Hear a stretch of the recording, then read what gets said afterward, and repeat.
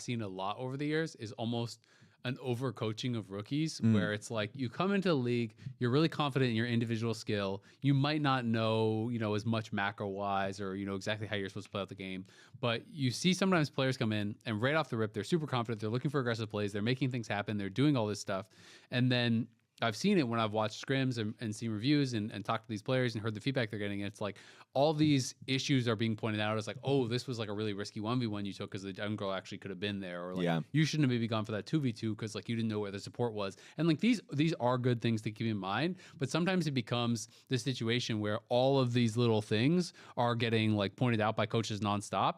And now all of a sudden the player, I think, ends up with like decision paralysis or is just being too risk averse where they're like, oh, well, like, it's true. I don't have perfect information here. Someone is missing from the map. I can't do anything. Or like, I can't take this fight because what if? Yeah. And sometimes I feel like you take new players who are looking really confident, day one in LCS, and you kind of like coach them into being scared of everything. And then they kind of lose, I feel like, the edge of what got them in the league in the first place. And I feel like we've seen this kind of a number of times over the years. Like I think of kind of like almost like Sniper Split 1 versus Split 2. Again, I'm not necessarily saying it's like the coach's fault, but like these things get pointed out. And I think sometimes it's hard for the player. I feel like Surdy was kind of a similar example. I feel like we've had a lot of players over the years where they come in, they look stronger right off the rip than they do in a split or in a couple weeks. Well, regardless, they're gonna have to learn and take something from that previous series, because Blabber is also in a position to come and put these invades and put those questions to you and make you have a good like reaction or plan B very quickly. And also, you can't afford to have your lanes collapsing in on you. As much focus, and it's very apparent when jungle. I mean, it was like almost double CS at one point. Even by like 10 minutes. But if like you have zero mid or something like that, and if you have lanes that are collapsing in on you, it becomes really, really difficult. And then the whole team kind of feels like they don't have options, things to go for. So it does not get easier for DSG. You just kind of received that from FlyQuest. And if you think like they've got some well-laid early game plans to try and use some aggression, then Cloud9, I think, are in a position to do it as well. Thankfully, though, for DSG could say, okay, Cloud9 were not clean when they were playing Sentinels. They could have that. They could have that ray of hope. They could be like who he's calm. Say, you know what? It's okay. They got the early game, but it's just gonna be one team fight first, and then we can win the game. That's all it takes. That series was crazy. If we're also looking at the Cloud9 side of this matchup and looking back at the weekend that they had versus Sentinels, those games were like won and lost multiple times before the Nexus exploded by both teams sometimes. And we had the Blabber driving the Rift Trail right by the tower, and then it's dying. And then we had like Hambach doing Krugs right before the Dragon Soul is spawning, and the Cloud9 just win the game after that. And the pick on his Ven mid. He just started autos a Skarner. He's just auto attacking the Skarner with Flash. And something our producer told us on that day is that it is one day after the anniversary of Sven getting caught versus Xmith. That's immediately what I thought of when I saw it. I didn't think about the date, but that's the only play that flashed into my mind. We literally were a day off of the anniversary and he gets caught. I was like, no shot versus Skarner. That was so funny. But yeah, that happened. And then when they tried to contest for Baron and Sejuani like cues in, gets immediately walled off by Anivia. I'm like, it's all happening at the same time. Yeah. Tragic. Yeah, it was a bit tragic for C9. I mean, their early game, as much as we're talking about, like, they can do good early game plans. I mean, they did to Griffin what Griffin did to Cryra when you're talking about in lock-in. But in Spring Split, Cloud9 is one of the bottom early game teams in the league right now. They're averaging behind over 400 gold at 15. FlyQuest, on the other hand, is up like almost 1,000 gold on average. So C9 hasn't really been doing very well as far as their early games are concerned. And it is surprising, I think, when you hear those stats, when you think about, well, Thanatos is kind of owning on top side. So like, the bot lane is kind of getting behind quite a lot, it feels like, in some of these games. And I mean, they did play verse inspired, and even though they won the series, you can definitely get into some holes pretty early versus Inspires, and that did happen to Blabber. Remember, like they won the Sejuani game, but guess what? Blabber's Sejuani game is gonna do some bad things to your stats early game. Okay, so like the sample size for the sample size is small for everything. is pretty low, and honestly, even with those being like bad early game stats, they like still actually reacted well to it, and you know, were able to win the game with you know, CC stacking. So for sure, interesting. But even Sven is, you know, he's averaging like 150 or 200 gold, something like that behind, you know, in the early game. So C9's early game has not been all sunshine and rainbows for sure, but definitely favoring them pretty heavily, I think, against DSG. And I think DSG is a little bit in danger of, I don't know, like kind of falling out of the conversation for being competitive in the midfield, right? Because they just got super blasted last week. In a match that I think we thought was going to be really close. They did beat Sentinels, so that was really, really good. But you know, after that Sentinels game, you're kind of thinking, okay, this is going to be like super competitive against FlyQuest. They got completely smashed. So now it's another tough opponent, and we have to see how they're going to be able to do against kind of like an expected top team to kind of start to evaluate, you know, after a few weeks, like where do we think they really are in the power rankings? Fully agree. Because I came into this split thinking that DSG would be last place, kind of basically doubling down on what my take was going into lock-in.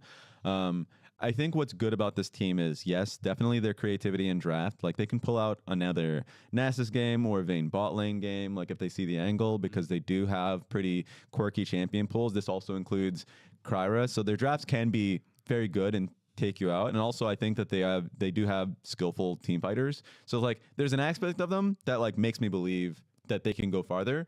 But then I do think that the loss that they had, or the win that they had versus Sentinels, was Sentinels playing pretty bad, and I think generally having another slow start.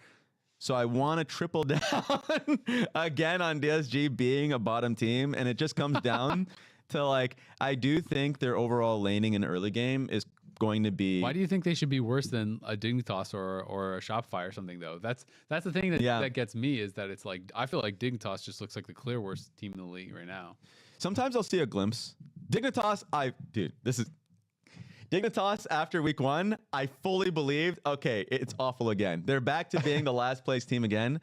I think that one game that they had versus Lion does show me what I expected, which is they do have good pieces. If you have a team of FBI, Photon, and from what I saw from Ignar, he was much better than I thought he was going to be. Like I thought Ignar was going to be a pretty generally bad support just because he had like 1 year of like not playing competitively after GX. The only asterisk I will bring is that I think he's a great melee player. He's always been a great melee like tank player, but when it comes to enchanters and playing for laning, that's where his weaknesses come through. So that's the asterisk that I have. But I do think if this team comes together, that game 1 that they had versus Lion was a pretty slow paced, like by the books game that they played around objectives, and I thought their team fighting around Dragon was good. So it's like that is me coping off of one game of like what I expected this team to be. But if they're still last place, then that just moves DSG to 7th place for me. There you go. Well, C9, I think everyone's going to favor. We also have Sentinels versus FlyQuest on this day, which should be interesting because obviously Sentinels did lose to DSG, but that was a really close series. And even in Lock-in, we've had 3 series now between those 2 teams, and it's been incredibly close pretty much the entire way through. And FlyQuest obviously coming off of a really good series, so I'm a kind of a FlyQuest believer. I had them in 4th. I know Meteos had them in last place, so we have like a pretty wide range of opinions on the dive about them. But I feel like I'm feeling pretty good about my 4th place prediction still for FlyQuest. I'm super on the FlyQuest train. I think they have extremely high upside. Yeah. And like we had Griffin on the analyst test after for the interview, and he was just so ecstatic with their win. He was like, yes, all our hard work is paying off. They did their Korean boot camp. And he was talking about so many of the things really coming together and showing up for them, and it giving them a lot of confidence. And I had FlyQuest much, well, everyone had them much higher than Meteos, but still, like I thought that they had a lot of high upside as far as really good early games already, like good individual talent, and now they're bringing it together with their mid game as well. So I mean, I'm definitely very bullish on FlyQuest. I feel like they're gonna have a pretty big advantage as far as setting up for early games. Sentinels is generally much more controlled, much more like, all right, what's our team comp? Let's play for like these, mid game dragon fights or whatever. And Sentinels does have good like mental, like I was talking about with the Hui comms and stuff. Yeah. Versus Cloud9, but if like their lanes start collapsing, and I don't think Impact has been had a super substantial showing this time around. Even though better He's than, about to hit you something. even though better, we were saying all last year. I was like, oh my god, It's worse than last year. Oh my god. I think it's for sure worse than last year. Yeah. You gotta be kidding me. He's getting. I mean, okay. No, last year Level was of pretty competition. bad, bro. Level of competition is fair to take in mind. We're only 2 weeks in. Castle's very good individually, and then he played against Thanatos. So fair. But you are averaging over 700 gold down to 15 individually. I mean, last year was horrible too. I don't think it was that bad. This is pretty bad. He is getting smacked. This is pretty bad.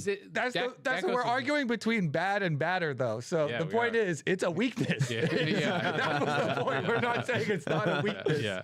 No, but I'm kind of sad because I felt like Impact was kind of back in lock, and I thought he was playing solid. And with him playing solid in lock-in, I figured he would be pretty solid in spring, and then you can kind of say, oh, well, last year was kind of just a blip on the radar. It is only 2 weeks into spring. Maybe he can really turn it around, and I don't think Gakos has not been lane dominant by any means. They haven't really been playing. I feel like FlyQuest have kind of just changed their strategy to focus more on Masu and Crygen. They're playing very lane dominant, and it's partially just the meta. When you're playing enchanters, you have to play more aggressive, so that kind of draws your jungler down towards bot, for a lot of teams and whatnot. Yeah. But yeah, I mean, maybe Impact will have a good series, and then my mind will start to be changed a bit. But he got absolutely slammed by both Thanatos and Castle, and it looked pretty rough. So that I think is tough, right? Like that is the tough thing for Sentinels is kind of how is their early game going to be holding up? FlyQuest again, they're averaging almost 1K ahead at 15, and Sentinels is averaging negative 500. Their laning has not been great.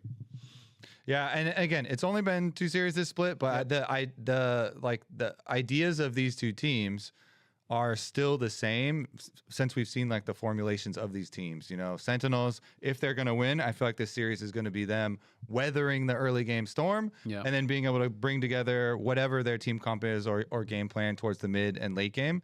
And they have a lot of veterans on the team. Like this might be the biggest age difference between two teams. Average ages of FlyQuest players, extremely young, and Sentinels definitely on the older side.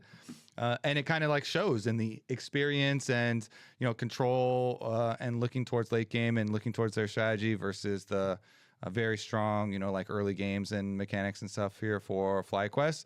The wild card to me is always Hambach, because I was really high on Hambach also.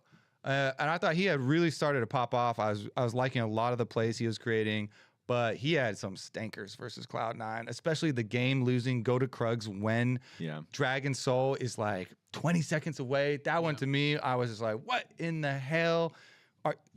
You lost focus there, okay? We lost focus. We're not looking at timers. It also made me then question how controlled and how good are the comms ahead of time if like you don't just blame the jungler for that scenario. If it's solo queue, you do. But if it's like a team game of competitive and with comms the whole time, you got to think like everyone's making plans together for that type of thing, because that game was not blown open at that point. It wasn't like, oh dang, we have no hope of fighting this Dragon Soul, so let's get Krugs instead. So that one I was actually I guess some of my assumptions about the team maybe were not correct. Yeah, I'm probably thinking this team is probably just going to start drafting more again for bot lane, just because interesting to hear from Impact talking about how the comp that they had in, I think, the last game was more catered around their mid jungle being playmakers and taking over comms a little bit more in the early portions of the game. And he felt like that wasn't happening, at least just to kind of take away from some of the notes that he had made. and bot lane was taking over in comps. But that's what I kind of expected for Sentinels. I think Sentinels is like a team that's solely dictated by how well Rahel and Huhi do in their lanes and how they play and protect Rahel throughout the game. Because he can be, on his best day, the best AD carry in this league.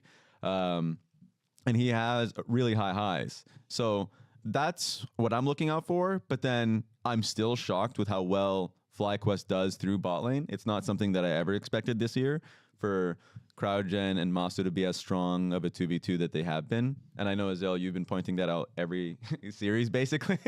I was like, surely that won't happen versus Team Liquid. And it did. So from that point alone, I think FlyQuest just has them.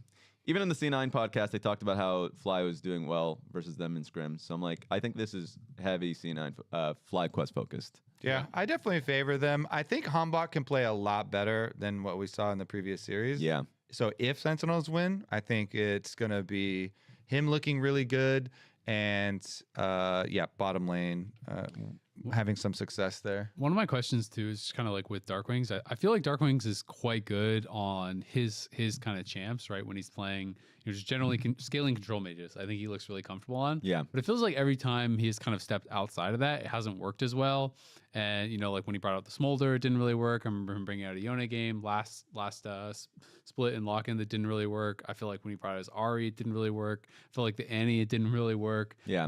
And now in the meta there's still a lot of control mages, but we are seeing more popularity this split. I feel amongst kind of some of the popular playmakers, like champions that have to be more aggressive. Like Aurora and Ahri are two of the most 3 played right now. Annie's getting pretty popular. Akali's getting played quite a bit. Galio, champions where you have to be more of a playmaker and less of just kind of like a scaling team fighter. And I feel like he has looked less comfortable outside of the kind of scaling control mage team fighter.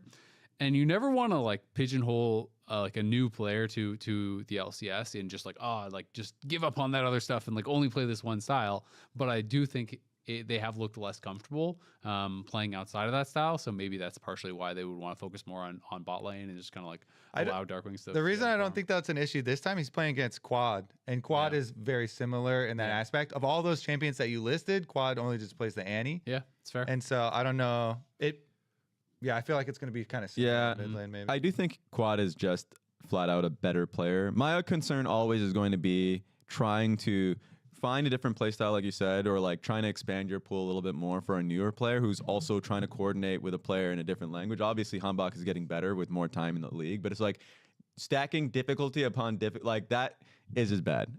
It's probably easier for them to play to their strengths. So I just see this team probably wanting to play heavily more Galio. I think Annie, even though it's like a different pick, it's still pretty straightforward. And then maybe just dipping more into his picks like Anivia. So yeah, I probably see that happening more. Hui, got buffed like you mentioned, so why not? Yep. Sunday we have Lion versus Shopify to start things off. Lion, it feels a little bit weird because it feels almost like the start of lock-in a little bit, where you're kind of talking about them. It's like, okay, well, you lost a relatively close series against C9, but then you lost a game against Dig, which was kind of the same thing that happened in lock-in. And it was around that time where they lost a game against Dig, and they almost lost their series against Dig in lock-in. It was actually this like hero game from Inspired where he was playing Pantheon and kept finding Photon on the cannon and like kind of saved them from losing that whole series. It was around that time in lock-in where people started being like, maybe Lion does suck. And I feel like I'm having deja vu again, but it's weird to talk about a team in this way because in lock-in, in the Swiss stage, which is, the equivalent to our regular season or whatever now, they had all these problems, they had all these issues, and then playoff time comes around and they kind of just locked in and it just wasn't really an issue. And yeah, we saw some issues from them at first stand. We were talking about this before the show, Kobe, and you're like, yeah, they showed some issues at first stand, but showing some issues against, a top LPL team or whatever is very different than showing those issues against Dignitas. Yeah. And so to me, I am a little bit kind of confused by Lion and a little bit concerned about where Lion is right now, because I do think while it's like, yeah, it's okay if you can always lock in playoffs, you do want to see continued progression from a team. And I just haven't felt like thus far we've really seen much of that continued progression that we saw from them in playoffs. I saw one point of progression, and it's pissing me off. Like, Isles is playing so well, even in their losses, and it's always rough to see somebody who's doing well that's usually being tempted by losing, a major narrative discussion in the community is the fact that they're losing rather than obviously what I felt has been the bright spot. Like, I think the negatives has been Dokla. I feel like even in the hard winning lanes, quote unquote, that he's been picking, like Kennen and Vayne, hasn't been performing. Whereas I think it's really positive that Miles is performing a lot better these days. Like his Lux game was incredible. The 2 solo kills that he had through bot lane, not on top of that, Poppy, he's doing well, and I think we consistently see him performing well in team fights and just in games for that team.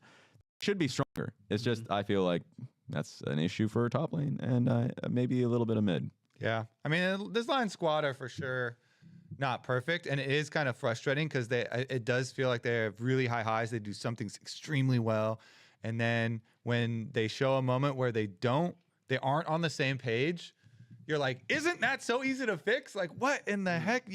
Even this exact team has shown so many instances where they are completely, on the same page, and we get the perfect comms listen in. You have Inspired giving marching orders, and everyone is executing, down the line. But then you also have ones where, like at first stand, you'll have literally Berserker 2 inches from Inspired recalling, and Inspired jumps in the Herald and drives it in, and you're like, you guys for sure were on the same screen. You saw each other. Yeah. And you're also in comms for sure. Like, what is going on? You're doing it just to piss me off. Yeah. And then they've got like one guy going this way, the other guy going that way. And you're like, what in the heck? Like, I'm seeing so many just like disparate examples. It's kind of frustrating because they do have really high highs.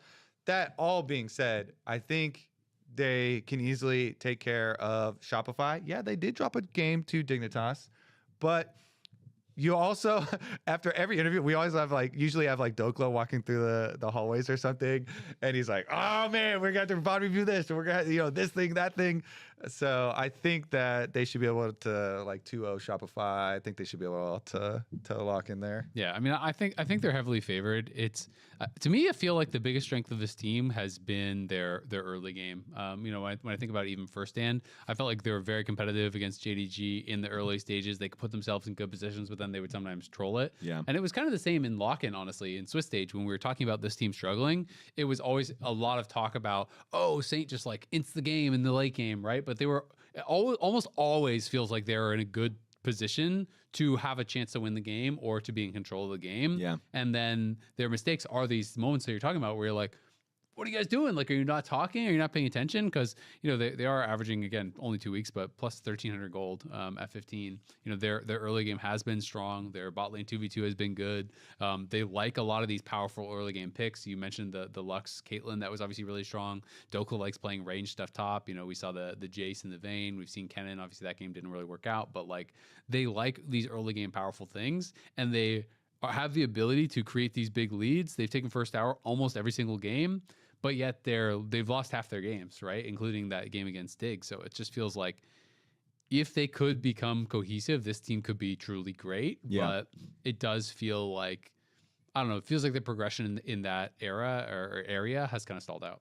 It's at least also they're always very quick to address those issues. After the Dig game, Inspired self-admitted, and he was like, yeah, I made the game too hard. I was I went for I made it too complicated going for the invade versus XU, and then XU, reacted appropriately and got Dig a really good position, and they controlled it through the early game. So I both think that was a positive for Dig, which I know it's really easy to laugh at Dignitas a lot of the time.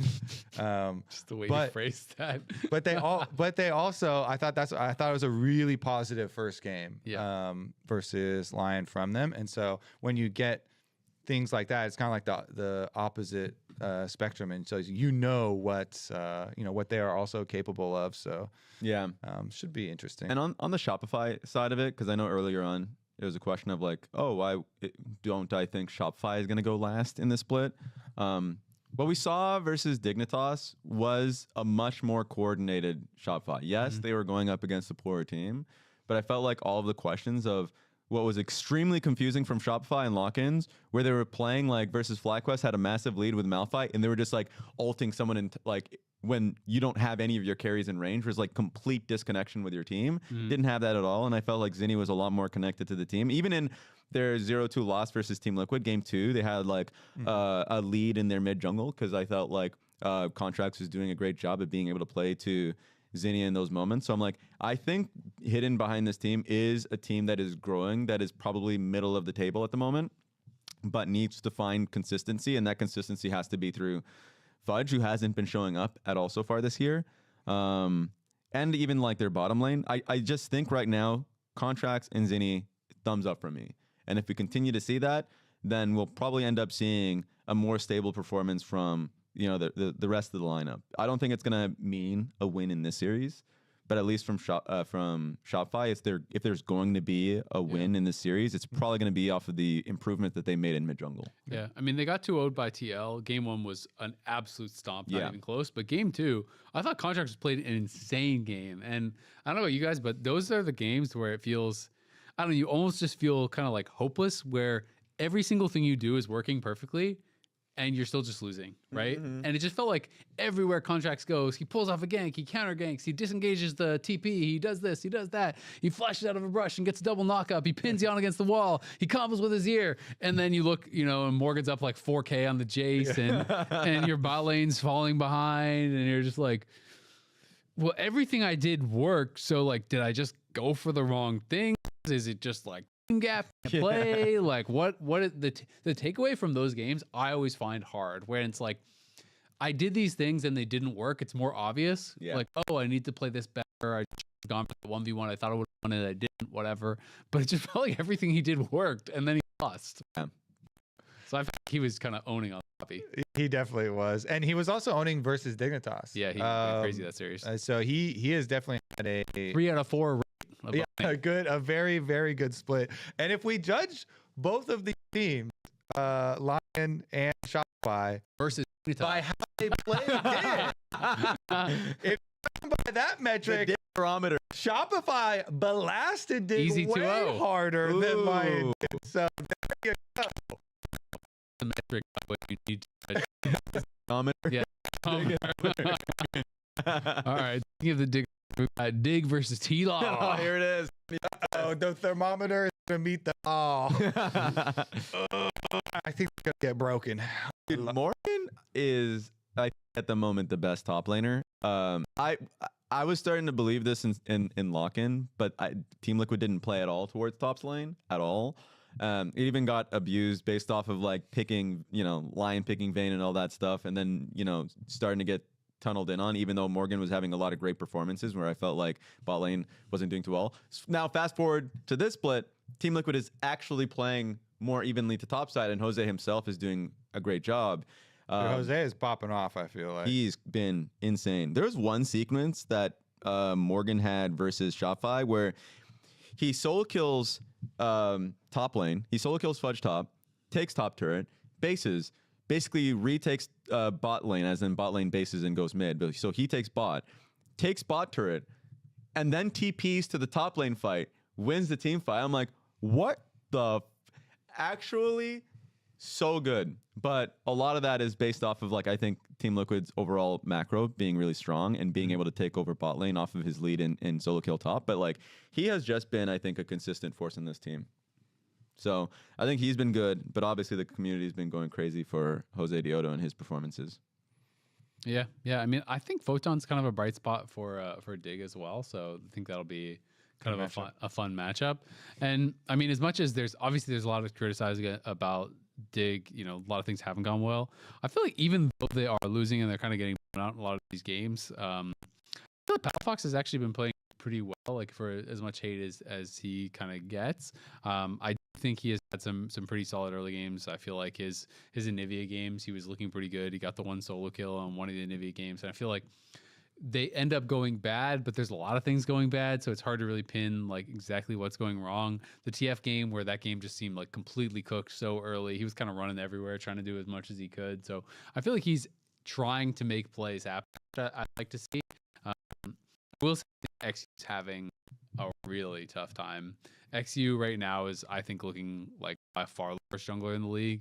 And it is really, really tough because it also feels like we are entering an era now where there's a lot of invades, there's a lot of like pressure being put on junglers, and people are realizing, I think, partially because of the minion changes and how fast the camps spawn and stuff, you get less assistance from your team in defending on these invades and getting additional vision at level 1. Like, you used to have all these games starting in 5 points, like spread across the map, and everyone's warding every entrance and all this stuff. People are just getting spam invaded now, like, and I feel like XU's been struggling in a lot of these games to kind of deal with the pressure that is getting put on him. What if you only look at the first game they had versus Lion? He's doing great. Hey, don't look at the other. He's doing great. Don't look at the other games. One of the top junglers in the league, easily handled Inspired. That game reacted appropriately to the invade, and there you go. Yeah. Even like the, But he's been struggling, I think, pretty hard. even the invade that Jose has had, like I remember the Zin's Out invade that he had versus Shopify, where he like 3 camps bot, invades, gets Gromp, challenges blue buff, and then like gets pushed out, but like Team Liquid as a whole wins the river fight. Like, they're a really coordinated team around kind of early game invades. I feel like they've been a good team around that, even when they had Umpty, because Umpty was really well known for like his early invades as well to like F with the enemy jungle. So yeah, I agree. Appreciate the censorship here. I got you. It's a Yeah. family show, I got you, Raz. of Thank you very course. much. Yeah. Mm-hmm. Yep. Gotta understand. Yeah, I agree. I think Jose could easily just, hands check XU, and it's not going to go well for XU. I feel like Jose's mechanics have been on display on all these invades. You know, he's flashing, hitting smite, and comboing with Quid. Woo! Yeah. I'm scared for Dig, really, already, even like early in the game, and even just thinking about mid jungle, I start to get a little Dig lanes just need to do better if this team is going to win a lot of games, right? Like, their average, it's only 2 series, down over 3K at 15. Yeah, And that's like that's come crazy. the games are just absolutely over before they even start in a lot of these games, right? So you just can't get that far behind. Your lanes have to hold up better for you to have a chance in the game, realistically.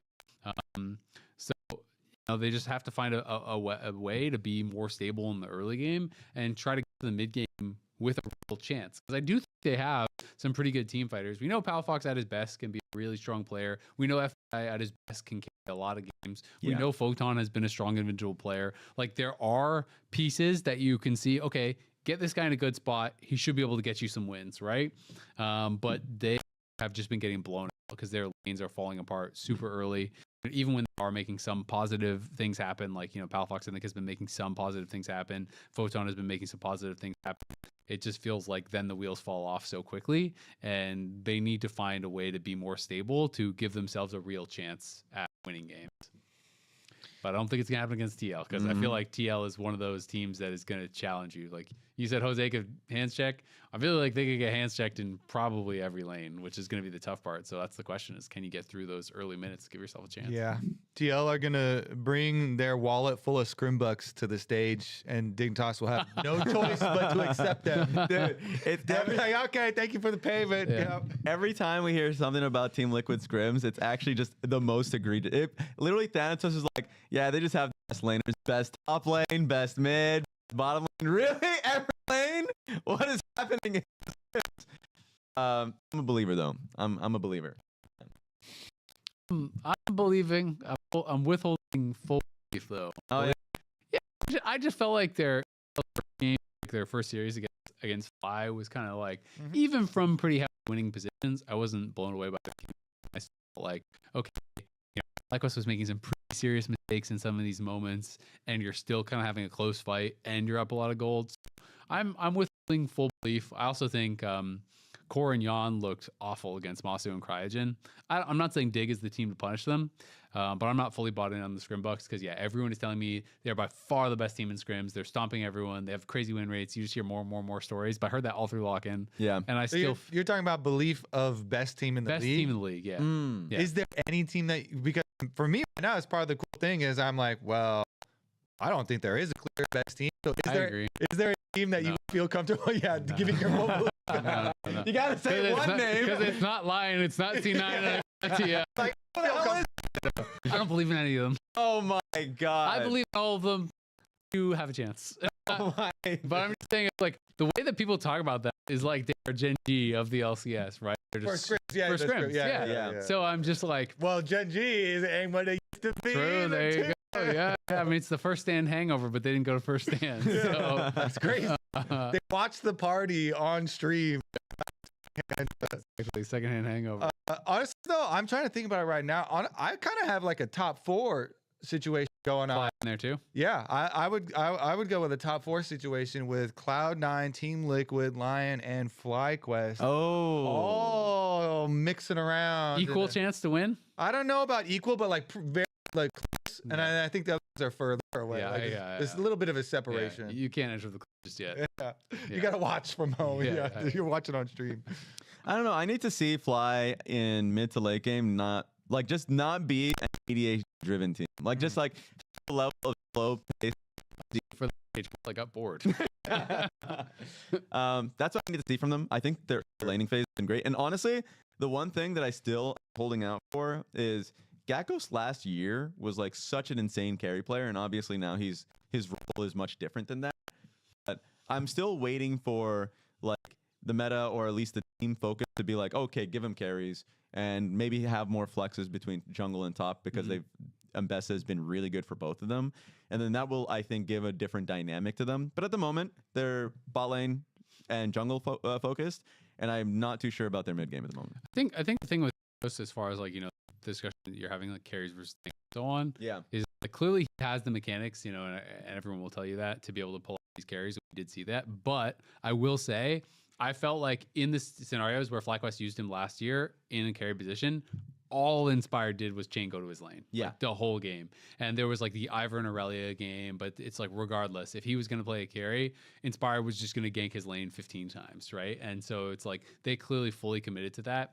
And I don't know if that was just what they believed to be the best strategy for the game, or if it was more like he needed the help to create his own lead. You know, some of it is a champion thing, but I feel like I haven't yet seen Gakkos create his own advantages for himself. Like he's being pretty stable. I think he's having some good moments. He's having some oopsies. Like he's been solid. But I feel like to really enter upper echelon, we talk about like best top laners in the league. They're all guys who can create their own advantages unaided, right? When you talk about like a Morgan or a Thanatos or like even Castle performing in the 1v1s, they don't need a gank. And oftentimes all they need is they just need the 1v1. They just need a little bit of time and they'll create that lead. And I think that's what I am waiting for Gakkos to believe that he's kind of like at that next level. I think that's fair, but he's definitely in a great position to do it because last year, Masu is a completely different player in the sense that he recognized his role as just being like, I'm just going to be like, Busio is off into another lane. I'm just going to be... I will be farming. I will be farming as much as I can. So I think this team is in a position where they can pivot. So this team definitely has a larger ceiling than we're noticing. But like, I would still put them as distant from the top 3. That it's like Team Liquid, Lion, and C9. Maybe those 2 teams maybe pivoting. It really just depends when we get to playoffs. But those 3 teams seem much better than the others. Yep. Absolutely. It'll be interesting to see if FlyQuest can put themselves into that conversation. We have one fan question here before we call it quits for this episode of The Dive. This one is coming from Mr. Duke JT. It says, besides making super teams, what do you think some roster moves are that could make a clear top 4 and all of them very competitive against other leagues? So like, I guess Okay. All of them very competitive. Example, what about top laner FlyQuest? So I guess he's saying like for one team, like make one team competitive without getting like all superstars. So like, oh, you know, his examples would Photon make FlyQuest better, you know, than Gakkos or whatever. So maybe like if you're talking about it through those terms of people who aren't like don't have the superstar label but could really help a team. I feel like Castle is a guy who's been a really good individual. That's someone that can maybe get put on a team. Yeah. You have to think about the players that you think are maybe like really good individually, but you know, just don't have the pieces around them. Yeah. I think you probably start with some of our current top 4 teams and then like make promotions up of like best players off of the lower teams or other teams to be able to create these. That's a pretty fun game of like, hey, you get full authority to concentrate our power of the LCS into like 4 super representative teams? I love that idea. I think Let's do it in real life. I want to get some international wins here. Yeah. I have one team that can maybe make massive improvements. Okay, Now, okay. I think Dignitas has like a pretty solid.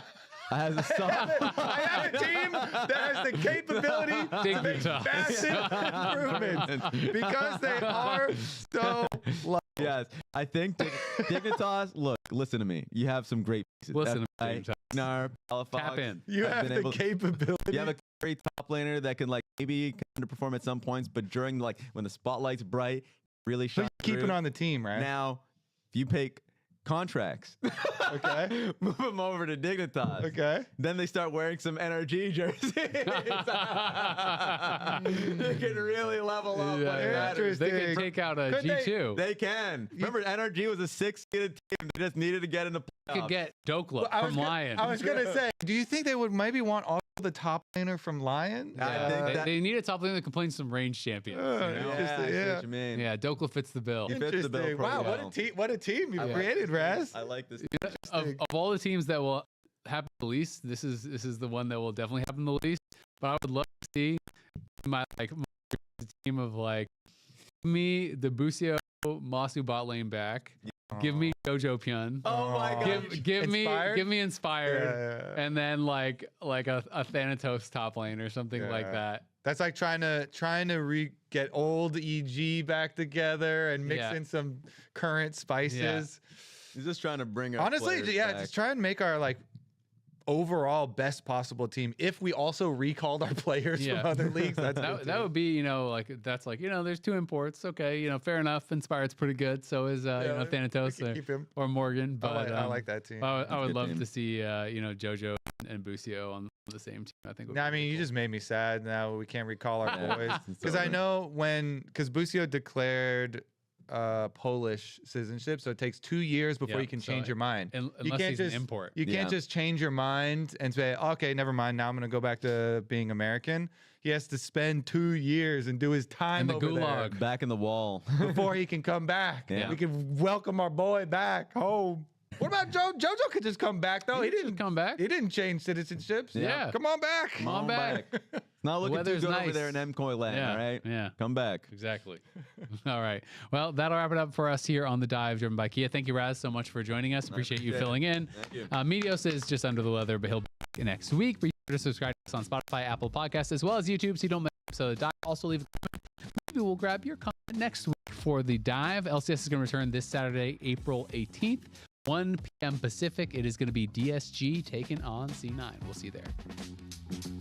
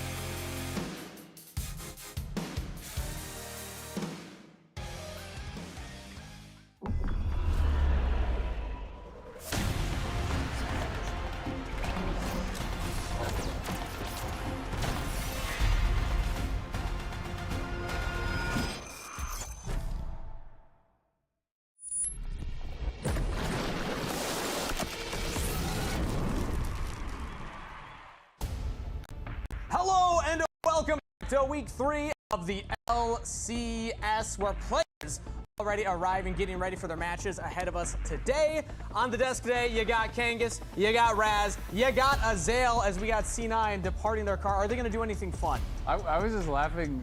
Sven was struggling to get his jacket on the entire time as they were driving up. Like, well, he's going to stay in the car to get his jacket on. They just gave up. Yeah. Ah, crap. It's over. That's efficient carry play. My right first there. reaction was like the usual point of view of the car just driving up to the camera. Yeah. I was like, that's LA driving POV. Like, no, I'm a pedestrian. Well, we got a lot of fun games ahead of us today. Also, Raz, I got to say, I think by the end of this show, you're going to have to shave your head. I'm just noticing now you're sitting between the bald what's up with man. that? What's going on with all this Yeah, what's up hair with that, stuff? It's the hair diversity. hate bald people? Yeah, maybe I do. I think if you don't hate bald people, you'll Have you shave guys your seen head. my You will hairline? by the end of this, Have you seen this thing? Ooh, okay, Oh. you'll It's join not us soon. good. Okay. You'll join us soon. It's the We'll table Ethiopian that. hairline, baby. Let's take a look at the standings. Hey, Vulcan, let's see your hairline. Going into week 3. Got a little looking wave. good. Got a little It's wave looking from good. Vulcan. It's good. Currently, Team Liquid sitting at first place with 2-0 and 4-1 game record. Cloud9 right on their heels, 2-0 in series, but 4-2. And I think the big surprise for me, guys, is Sentinels down there at the 0-2, a top 3 team from last split. Still pick up a series. It's a little painful. It's a little painful, especially with what I expected to be a split. Like they started the split poorly in split 1, and then they were really ramping up. And I felt like we were going to see the best of Sentinels coming into spring, and that hasn't showed itself just yet. Yeah, I mean, we'll have to see. Impact on the pros episode with you seemed very upbeat about it all. He seemed very positive. You know, he was saying that he felt like they were actually learning a ton from their losses, from their scrims, and that really was the important part, that they were having these discussions and getting on the same page about things. So we'll see if that starts to show itself. But, I mean, it is tough, right? There's a very competitive midfield, and they are going to have one of those matches here today. They're going to have the opportunity to go up against FlyQuest. So if Sentinels can get a win on the board, it's really competitive, I feel like, from kind of like 3rd, 4th, all the way through the bottom. That's true, that's true. I will say DSG is in a similar boat of like, hey, we were in the upper bracket just last split, and now we're struggling. Yeah. They definitely They beat need... Sentinels, though. That's true, that happened. That's They're a thumbs up. 1-1. That's all they need. They could tie Cloud9 in the standings if they win here today. They'd both be 2-1, Raz. What you going to say about that? Yeah. Doesn't Fake sound like they're struggling information. now, Raz. These are all just facts. These are all just facts. We've said They're nothing but 1-1. facts. If They're they win, they convenient will facts. be 2-1. Very But if they convenient. lose, they will be 1-2. There That we go. is We're true, just saying yeah. all the facts right now. That's insane. We also have DSG versus C9. Maybe a one-side matchup. Maybe a lot of opportunity for points. It's time to talk about fantasy because we have our current standings for the LCS Fantasy. Shout Middle out of the pack. Emily Rand What is in happening to first these place. bald people down at the bottom? Yeah, this is we got to bump up our numbers here, Yeah. Zell. That's what we call the relegation zone, guys. Good luck. Oh, yeah. We're not making playoffs. We're not making playoffs right now. Playoffs? I will say, my fantasy roster changed midweek last week. You do have an excuse. Yeah, it bugged out on you. I don't know what happened, but like from the first day of LCS to the second day of LCS, it changed. Well, so I lost some points there. That's unfortunate for you. I'm happy I'm still ahead of you, but let's take a look at your roster for this week. Talk me through what you got, Azael. I just want to say this quickly. yeah? Just a reminder for everybody out there, the reason why we're keeping track of the casters is that the end of the regular season, we will have to have I think it was the winner. Oh, it's Whoever's the first loser. place. Whoever's first place gets to put clown makeup on last place. Yeah. Okay, that's what it is. That's Or what a it is. live broadcast. With their So a whole day design. broadcast. You're With going to have their to wear the design. makeup. with their Okay. design, yeah. I mean, I just think it's boring to pick all the same teams, so I'm trying to play for the team bonus, to be honest, Yeah. because I'm just kind of enjoying doing that more. And so I'm thinking through some of the matchups. I'm trying to think about the players that I think will actually like have their value go up in points. Yeah. Because that's honestly a big thing with this fantasy system is picking up someone who's going to have a good week, even if they're low. Sajed is about I was as gonna low as low say, can get. yeah. So I'm hoping Sajed, he just needs a couple points for that average to go up. I went for a similar strategy as we'll take a look at my one next year. I want to go for that multiplier buff. This is the first time I think I've gotten the 25% multiplier buff, and I went the top lane as kind of the dump stat there with Fudge. That is crazy. and He's Golden a Glue. human being. He Shout is out- a man. So the way How dare you? he's Take that. named after chocolate, but either way, the way coaches work is they get the cumulative points. They have a couple players get a lot of points. So Golden Glue as a coach is average, even though they haven't won that many games. I still think is going to do well, and I'm happy to get everybody else. So that's my thought process. I will say, there's one person that should feel ashamed. Yeah. And it is absolutely Captain Flowers. I know when we were talking about doing fantasy as a roster, like he was like, I don't know, man, I haven't even really thought about it. He doesn't do fantasy. But he's not changing his team at all. He's kept it the same from the first week to the second week. And it wasn't even him that set the roster, right? Yeah, You called out for that. Our stats guy gave him the first week's The roster. stats guy is giving him the answer. It's cheating and laziness at the same time, which I will say. Wait. What's going on here? I will say I'm keeping the same core that was successful last week. Okay. He's one of them, just the pick Team Liquid. Yeah. Full team Liquid. La-dee-da, Rules look at for you, Raz not over for here. me. What a master stroke this is. Including the former Team Liquid Let's assistant pick the coach team and in Slipper. first place Look, and yeah. take all their players. I like all hedging your bets. strategic. All TL, but if they do poorly against Dig, he's got because the he doesn't have coach. enough points to get spawned. No, I recognize his abilities as the former assistant coach of Team Liquid. He's supposed to keep the theme going. Okay, Yeah. spiritually And still I on couldn't Team afford Liquid. anyone else. Yeah, a little column A, a little column B. You can join the fantasy fun by going to lcsofficial.gg. Make sure to set your rosters, hop into any of the leagues. But that leads us into another conversation that we want to have, because this is always fun at this time of the year. It's only been 2 weeks. We barely have any games. So it's time for our way too early Kia MVP candidates discussion. I'm ready for this one. Yeah. We want to give our thoughts first, because I know that we had a fan take for that as well. Raz, if you're ready, do it. What's your front runner? You know what's so funny? Because when you look at Team Liquid, immediately you would think that it'd be like Yon or Quid, right? Yeah. That team was built. It's Jose Daejeon and Morgan. Right now Right? it's Jose. It feels like Jose has just been That's taking, mine, yeah. ever since he had that Lee Sin game, where he completely took over in what I felt was going to be a difficult game for Lee Sin to do well, and then had the Pantheon games, he's just been on fire. You know who else I would give a nod to is I think Thanatos has been fantastic. I think Thanatos has been really, really good for Cloud9. So I think, the way too early, first couple weeks, those would be the two that are kind of top of mind for me. Has he won player of the game yet, though? I think is the big question still. I don't remember. Yeah, I don't remember either. Let's hear from the fans, though, because we got some fan takes on this topic. Shopify Rebellion has been steadily improving throughout the split, and honestly, with Zinni's rapid growth and contracts playing off of Zinni, I think the MVP for the spring split and my way too early prediction, I think is going to be contracts or Zinni. Shopify is going to clutch up. I think it's going to be contracts or Zinni. Contracts has been smurfing. I will say that. Week 1, he was going crazy. Week 2, in the loss, his Poppy game was amazing. So I'm wondering if he made that take before week 2, though. I'm wondering. Eyes on the road, brother. Wait, yeah, that's a good. I didn't even pay attention to that. I didn't clock that at all. I was looking at the. PSA for anybody sending in fan takes. He's driving on a closed track. In a safe environment. Yeah, track. it's like the carpool karaoke. There's a truck There's pulling no one them. there. It There's was all absolutely staged. no one. It's for the aesthetics. It was all right? staged. Yeah. Are we allowed to show that on broadcast? I don't know. He's just chilling. He He's may be going to jail, but thank you for the take. Thank you for the take. You know Thank you what? for I the take. appreciate a Shopify Rebellion fan on that one, including the take on. You know what? Zinni is looked just really a no good. right now. No? At least the first game. He had a really good Annie game, but can Yeah. you honestly say, if we're talking MVP, can you honestly say he has been better than Quid? Absolutely not. And that's where, I know I've been the Shopify guy on the broadcast. I've cursed him a little bit here. True. Even I'm not going to go that far and say that anybody at Shopify deserves it. If you can't make a strong argument that you're the best in your role, you can't even be in the conversation. Yeah. I like Unless that it's a point, yeah. future proofing, Maybe Sure. by the end of this. But contracts, I could see an argument. I could see an argument. And hey, at the end of the day, it's just trying to find the track. The track is they had a great early week or two, and then maybe it gets better from And there. a great early Annie, and we're Yep. gonna build on that. Great Shadow, early That's all it is. Shadow's MVP. Let's hear what Shadow has to say. The hedgehog? Hi, my name is Shadows, and my way too early MVP for the spring split is Griffin. And yes, I know that's a very hot take. My reason for saying that, though, is because start of spring split Griffin and start of winter split Griffin look like two completely different frickin' players. Just completely different.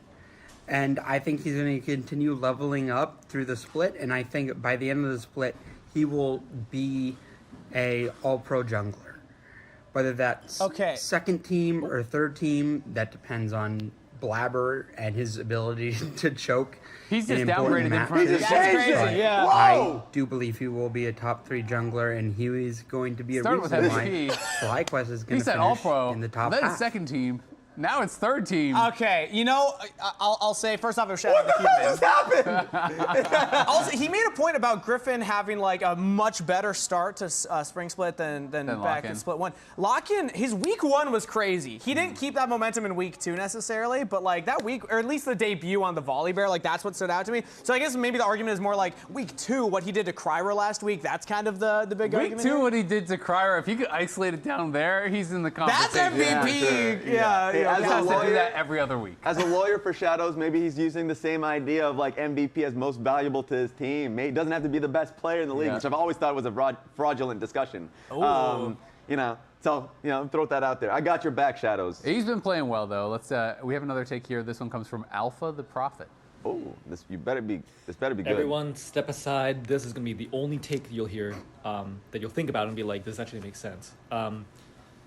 It's cryogen. It is evidently cryogen. He's looked great in every single game he's played. He's mechanically outplayed all of his opponents.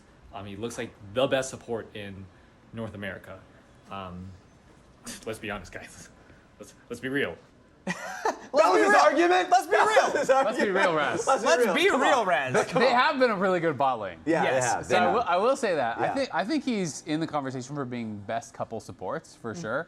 MVP is always so hard, right? Because you have to be the best player in the league. Yeah. Especially for but- support, because you don't get a lot of opportunities to like mechanically show off. Yeah, well, especially not in this meta where it's enchanter Yeah. meta. I think that makes it a lot harder to kind of really shine. You know, generally when you have MVPs coming from support, it's always in like hard engage metas where you're Yeah. playing a lot of Bard and Alistar and champions like where you can be a little bit more flashy. I'm trying to remember the I last think Crygen time. has been fantastic. The last time we had a support MVP was probably Afromu. I'm trying to think like when the last time well, actually Core Probably JJ Core did. won one, I He think. won, yeah. Okay. Core and Afro, but there's not. It a rarely lot. happens. It's very rare. Yeah. Rarely happens, yeah.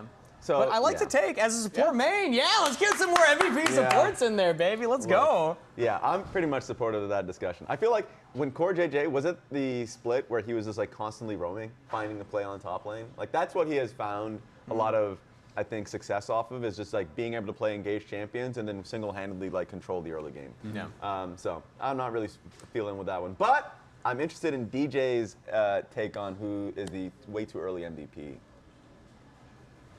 Okay, be real with me for a moment. Inspired, real again, Raz. old news. They're doing all right. You know who's really the most valuable player in the league right now? The #1 player spoiler. carrying the corpse of Team Liquid right now. The face of the crazy. Scrimbucks, Senor Jose Diodo.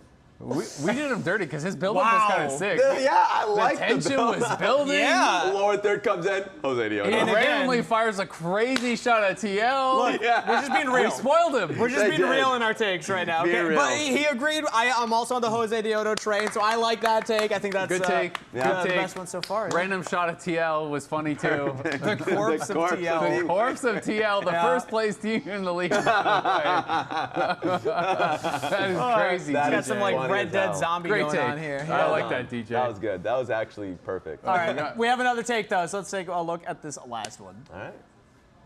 Hi, my name is Arsh, and my pick for the way too early MVP is Hambak. Right now, if I had to lock in my vote, I'd actually go for Jose Deodo, but I think Jose is going to end up splitting votes with Morgan, who's still super, super underrated. And I think Hambak deserves a lot of credit for being a sort of creative jungler who's the sole engine for Sentinels in-game. I think he reminds me a lot of like the old River teams, where he can do seemingly whatever he wants and just outplay, outmove around the map. He also bails out Sentinels, especially their solo laners, a lot of the time, and I think he's the definition of a most valuable player. Without him, Sentinels would not be able to do anything. They had an argument. Yeah, and again, it's kind of pivoting towards the which definition do you do, but it's so funny that he leads with like, I would go Jose Diodo right now. You're beating your own argument. You're like, yeah, Jose, he might be better. Inspired, he could be too. Also, contracts played better the first couple of weeks. without Hambak, Sentinels wouldn't have done anything. 0-2, by the way. Yeah. Again, it's the definition. I think he's leaning more like Yeah. for the team, Yeah, I know, Hambak, yeah. but it's funny. Yeah. Hambak is really good. and I do think he's underrated, especially his early game. I think is really, really strong when you're looking back to the lock-in. Yeah. But I think it's a tough argument for me now, just based on the O2 start and based on some of the other junglers. I think having some crazy performances the first couple weeks. Yeah. Like Griffin, Blabber, Inspired, Jose, for me, would all be ranked above right now. Give him time, and I can understand the argument, but Hambach, he literally just came off of a series where he just got caught off of doing like Krugs on top side, and then, just got completely... But he did have the Skarner moment on Zverev. Yeah, the Skarner was awesome. That was MVP a good moment. Again, if we isolated to just the one game, we're looking much better there. But you'll see that Kia MVP crowned during LCS Spring Finals at Arizona State University's Mullet Arena. Yeah! From June 13th to 14th. Tickets are now on sale. It's very deserty. I feel like they were Cowboys in Arizona. You can get away with Head it. to Ticketmaster.com to purchase your tickets or scan the QR code on your screen right now. Get your phones out, scan it. Oh, I'm doing it. You're doing it? Raz, I think you're going to have tickets through other means. But if you want to help out and maybe give those away, your tickets before they tune into Raz's stream. He's going to give away these tickets. Whoa! I ain't giving nothing away. Well, there's Daddy Warbucks. We're also rich, Can't be just giving away tickets like that. I ain't giving away That's nothing. so nice of you, actually. Now you better buy tickets the ethical way. Through that QR code. Absolutely. That QR code is the ethical means to do that. But we talked about the jungles for like the MVP discussion, and I think the jungle is going to be the conversation a lot of today as well, because all four of our teams today, the junglers are playing a vital role for their teams, right, Raz? Yeah, I think that the major focus, especially since last week, we got to have that conversation between Griffin and Cryra, two of like the young upcoming junglers. So I wanted to focus on that. We talked about it a little bit before when Cryra fell really far behind. It's a great reminder to what had just happened to him. And kind of talked about how important it is, because so far we've seen only real positives from Cryra up until this point. And this was a very important point, because it starts with Griffin going with an early invade. And if you can just see, the top of yeah, my I know. I'm getting in here too. I'm just like, too short. Am I too short? You're Yeah, too get in short. here, get in here. Oh, I'm on the wrong side. Hey, there we go, two noggins. I was trying. Two noggins. The reason why I get zoomed out a little bit is because I like the fact that Annie, Quad here, is walking, basically tracking Calmy. So if there's any point in which Azir ends up walking through here to go for a Raptors contest and try and support Cryra, Annie is going to be stronger. The 2v2 is so much better for the Nocturne Annie. And so it just turns into a straight-up smite fight in which Cryra is taking so much DPS. And so as it gets won by Griffin, I just wanted to blow up the minimap and just showcase what the pathing would look like for him. He takes your full top side, bases, takes Raptors just in case you are trying to cross over and try and be a little even. Yep. And then takes his Wolf, and guess where he goes next? A little bit of a surprise. Not really surprising. He goes straight for your Raptors. And so once again, it's the same thing that happens, except this time around TP from Azir, and Quad comes in immediately. So I like this a lot, because my concern from Griffin and Quad were that they weren't really working in tandem with each other throughout a lot of these games. This was a great example of it happening again and again and again. And this time around, there's just a straight up advantage. Level 6, level 4. Yep. Upgraded smite, 600 smite. This is not a contest anymore. It's just bullying.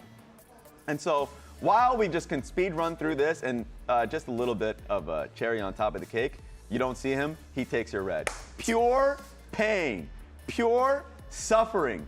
Cryra came back for nothing but pain. And he wants to come back today and at least showcase what he's worth, the value in which he's come in strongly in lock-in, and showcase a better version of himself. And I feel like we're seeing more and more junglers be able to utilize these level 1 advantages, realizing that, hey, in this new season, people can't set up lining skirmishes, they can't ward every entrance, you have to kind of just get straight to lane. The minions spawn so quickly. So junglers often are more left on their own, especially when you have an Azir like you're talking about, level 1. What is Azir gonna do to defend that invade? Yeah, and to Castle's point here, because he had this quote as well, like when your jungler's falling that far behind, it can be easier to just say, okay, let's play a more passive game and just try and like farm up. But I know on the dive we were talking about like a player like Cryra, we kind of want him to lean more towards his strengths as a rookie coming in. Like sometimes you're not able to adapt as well in those moments. So then there's plays where he's on Skarner trying to look for the play into the mid lane using like the Azir shuffles. Like there's moments where they're still trying that, but not all the time. Not all the time, but we're talking a lot about jungle. Yes, so we are. Let's do a quick tier list here. We're gonna have to maybe blast through this because we do have an interview coming up, but can we agree, just right off the rip, right? Are we still having them up there? We're going to talk about the games that they have played this split, right? Split. So only 2 weeks. I will disagree in the sense that I think Jose Deodo is #1 right now. I agree. I put Jose Deodo so Jose can be for up 2 there weeks. for this 2 weeks. We're not talking about the year. We're not talking about the player all time. So where would you still have inspired in S then? I think I would. Or is he more of an A so far? I feel like he's been playing well, but I don't think Lion has looked as good. Yeah. The question is anyone else S, right? Because I think, Griffin had an amazing series, but then the other series wasn't as impressive. Yeah. Blabber's had some really good moments, but same kind of thing. I think Contracts has also been quite good. Yeah, I agree. But they did have their loss. To me, right now, it feels like Cryra and XU are kind of down at the bottom. I would agree with that. I fully agree. I do think that XU is probably down at the bottom. I don't think Cryra has had a good start so far either, but maybe he's a little bit higher up, like a C. I think so.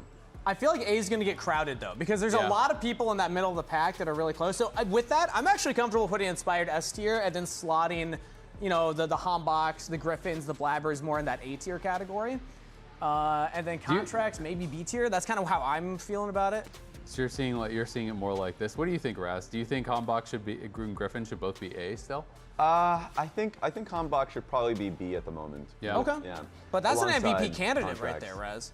No, we're not going back to the last This is the question of where does Griffin go? Because Griffin absolutely dominated Cryra. Yeah. But the other series I don't think was as much about jungle. It was more about how they were playing a bot lane, and they did still lose that series to TL. Yeah.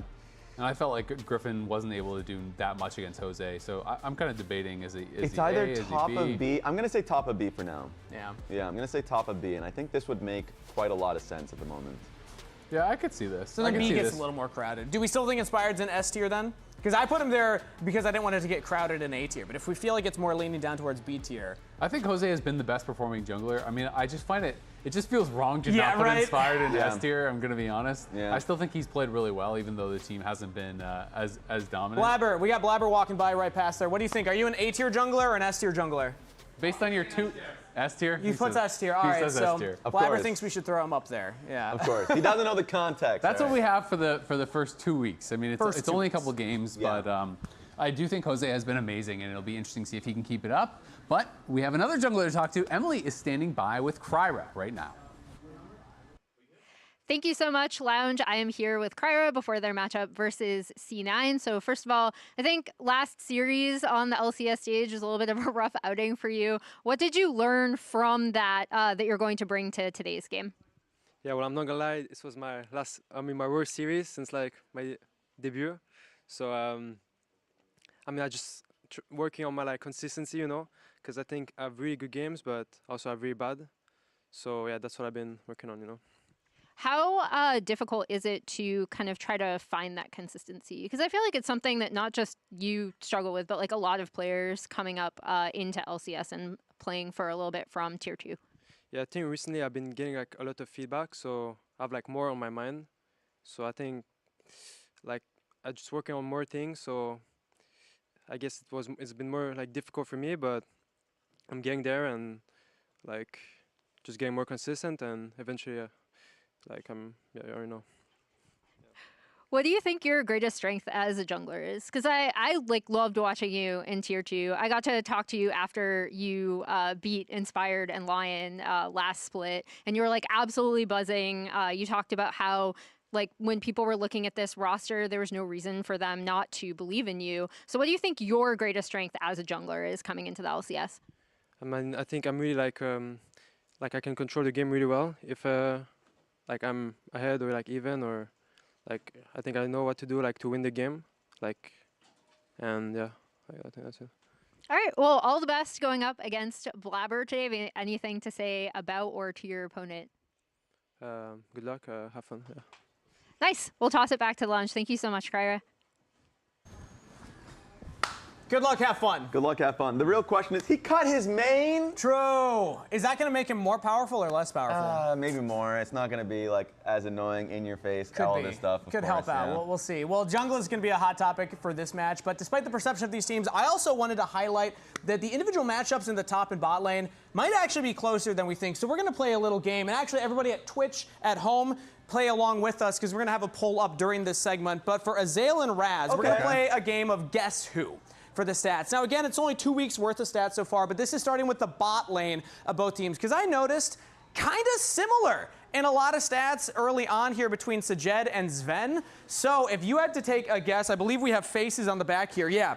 So, Azael, who do you think belongs to which category of stats? I got Sven head, and I got Sajed head. Just because of the CS a minute, I'm guessing that Sven is going to have more stable like mid games and stuff with C9, and we got higher CS per minute.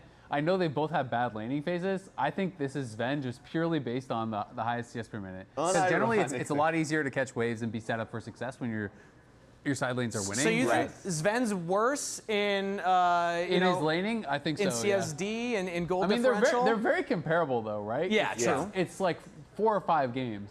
So because the only like more major difference is kind of like the CS per minute as far as that stat. That is purely what I'm guessing it off of. Okay, what about you, Rez? Because I think you failed here. I think you failed because you're trying to confuse us. Because I was looking at both of these stats, and yeah, the fact that the laning stat's bad for both people, I'm like, God, I'm never going to get anything out of that one.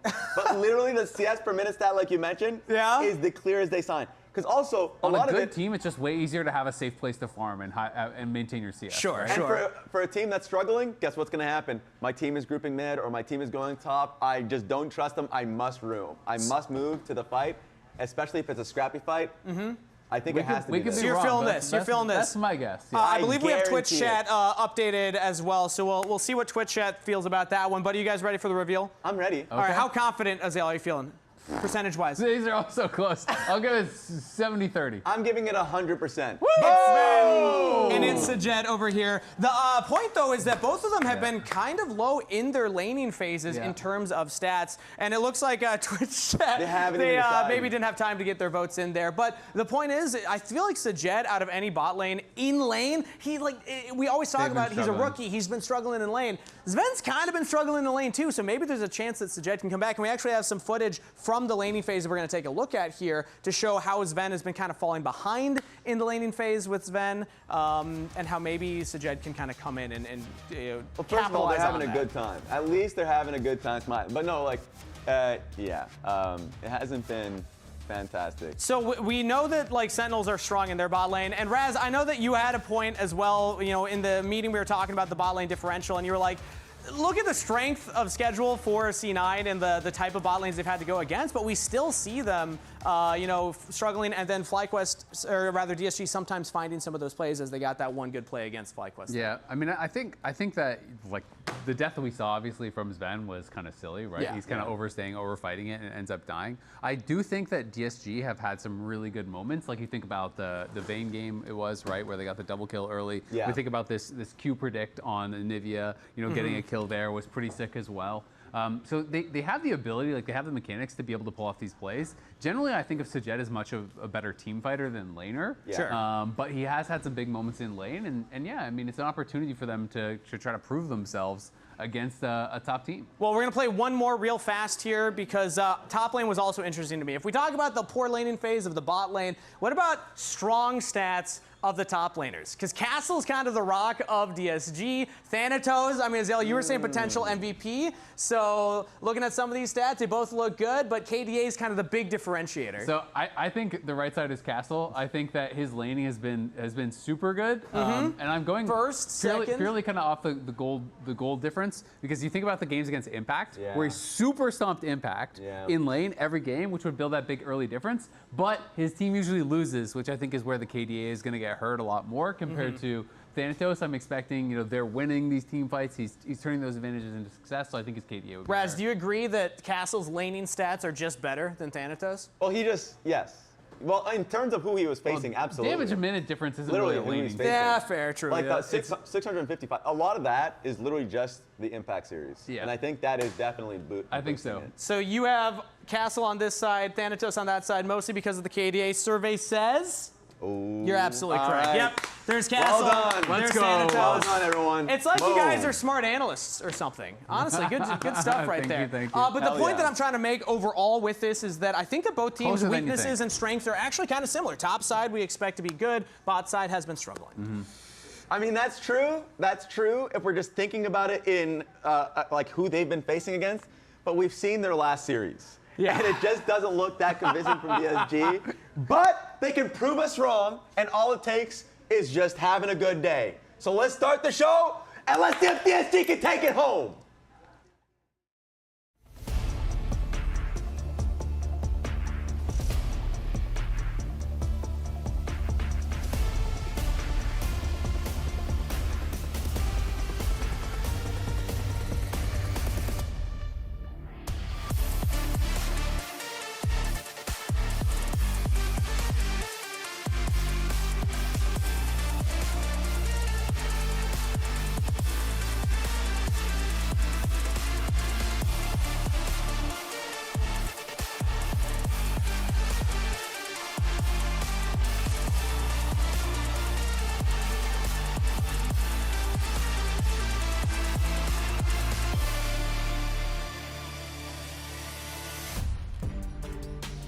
Ladies and gentlemen, welcome back to the LCS. We're ready for another weekend of games, and later on today, we've got Sentinels and FlyQuest going head-to-head in their best-of-3 here in this round-robin stage. But before we get there, we have another best-of-3 already locked and loaded, as Disguised are going to have to try and fight above their weight class to take down C9. And we're going to battle to see who the best of the 3 casters are on this desk. Yes, physical combat between the 3 of us. Emily gets a weapon. Emily already started. She told me that this shirt looks like something her grandpa would wear. It does. Yeah. So, I mean... Okay, I'm wearing a hockey jersey. Yeah, I'm wearing a hockey jersey. You can make fun of me. It does look good. Yeah, I'm on your side. My grandfather was an amazing man, and I was very close to him, okay? So are you insulting my grandfather?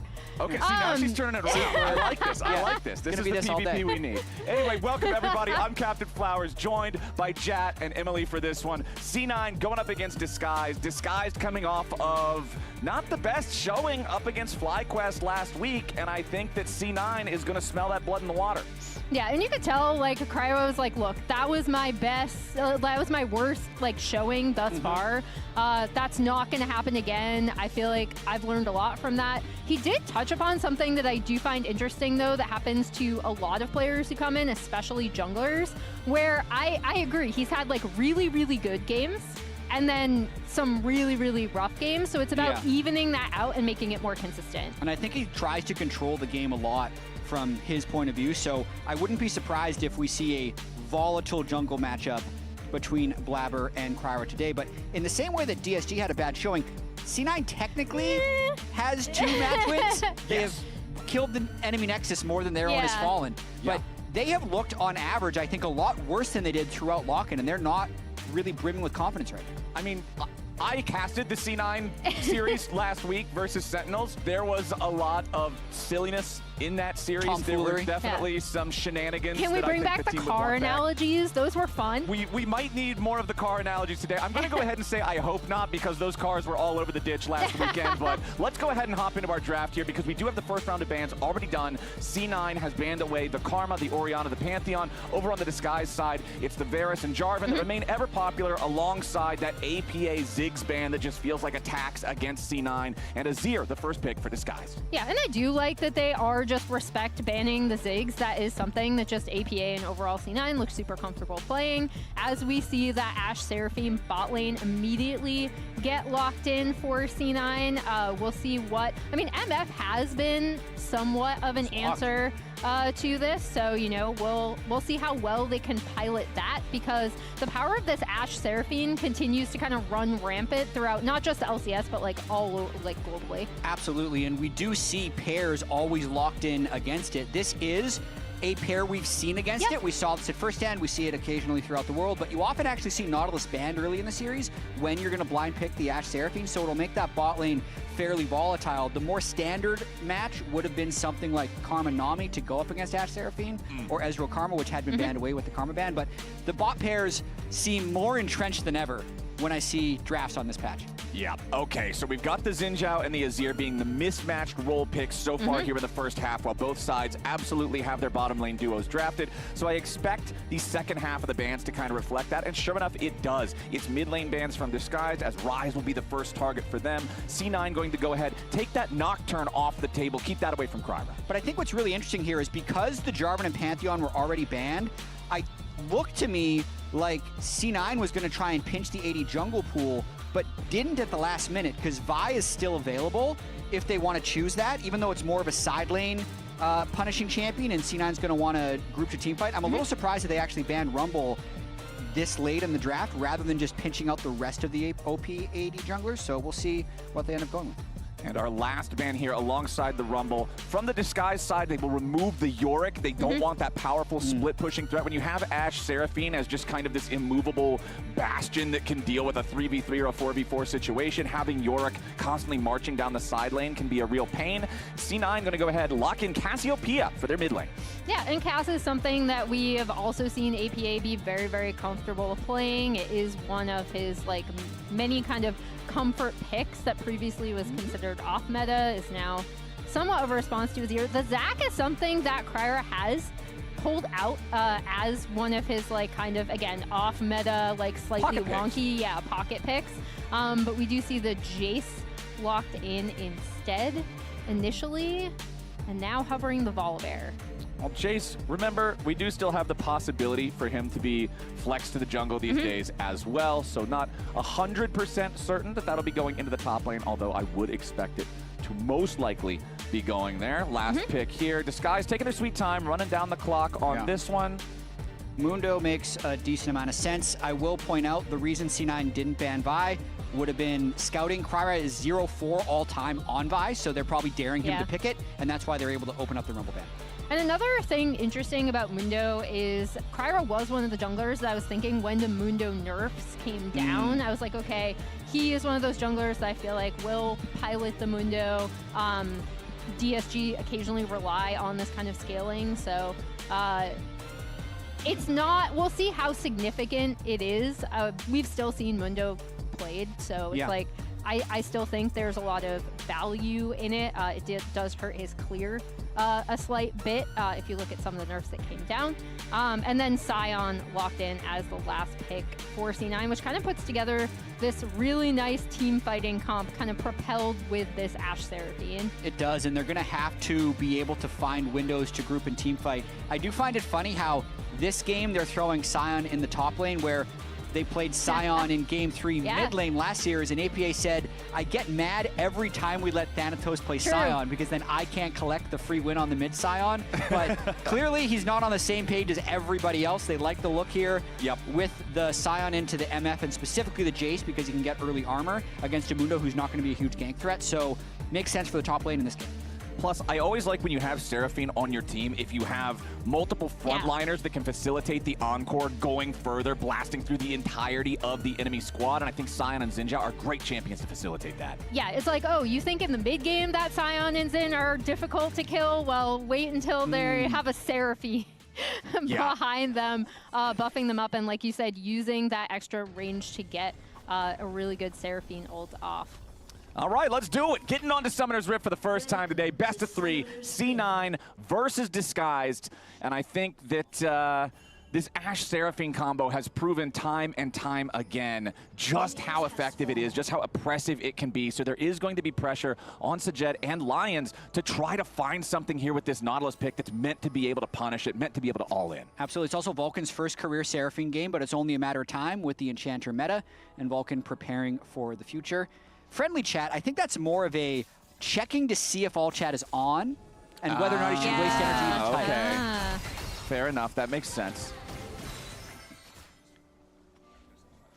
So coming into this matchup, I think one of the most important things to look at is the jungle in particular, right? You're looking at Blabber being one of these all-time great North American junglers, and you're looking at Cryra coming in as this guy who's really got to prove himself now. So we've got the blasting cycle that has occurred so far here in the LCS. Remember that Blabber blasted Griffin when they played in all of those series back-to-back, like going head-to-head back in first stand in Split 1, but then Griffin just last weekend blasted Cryra, right? Like just completely took over the series, took him out of the game, took all his Raptors. So now the question is, where does the blasting one aim from here? Can Cryra turn this into a Pokemon type of situation where each one counters one of the others in a circle? Or is this just going to be a line straight from Blabber through everybody else in a massive wake of destruction. Yeah, circle of blasting or like a blast hierarchy. Yes. Trickle down blastonomics. There will be blastonomics, but we don't know how they're going to function in this economy. Well, thus far, there's been no crazy level 1 shenanigans, right? Like, we didn't have any sort of invade. Blabber does have something that Cryra doesn't in this game, which is Ash Vision. The bane the bane of all like early junglers who have to go up against a team with an Ash on it. And as we see that bot lane 2v2 just kind of firmly pushing in on the bot side, and both junglers just doing their top-down clears. Yeah, the big wave crashed, so the CS is starting to equalize a little bit. There's only a 2 CS lead for Vulcan's Ven so far, but typically when you have the ranged support versus the melee support, unless you are getting that first kill or that first gank off, the Ashe Seraphine should be able to bully pretty hard. So we'll see what happens here with the first crab, because Cryra is in river quite early, and Blabber is approaching, so trying to get a gank off here. All right, APA is under pressure. Cryra coming in, trying to punish some of that all-chatting so far. Immediately pops the heart stopper, but still takes a lot of damage from APA, who's down to 100 HP, flashes back out as Call Me proceeds to chase. Flash auto attack! Call Me shuts him up and sits him down. The Azir, however, about to get punished now as Blabber swoops into the mid lane. Flash for the win becomes lightning, guarantees the counter kill. Cryra can at least secure this topside scuttle crab and get away. So really interesting there. It was very greedy from APA, but I feel like that was him and Blabber trying to pull off something impressive, because he knew he could get a ton of damage down onto the Mundo, and then Blabber probably thought he had a double crab angle right there, but APA gets a little bit too greedy, ends up taking too much damage and dies, but Blabber comes in to secure the cleanup kill. Yeah, as we see, Cryra definitely saw his window, and Blabber's all the way down in the river, but kind of already headed up, and APA gets so much damage here, thinks he'll be able to flash out. Call Me finishes him up, and then Blabber's here to clean up the kill onto Call Me. Cryra does end up getting that top scuttle crab, and then Blabber got the bottom one too, so they still did split crabs off of that. Ends up being pretty good for Cryra, all things considered, because his mid gank technically worked to get his mid laner a little bit ahead, and also burned the flash of APA. So not much ends up coming of what was a pretty crazy looking play. I also like burning the flash off of the Cassiopeia, considering the mid laners are about 1/3 of the way to level 6, and we know that once Azir hits level 6, if the jungler shows up and the enemy mid laner does not have mobility to get out after he's already shuffled, all Call Me has to do is just find that angle for the shuffle, and boom, you've got another easy kill. Yeah, and it'll be curious to see whether either jungler is going to pay attention to these mid laners here, because they are now both flashless. Call Me forced back a little bit here. Does have to be careful about that consistent APA damage with both junglers once again looking towards the mid lane. Going to find one another here in the river. Blabber immediately jumps towards Cryra, but not getting a whole lot of value out of that one. Cryra just again trying to make sure that Blabber cannot interfere with anything here. Call Me just a minion or two away from level 6. Surely APA recognizes that by looking at his own EXP bar. Has to be careful here about the potential Emperor's Divide. Yeah, APA wants to bluff a little bit, because if Blabber stuck around, then the Xin would also be pretty strong in the 2v2, but Blabber's made his way to continue clearing as bot lane trades pretty aggressively. Yeah, Lion's forced to use the heal there very low on the Nautilus, has to flash away, and Sven's ready to flash follow. 2 more auto attacks with a focus fire, just take him down here in the 2v2. The Ashe Seraphine doing exactly as they please down here. Sven, he might just get the second kill, and he doesn't even die. It's tragedy for Disguised here in the bottom lane. Sven Vulcan cannot be underestimated. Sven just gliding on him right there. Perfect aggression from Vulcan Sven in the 2v2. Even the half step back to avoid the damage from the Nautilus E ends up being really crucial in that extended trade, because if he takes any little tick of damage, it would be a trade back instead of now 2 kills to 0 in the 2v2. Yeah, and this should give them really, really nice bot side control, despite the fact that Lions and Cryra are now kind of hanging out, potentially stopping any sort of Drake take, since C9 did have to reset. Yeah, so they're trying to get a little bit of tempo back, but even this is just Cryra's level 6, and then he can't stick around for that long, because I don't feel like DSG is strong enough to just go for clearing, and Cryra's trying to swoop, gets it. Okay, nice job there from Call Me, setting up APA. Cryra needs more damage here with the play, though. One more auto attack might be able to do it, and there you go. That's what I said earlier. Cassiopeia, no flash, you punish with a Azir ulti. Yeah, and really good recognition of that small window, like Jat set up, right? Like, they had to reset after the bot lane kills kills came out. DSG kind of hung around, tried to establish, got that Scuttle Crab down, and then took advantage of that. But here is that bot lane 2v2, like you said, Jack. Yeah, notice the hawk shot early into the bush to get the original vision, then the ward for the extra vision, and then extending the trade right here. Sajed just loses vision until Sven decides to hit him back one more time.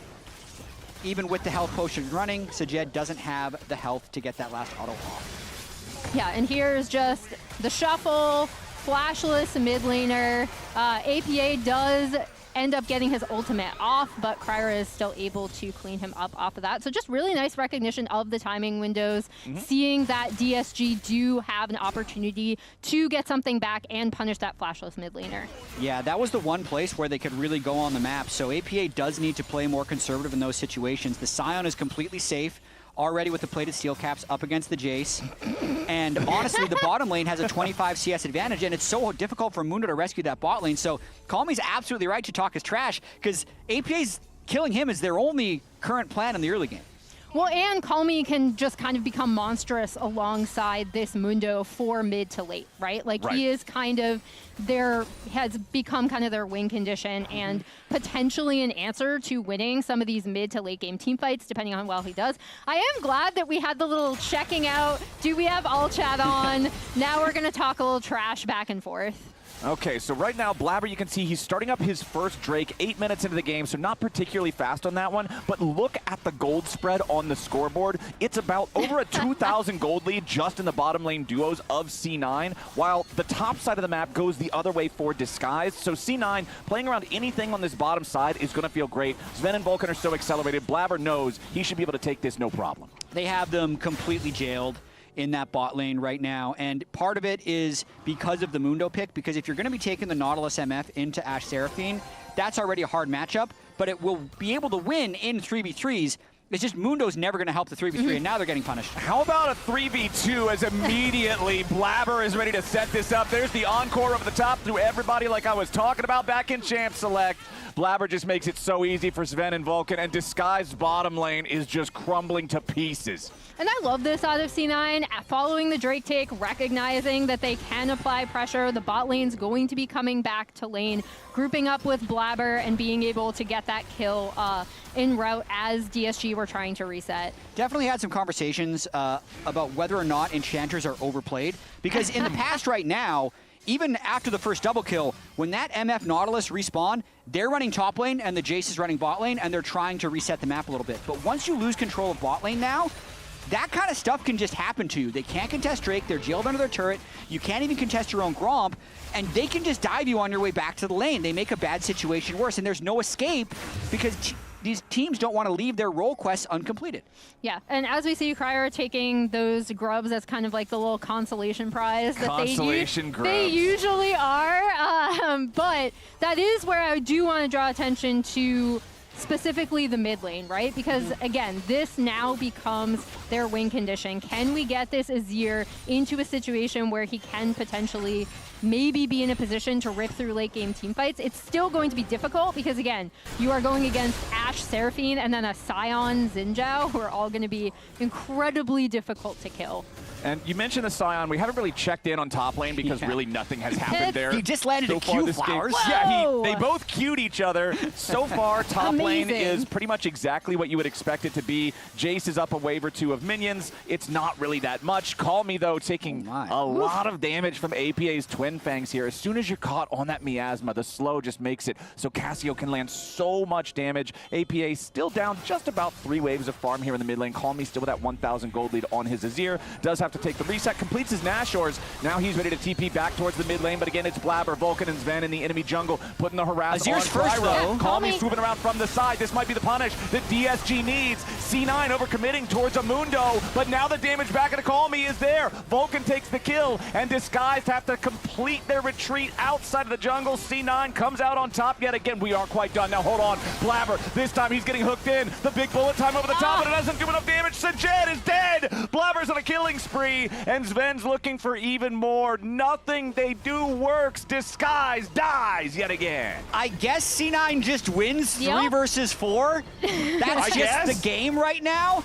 Absolutely crazy here. You thought when Blabber goes over this wall and Call Me with Nasher's Tooth Power Spike flies in behind, they're going to win. We'll say nice stun into Flash by Sven so he doesn't take damage from the Azir, and everyone just turns to focus. Very well played 3v4, which is usually a disaster by C9 because they switch targets so effectively. Yeah, and then when they do try to follow up with the MF ult here, immediately are able to turn on to Sajed, and everything really, really falls apart for DSG now because... Okay, nice guys. Really good. Going to base now. Clean. Because they're going to base now. And now they're going to rotate it somewhere else all over the map. Thanatos. Oh, no. Sajed is level 7. Oh, it's the classic stand there and auto him because you know you're not going to get away. Thanatos. We also saw during the picture-in-picture of the replay, Thanatos almost got solo killed by Castle up underneath this tier 1 turret. Both of the top laners did have to flash for that one. Now we could have yet another fight up here in the top side jungle. Blabber between Lions and Cryra here, but he doesn't seem to mind whatsoever. Lions trying to Spider-Man his way out of this one. But now Cryra could be the sacrifice. Blabber again with an audacious charge. Forces the flash over the wall from the Mundo. C9 still moving as a unit, trying to keep Blabber protected. Castle's coming in, wants to finish off the kill, but now Lions versus Blabber in the red side pit, while APA does DPS and a Call Me to prevent him from being able to enter into the fight. The shutdown on Sven is there as Castle picks it up. Blabber goes on a rampage, killing off the enemy jungler, but it's already a double kill back up to Castle. Lions barely stays alive in disguise, finally gets a fight. Way too over-aggressive there by C9. They already got away with 1 3v4.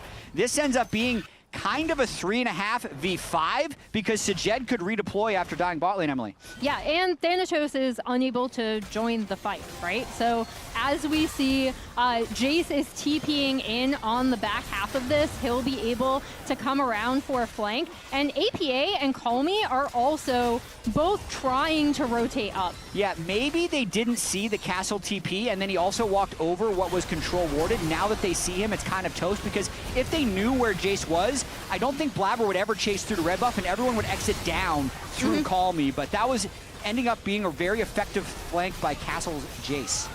Yeah, it was really nicely done by Castle, who is kind of the other power point that DSG have potentially on this map. And, you know, that flank saves them a bit. I do still think it's going to be very difficult for DSG as long as C9 are kind of traveling in this pack, especially Blabber with the Ashe Seraphine behind him, because even in that fight that they ended up losing, and it was very over-aggressive, and the Jace TP ended up kind of cooking them a bit, you saw how long Blabber survived. And you can see on your screen right there, Sajed stats, career 7-0 on Misfortune, 700 DPM average. This game, the bit of the anomaly, having to deal with the Ashe Seraphine, not having control in the lane, lost his footing early, and hasn't really been able to recover that, as now that bottom lane control for C9 leads to yet another Drake take. That is their second of this game. They've controlled both so far. Meanwhile, Call Me should at least be able to take this tier 1 turret up here in the top side. Single auto attack should knock it over, but no, APA arrives in time and somehow keeps the turret standing. Feel like Call Me probably could have taken that one if he wanted to, but all right, C9 holds it.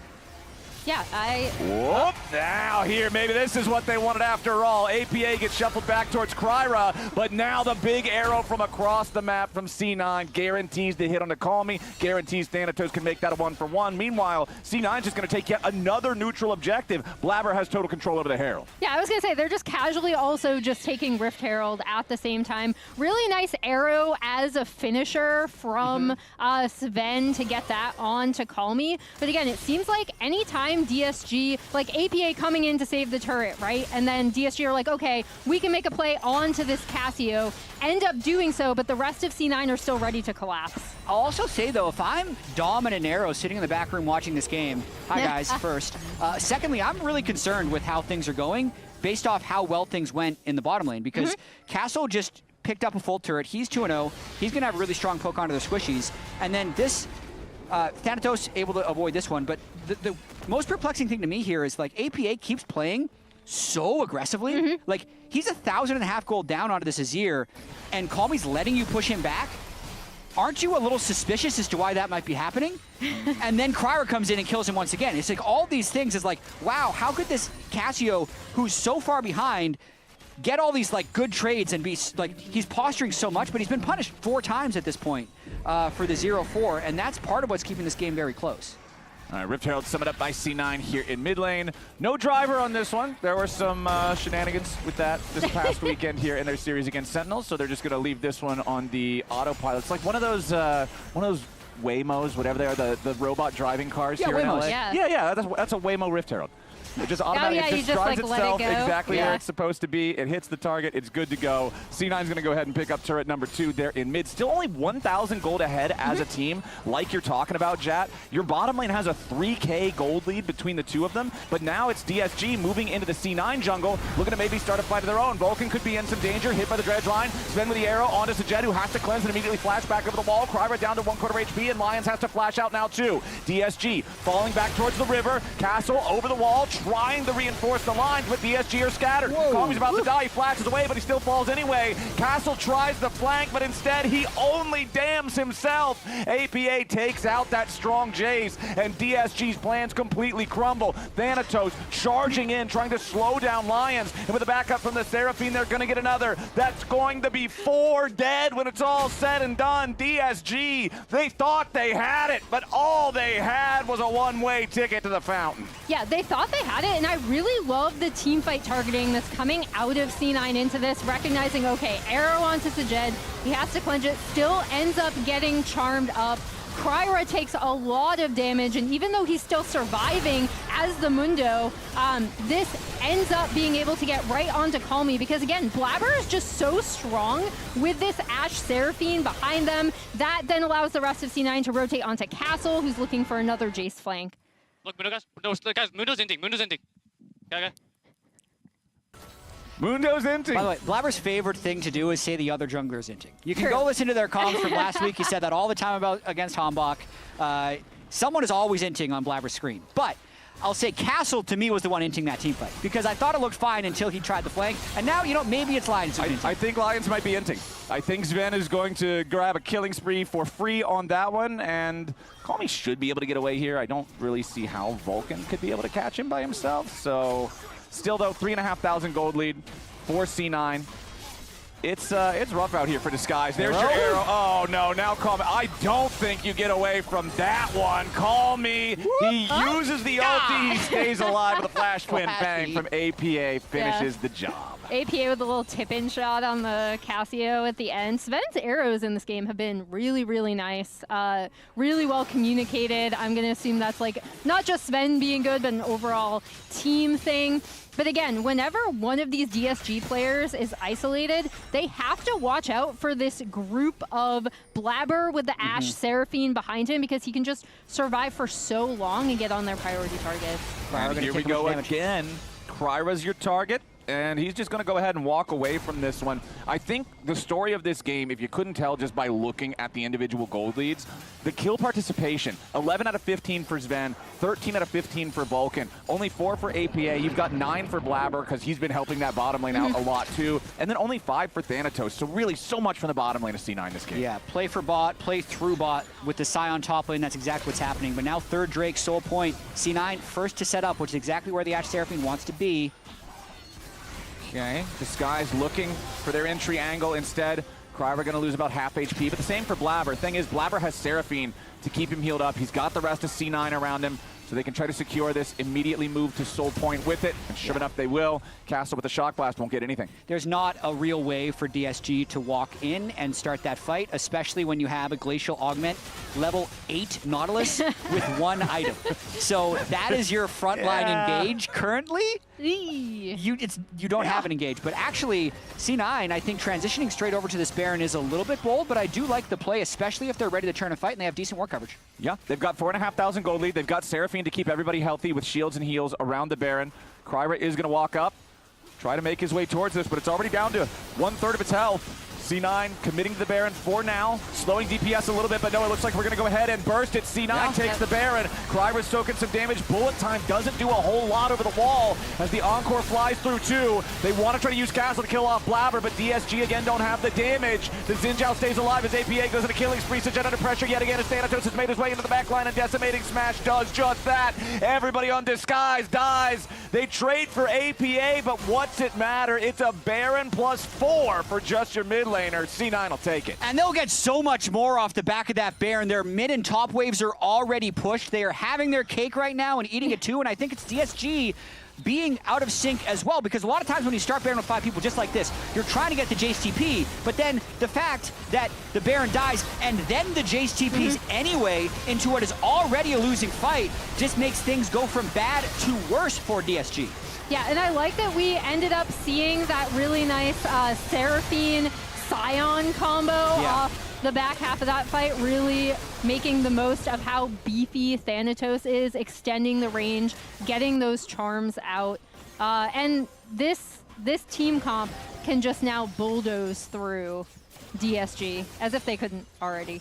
Yeah, and the Ashe having the healing reduction means that Cryra's Mundo isn't going to be getting Giant anytime soon. No. He would be the one person who'd maybe be able to buy time in the back line. You know, APA was complaining about how he doesn't get free wins on the Scion. Thanatos is 6-0 on the Scion in LCS, or career actually. So yeah, he also, like, give him some of those wins, you know? He's doing pretty good, and the point about the Mundo too, Jat, not only is it the enemy has healing reduction, you're still only level 13. Level 3 ulti is such a power spike, and your team's already dead on top of it. Castle, that fed Jace, is already down, so Jett has to flash away just to avoid dying here himself. C9 honestly can probably just try to push for the win right here. They've got the Baron-empowered minions. I do wonder how much fun Vulcan's having. Because it's like, this is no Bard, right? But yeah, 1-0-17 looks pretty fun. Yeah, he's going to be having a great time. Anyway, Lion's taking a little bit more damage here, but C9 not wanting to overcommit onto the Nautilus. Blabber, going to knock up onto Call Me, forces the flash out there. Thanatos flying in from the left side. Lions flashes, barely stays alive himself. As Disguised, all hurt, but nobody dead here just yet, except for Castle, who's still reviving from the earlier pick. So the tier 3 turret dies in the bottom lane. Minion wave crashing into the tier 3 turret mid. Bottom lane inhibitor going to be your target now. C9 going after that one. It's a long-range TP from Call Me. This is Disguised potential final full send, but C9 are just walking off to stage left anyway, as Disguised can't get in position to try to set up for Call Me's flank. He just ends up rejoining the rest of the team from the same angle, and the TP ultimately results in a whole lot of nothing. Blabber jumping right back into the Lions here. Third talent strike connects. There's your win becomes lightning. Call Me's next to die. The teleport didn't do a thing. Double kill for Blabber. Zen. Sajed finally falls. Cryra just barely hangs on here with the Dr. Mundo, but he's the only one left alive. The bottom inhibitor's already gone. The mid lane inhibitor's about to fall, and C9's on the victory march. Playing with so much confidence, grouping up for the Seraphine heals to make them even more powerful. And then APA, 75% of the team's death just for good measure at the end, before the end of the game. We'll see if maybe they can kill the Mundo on the steps. Teams like to pad the stats sometimes, but Mundo is a little difficult to do it on. They might still make it happen. And Vulcan, yes, indeed, he does. The Nexus will fall. C9 ran the game start to finish. It's a bot cap. C9 up 1-0. We need to show the chat. I knew he would do this. If you die 6 times and your team dies 8 times, you have to say mid-gap, and he did. He knew the chat was on the whole time, had to get that in there before he runs off to go to the next game. C9 dominate that game 1.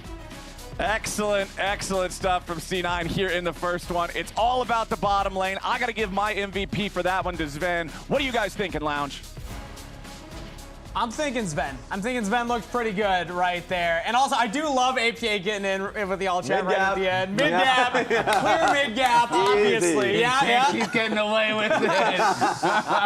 But in terms of the bot lane gap, ooh, that did not live up. I was really hoping Sajed would have a better shot against Sven, and that, abort that narrative. That is not what happened. I mean, roll the clips. I just didn't understand even draft-wise what they were thinking with the Mundo pick, because to me, if you're going to go Nautilus plus MF, the only way you're winning this 2v2 is with ganks, right? Yeah. Nautilus has really powerful gank assist. You bring down your Nocturne, you bring down your Vi, you bring down your whatever, and you gank. You spam, try to attack them and kill them. Because in the isolated 2v2, it's going to be impossible, and this is just insult to injury. I mean, Sven lived with no health. Literal pain. Leveled up to 5, yeah. And from there, they were already down 20 or 30 CS plus a double kill. There's just nothing you can do. Yeah, like Lee Sin, Trundle, Vi, literally anything in which you can play towards this lane. Because like if you're playing, I like Nautilus MF in terms of just fighting for prio. You are fighting for prio. It's going to be a strong 3v3. But if you pick up Mundo, I don't really see it happening there. And also, Yeah, literally level 1. We didn't show up, but literally the moment the hook came through, Barry came through from Ash, and then like Nautilus gets chunked. It's like, okay, well, good luck the rest of the lane. Even just like, not even just the Mundo, but like you're going Mundo Azir, so you have this like mid jungle who's just the most do nothing mid jungle, hoping to scale forever. So they can't even play towards bot side at all, and you're in an isolated losing 2v2. I just feel like their draft made absolutely no sense. It's funny you say that about the mid jungle, because that is kind of where DSG were able to get some advantages, and it was from the Mundo going mid. We also have some plays of that, because I feel like the mid differential, APA, we joked about it, like the mid diff, he was getting caught a lot, and it was Calmy that was actually getting a lot of kills on the Azir. Yeah, it was a wraparound gank that came through from Cryra that initially made this easier. APA thought he could maybe like trade into it and get a kill off of it. He just tried to fight through it. And I was like, okay, maybe not happening. So he made the initial mistake. He lost Flash, which made it easier for Calmy now to set up like the Azir sec plays later on. So even though the kill gets traded here, it's a really bad lane condition and now state for APA to play under. Yeah, exactly. I mean, to me, it's like I look at this and I'm like, was that more of a Mundo killed you or you killed yourself, right? Like, because APA could have easily just walked away. I don't even know that he had to flash in the first one if he just walked straight out, but he stood and he tried to go for this, kind of 1v2 outplay, and it didn't work out. And then Calmy was able to do really well in the isolated 1v1, but yeah, my problem was just kind of conceptually, how is the 2v2 going to work? The isolated 2v2 seems so tough. And when they get that far behind, Calmy had some opportunities, but I didn't feel like he did well with those opportunities. Obviously, the rest of his team was all very far behind. Blabber was up like 1,500 gold. The bot lane combined was up like 3,000 plus gold. So it was always going to be really, really hard. But he had the missed Emperor's Divide on Sven. Flashes he had the jungle. like solo play he went on where he was kind of sitting in that side brush in river where he got caught out and killed. So there was a few where it was like, maybe you could have done more, but it was always going to be an almost impossible game coming out. I think like the argument for the bot lane pick, and I totally agree about the jungle like not helping out. Mundo's not going to really impact that bot lane, but Sajed was 7-0 on Misfortune. We were talking about that in his career games. Now a lot of that, of course, tier 2, but still, like coming in, I was hopeful that Sajed would be better in the laning phase, and then I see Misfortune Nautilus, I start getting excited, thinking this is kind of a lane dominant pick, like maybe they can do it. But not against Ash Seraphine. Yeah, numbers don't lie. Ash's stats here, ridiculous. So unsurprisingly, player of the game, as you can see, just taking a look at it. It's actually kind of crazier that Blabbers has done, Blabbers did almost as much damage as the Ash. Yeah, it is insane. I'm looking at that Sajed and Vulcan damage. That Seraphine going crazy there Seraphine too. did as much damage as the MF. That is actually wild. That is the exact same damage between the two. Is that a unanimous vote? No. Who's the... Jad. C9's been... You know what? Fair. Vulcan also was there. Yeah, he was. And he was enchanting. He was. Ash can't do that if Seraphine's not in lane. He was doing his best. But you know what the real discussion is? Who is the better Scion? Because I don't know if you saw the APA interview. APA was talking about, I'm always mad when we give Thanatos the Scion because it's just a wasted game. It's a free win that I could have had. Yeah. And then C9 released their comms video where Thanatos was glazing his Scion movement and APA was hyping himself up. But the Thanatos Scion was looking pretty good. It was looking pretty good. I think you have to give it to Thanatos. I will say, Vulcan ended up winning the fan vote. He did. It's also way too many APA votes. I'm just going to call it out right there for how he played that Cassiopeia. I feel like he was protesting on the Cassiopeia because he wanted the Scion. They've ruined their credibility by giving APA votes. Take it out of my sight. I don't want to see it anymore. I don't want to see the fan vote after what they did in terms of 16.7%. That's crazy. That's actually kind of crazy right there. But, not to Vulcan. We're not mad. We're just disappointed. Just a little disappointed. Sven for us, Vulcan for the fans. But either way, as we head to break, let's take a look at our comms replay connected by AT&T and voted on by you and Chad. Fighting bot. Okay. Could be 2v2. I can't come. He has heal, but I want to go be smart. Yeah. I'll watch it. Don't think Muno's there. Yeah. No flash. He's passing 2 zone. Look at MF too. We can get his guns. Nice. Top boost though, TP. Okay. I'll kill him, I think. Nice. Oh my god. Good shit. Nice. Yeah. What are we gonna do about Crab? I guess we're giving it now. I'm basing it I off think the I'm wave. gonna take a base Edition on the Rift here today. Emily, is the Telluride just the obvious pick? Well, Flowers, we're looking at the turbo hybrid powertrain. That's already a problem for the rest of the Rift. And a 30-inch panoramic display too? That is unfair control. Guys, all-wheel drive with terrain mode? No shot anyone's catching this. Yeah, this seems completely OP. No debate. This first pick, we have to lock it in. Now! The Kia Telluride Turbo Hybrid. Pick it before your opponents do.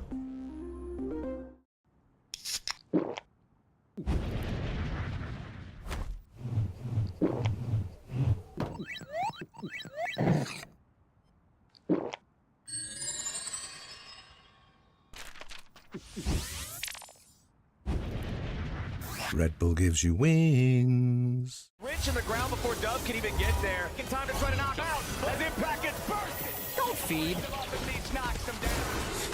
Get fed. Scan the QR code for deals only on Uber Eats.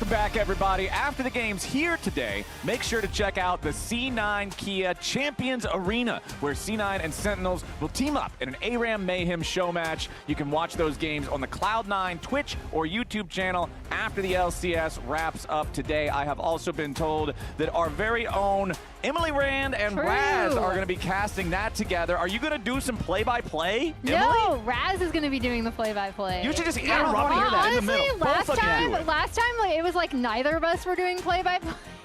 We were just kind of like yelling out stuff, which is perfect for ARAM Mayhem because a bunch of random stuff happens all the time too, right? So check it out. It's going to be a fun time.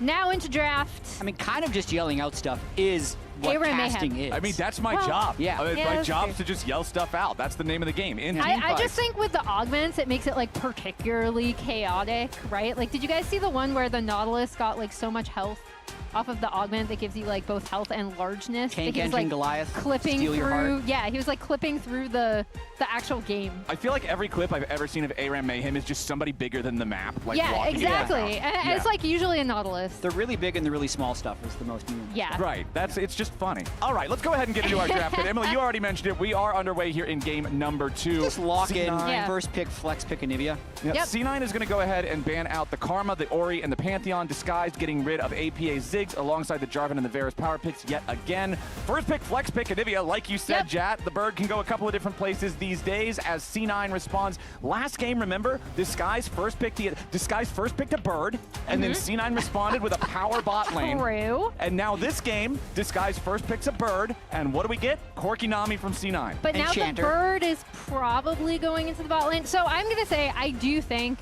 I'm going to make the assumption potentially going into bot. I think they should leave it up as a flex, especially since Rise is still available. You might want to play the Anivia into that. But we did see Lions play this previously, and I actually thought that they were going to get kind of turbo stomped by that FlyQuest bot lane. They didn't. They actually played that pretty well, despite the fact that they did end up losing the game. So looking for a little bit more bot lane power on top of this Nocturne pick locked in for Cryra. Yeah, remember that Nocturne was one of the champions banned in the second half of the draft in the previous game because C9 had their jungler in the first half. Disguise did not. This time around, since you're keeping that Anivia a flex between mid and support, you don't want to go ahead and pick your mid laner early along with it. So Disguise will get their jungler before that second part of the bans comes in, and C9 are going to go ahead. They'll say, fine, we'll switch it up from last time. We'll pick our mid laner. The jungle will remain open. It's Annie for APA. And Blabber has the option of going with some more utility picks. He's actually been pretty successful on things like Malphite or Sejuani, so it's really hard to ban him out in this instance with them having the Annie locked in, which is also a flex pick. Annie's been getting more play in the top lane. In the top lane, yeah. Especially over in like Korean solo queue, so Thanatos very well could play this depending on how the rest of the draft plays out. Keep an eye on it. I always like those kind of weird flex picks as they start to emerge to see who's going to be the first person to really start adapting this, seeing if they can make it work in stage games versus just in ladder games. But that Rise that we mentioned, that's banned away. So the Wukong going to be banned out now by Disguise as well. Yeah, and I like that takeaway from Disguise. Obviously, Wukong, Annie fit together like insanely well in a variety of team compositions. Really great CC chain and follow-up, especially in tandem with that Corki Nami. So good of DSG to take that off the board.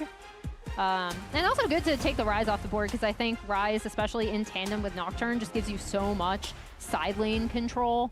So just yoinking that and being like, you know what, we're not going to pick it. We're going to take it away from you. And then taking away the Rumble from Castle, who I think has been like a bright spot, right? Like we talked about all of the plays that they were trying to make mid while C9 was kind of stomping on the bot side of the map. I thought Castle did well in his matchup. He had a few good flanks. He had some less successful flanks, we'll just say, Jet. So taking that kind of power pick away from him, I think is really good. I like the cute Vayne ban hover before actually banning the Gnar. They're thinking about the Gnar Vayne matchup in the top lane because if you're C9 right now, you kill the Annie's flexibility by blind picking Gnar. So, but it's also one of the best blind picks for Thanatos to do, so I understand why they would ban it away.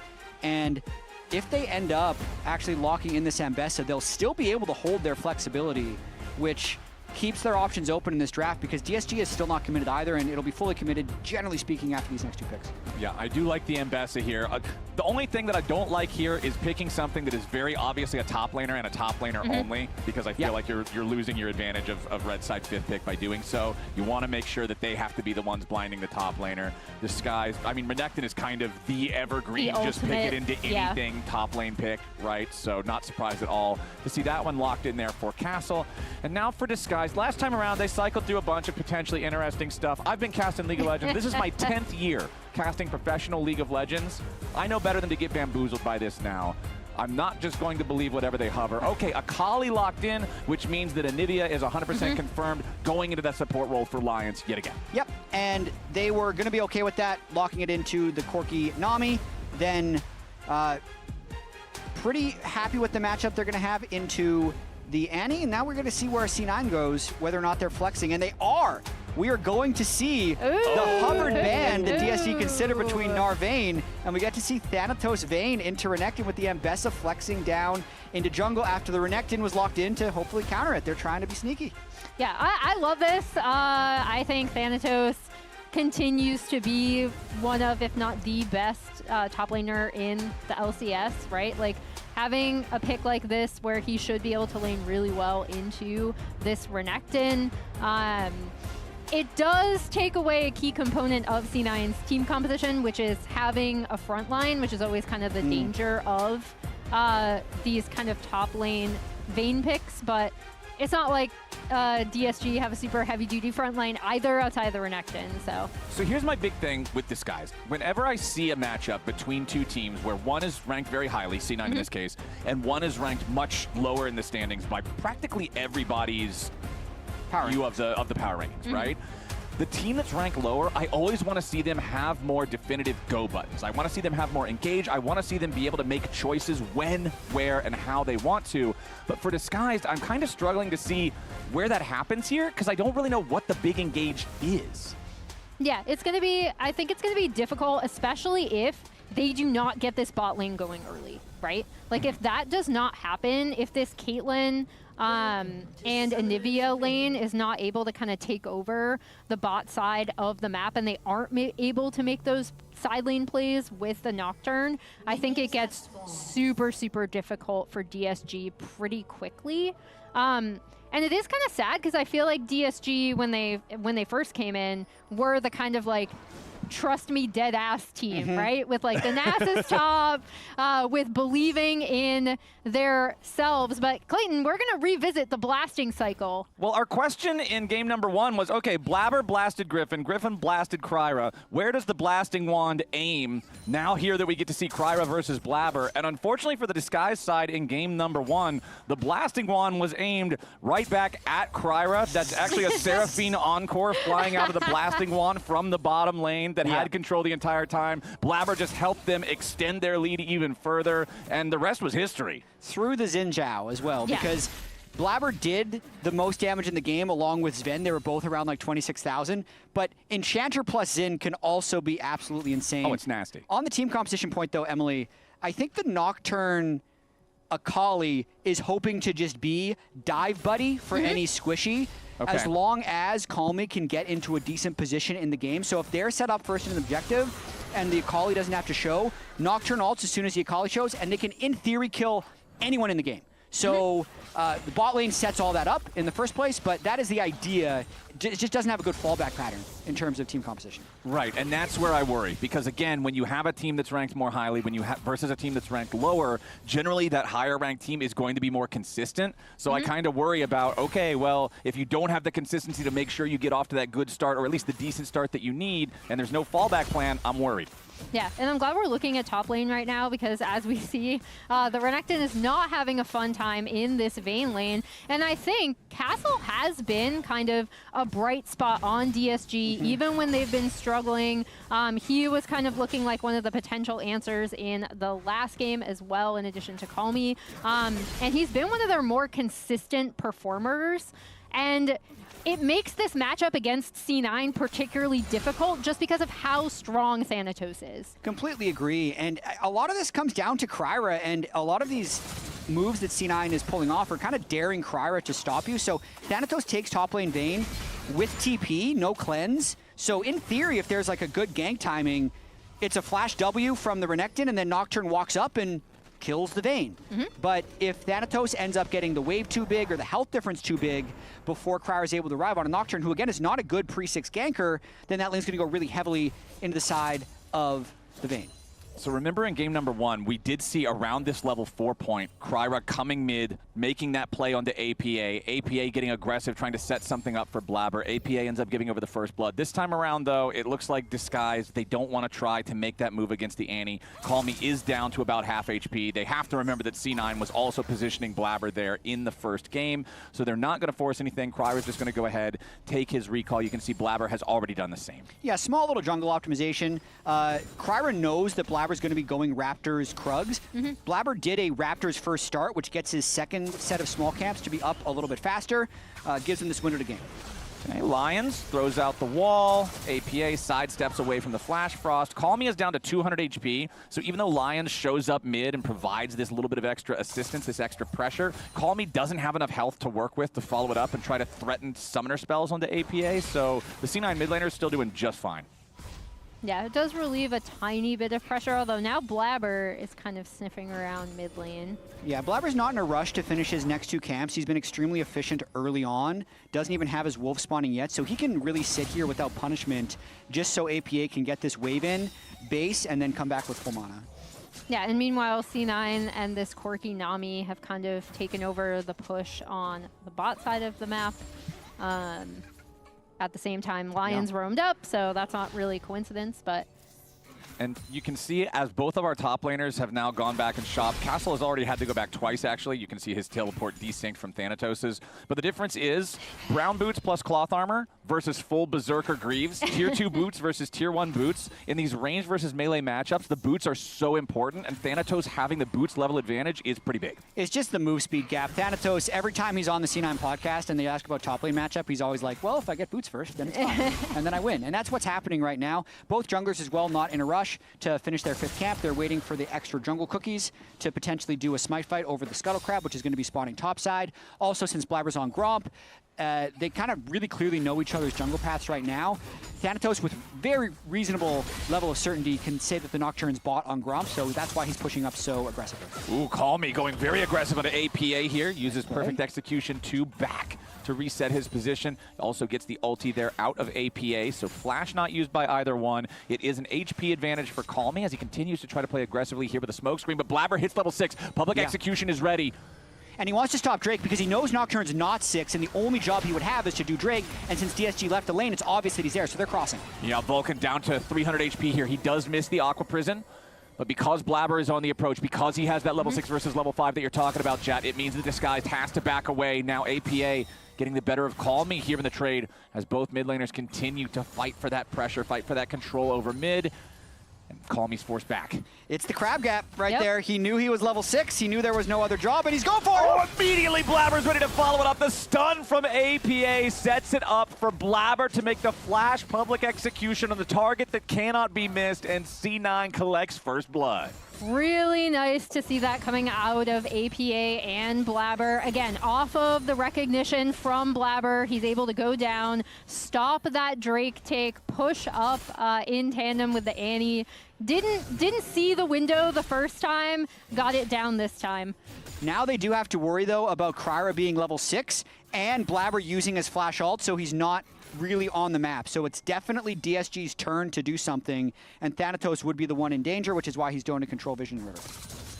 All right, 1,500 gold lead. If I'm undisguised, I'm a little bit worried at that. It's not exactly what you want to see 7 minutes into the game, but it's the opposite story of what we saw in game number 1. Because game number 1, C9's lead was entirely built through the bottom lane duo. Here in game number 2, it's all that top side of the map that favors C9, while it's actually disguised with it feels practically disingenuous to call it a lead because it's just a minion bounces difference in the bottom lane. But still, compared to game number 1 where you're down 30 CS and a level and a half, this is significantly better. The absence of the deficit makes it feel like a lead. Yeah, yes, exactly. Compared to the first game, it is a lead by a lot. Yeah, it's a little contrarian, but I like it. As Disguised will at least continue trying to maintain some control over this bottom side. We still don't have the first Drake take. And remember that in game number 1, it was about 8 minutes in that first Drake ended up getting felled as Castle's going to pop the Dominus. Does get Ruthless Predator there onto Thanatos. A little bit of extra range that lends. Means that Thanatos is under pressure, but Thanatos, he stays calm. He doesn't pop Final Hour. He doesn't pop Flash. He's just going to take the recall here. Yeah, he really didn't want to have to use his ultimate there. Blabber's going to end up covering for him. APA looks like he might be rotating up. He's going to give up Drake almost for sure. Yeah, Cryra's down there at the Drake. He should be able to secure that one for free. Blabber's just going to make sure Thanatos can clear the wave, get the reset that he wants.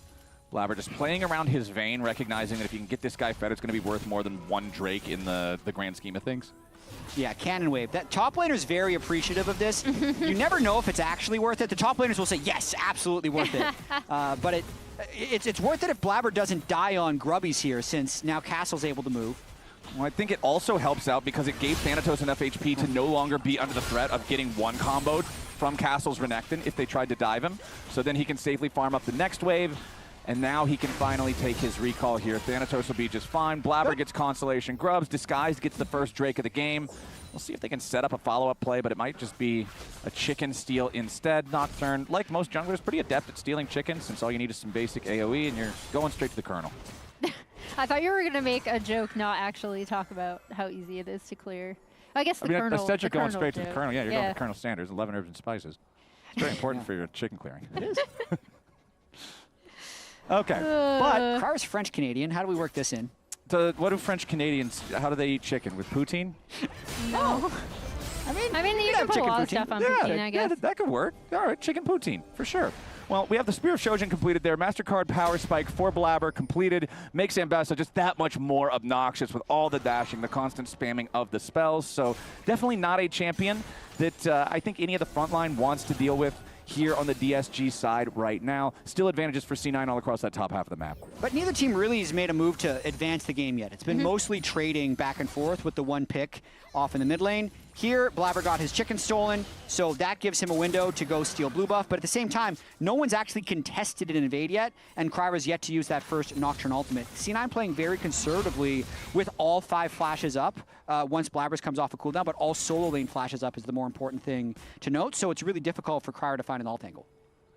Yeah, that's what I've been looking out for as well. Like Cryra trying to find these windows to use his first Nocturne out. Obviously didn't need to use it at uncontested Drake, which usually Drake fights is where we're looking at.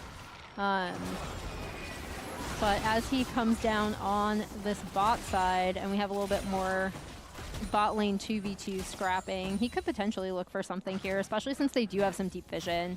And I feel like that's kind of the tug of war of ideas you have to have when you play a champion like this, is you want to use your ultimate because it is so effective and it is the point of power. It's why you pick this champion. But at the same time, there's that pressure of the cooldown is so long early on that if you waste it, if you pick the wrong moment, it's just, you feel like you lost so much of your playmaking. Yeah, but also their CC setup for the Nocturne is just so bad. There's no Nocturne Orianna combo. There's no Azir flip back. They have no way, aside from Renekton, of setting up any CC, and he doesn't want to spend that much time top lane because bot lane and mid would fall apart. Well, as we're waiting on Nocturne to find that moment for the perfect first ultimate, remember that Spring Finals are going to the Mullet Arena in Arizona, June 13th to 14th, so you can go ahead and scan that QR code. Get your tickets now if you want to come out to a live event. They're always one of my favorite parts of the year. They're always a fun time. And we'll see which one of these teams, if either one of these teams, I'm expecting at least one of these teams will make it to the Mullet Arena. 3 teams will go. Yeah. C9 will make it. Yeah, I'm expecting C9 to make it. it. I think most people that follow the LCS are expecting C9 to make it there, expecting them to be one of those top competitors. Disguised, of course, would love to be able to rock that boat a little bit, but they certainly have a lot of work to do after the first game. They've had moments of rocking the boat. Yeah. And then they just haven't been able to sustain that boat rocking. Yeah, they never actually capsize it. The boat just rocks a little bit, and then it just goes right back on sail. And Blabber missing the public execution down there, had that one a little bit askew. So I don't know if you guys have heard this before. I think I remember learning this on a Bwipo stream when I was just watching him play solo queue. Talking about Ambessa, with the way that the hitbox works, notice how you see most players try to take it at diagonal angles? Yeah. The line is slightly wider if it's diagonal because of the way it's actually lined up in little right angles. It gets slightly, very slightly wider at a diagonal angle versus doing it straight up and down or straight horizontally. So a lot of times, if you can, you want to angle it horizontally because sometimes if it looks like it might slightly clip to the side, it'll still get the guy. Man, I really want to believe this. So do I. I'm just not sure if that's how it works. We need to get Freak Get into on the practice. phone. Someone who knows like how the hitboxes are coded. Because if that's true for every ability. Well, it's just you'll notice it more on Ambessa ult because it's so narrow. And I think that's what it is. It goes into like a perfect straight line, yeah. Calmy might just die here to the solo bolo of APA. No, okay, he gets away from the Tibbers. Tibbers is on a crazy full send mission here. But yeah, I think Bwipo, if somebody shows you this, Bwipo, if somebody shows you this clip and this sounds familiar, please send me a message to confirm or deny this because I thought for sure I remembered seeing this. Oh no, I remember him saying this as well. I want to test it now. Yeah. But yeah, you're 100% right, Jet. Like if it works on one ability, it works on all of them. It's just that Ambessa's ability is like a centimeter wide normally, so it feels more relevant. And technically, Blabber's Rift Herald last week did come in the diagonal angle and still missed. Yeah. Which makes it even worse. Because I still think it was aiming at the crust. I ran into Blabber backstage before this series, and I told him I was casting his game today, and he was like, hell yeah, this is going to be a good one. And I told him, just make sure you drive that Herald straight at the turret, brother. Straight at the turret. But now, we've got C9 in Disguised, posturing over this second Drake here. Disguised already has it burnt most of the way down, but Blabber's making his way forward. Drake secured by Cryra before C9 can make their way in. Thanatos has already committed a TP. C9 spending that resource. They really want to try to find something here. Otherwise, it's just a swing and a miss. Aqua Prison forces the flash out of Sajed, but Disguised keeps him alive anyway. Meanwhile, Call Me looking for APA here. Cryra over the wall with a nice flash into the pit. Drags Cryra with him. APA trying to guarantee that Disguised at least has to lose a man in the process here, but they don't. So Jed dies to Thanatos off on the side here at the same time as Call Me falls. Blabber diving into the middle of everyone. Here with the Investor, but he's locked up, stunned up. Aqua Prism ain't going to do it, but it won't matter. Sven gets the kill on Cryra, and C9 wants more. Right when it looked like Disguised might have got what they wanted and got out with an enemy TP, C9 finds a big fight. This is how the game breaks open. 30 seconds after the Drake falls, the massive fight breaks out. I mean, all credit actually for starting this fight does go towards APA. Like, the flash that he had afterwards is huge. So essentially what happens here is Sajed potentially dead to rights if Thanatos goes all... Actually, no, he was out. Sajed was out. He just decides to go back into a Vayne who was sitting on a control ward. But the bottom of the screen more so shows APA flashing back to his team. That also gets whatever laning advantage that Castle would have. He sacrifices to try and make this play, but it's not successful since the mid laners trade, and then Blabber is just resetting his cooldowns and going so fast with his Spear of Sojin that he cleans up the extended fight. Whenever you're up against Nocturne or Vi, any one of these types of champions that has to go with you once they click the button on the ulti, I always love to see players take advantage of that. Flashback, but even against Maokai with his W on Twisted Advance, just anything you can do to drag that champion further than they wanted to extend, making the engage. It's always a big brain play that I enjoy seeing from our players. As C9 now command a 3,500 gold lead. That last fight resolved just in time. APA just being himself. Yapping it up in the alt chat. Nice, guys. Nice, real nice. Where are the muted stats at? We were having those before the game. Yeah, we need to bring those back. After mid-gap, his mutes would have gone up by 1 in my book. Oof. That takes a ton of damage on that one. But no, what I was saying before APA was yapping. Hold on now. We got the engage from Cry right here in the mid lane. Flash out from Sven, keeping himself alive. Castle versus Blabber up here on the top side of the river. Ace in the hole. That looks more like an auto attack than an ulti, but that's fine. Yeah, and they are going to split tier 1 turrets on either side, but the big difference is C9 still have this Rift Herald, which is going to be crashed into this tier 2 turret. And DSG are not going to be able to do anything about that. Yeah, but that tier 1 turret does go down to the Akali. They won the turret race by like a second. And that's while that Nocturne was trying to ult in the mid lane, knowing there was a guaranteed numbers advantage because it was just Akali on the bot lane and it was Vayne Annie up on the top side. But this is part of what not burning flashes does to kill a Nocturne's momentum. Even though he landed an ultimate, Sven just kind of flashed backwards and no one is able to follow since this is kind of way too low of a CC team comp to work with a Nocturne who wants to find fights. And this is what I was saying was my concern back at the very start of the game is where are your go buttons? Yes, Nocturne can fly in, but when they just do that, now DSG invading again. Looking to try to steal away that chicken camp. Perfect execution. R2 from Call Me onto Blabber, but no, over the wall is Blabber. He's doing just fine. He will outplay the enemy mid laner. Blabber's in best of 3-0-2, teaching Call Me the error of his ways. The blasting cone is still on the side of Blabber, even though he's blasting players who aren't Cryra, so it's a little modification. We have to adjust the blasting one. Another big misplay by DST in this series is only Sajed, according to our producers, only Sajed has APA muted. So they're all just open. So they're all just tanking open the lines APA of communication. aggro. Just psychic damage at all points of the game for 0. Okay, well, Sajed's got that going for him, but honestly, I talked earlier on in the game about how the bottom lane was holding more evenly in this second one. Now, ever since that big bottom side fight, everybody on DSG's behind. Yeah, this game has exploded open for C9, as has the map, right? They just got that entire outer ring of turrets all down. They can now push their vision line up. It makes it a lot safer for someone like Thanatos to just be kind of in a side lane, in addition to the fact that he is up 1.5k over his lane opponent and in a really good position already with his Hexplate complete. Yeah, that Hex Plate makes Vayne very, very scary. And also, because you have the extra health on it, it just makes it that much harder for Renekton to try to burst her down before she just kites you. I mean, Vayne kills anybody in 9 auto attacks, and she kills a lot of champions in 6. I know, it's actually a real pick now, which is kind of strange. I just think it's legitimate with this Hexplate build. You're ranged enough to get away with it, and then your team fights are enhanced because of the ultimate. So big. I mean, to close this game out, though, C9 does have to be able to secure these objectives, and this is the danger when you try and walk in because you're open to a flank. You have a big gold lead, though. All right, C9 with a 5,000 lead. Call me approaching on the flank. Cryra dives into the middle of everybody. The burst is down on Sven. They've already killed him, but he's traded for Castle. Blabber's on a rampage here through that one as Thanatos arrives with a teleport of his own, but DSG immediately tries to turn it around. Now Lions knocked back into the egg. The CC on a Call Me. He can't get what he needs from the dive. And the omelet served sunny side up. A double kill for APA. He's cooking them. Blabber's unstoppable. Yes, they finally killed the AD carry. Disguised, they got their man, but at what cost?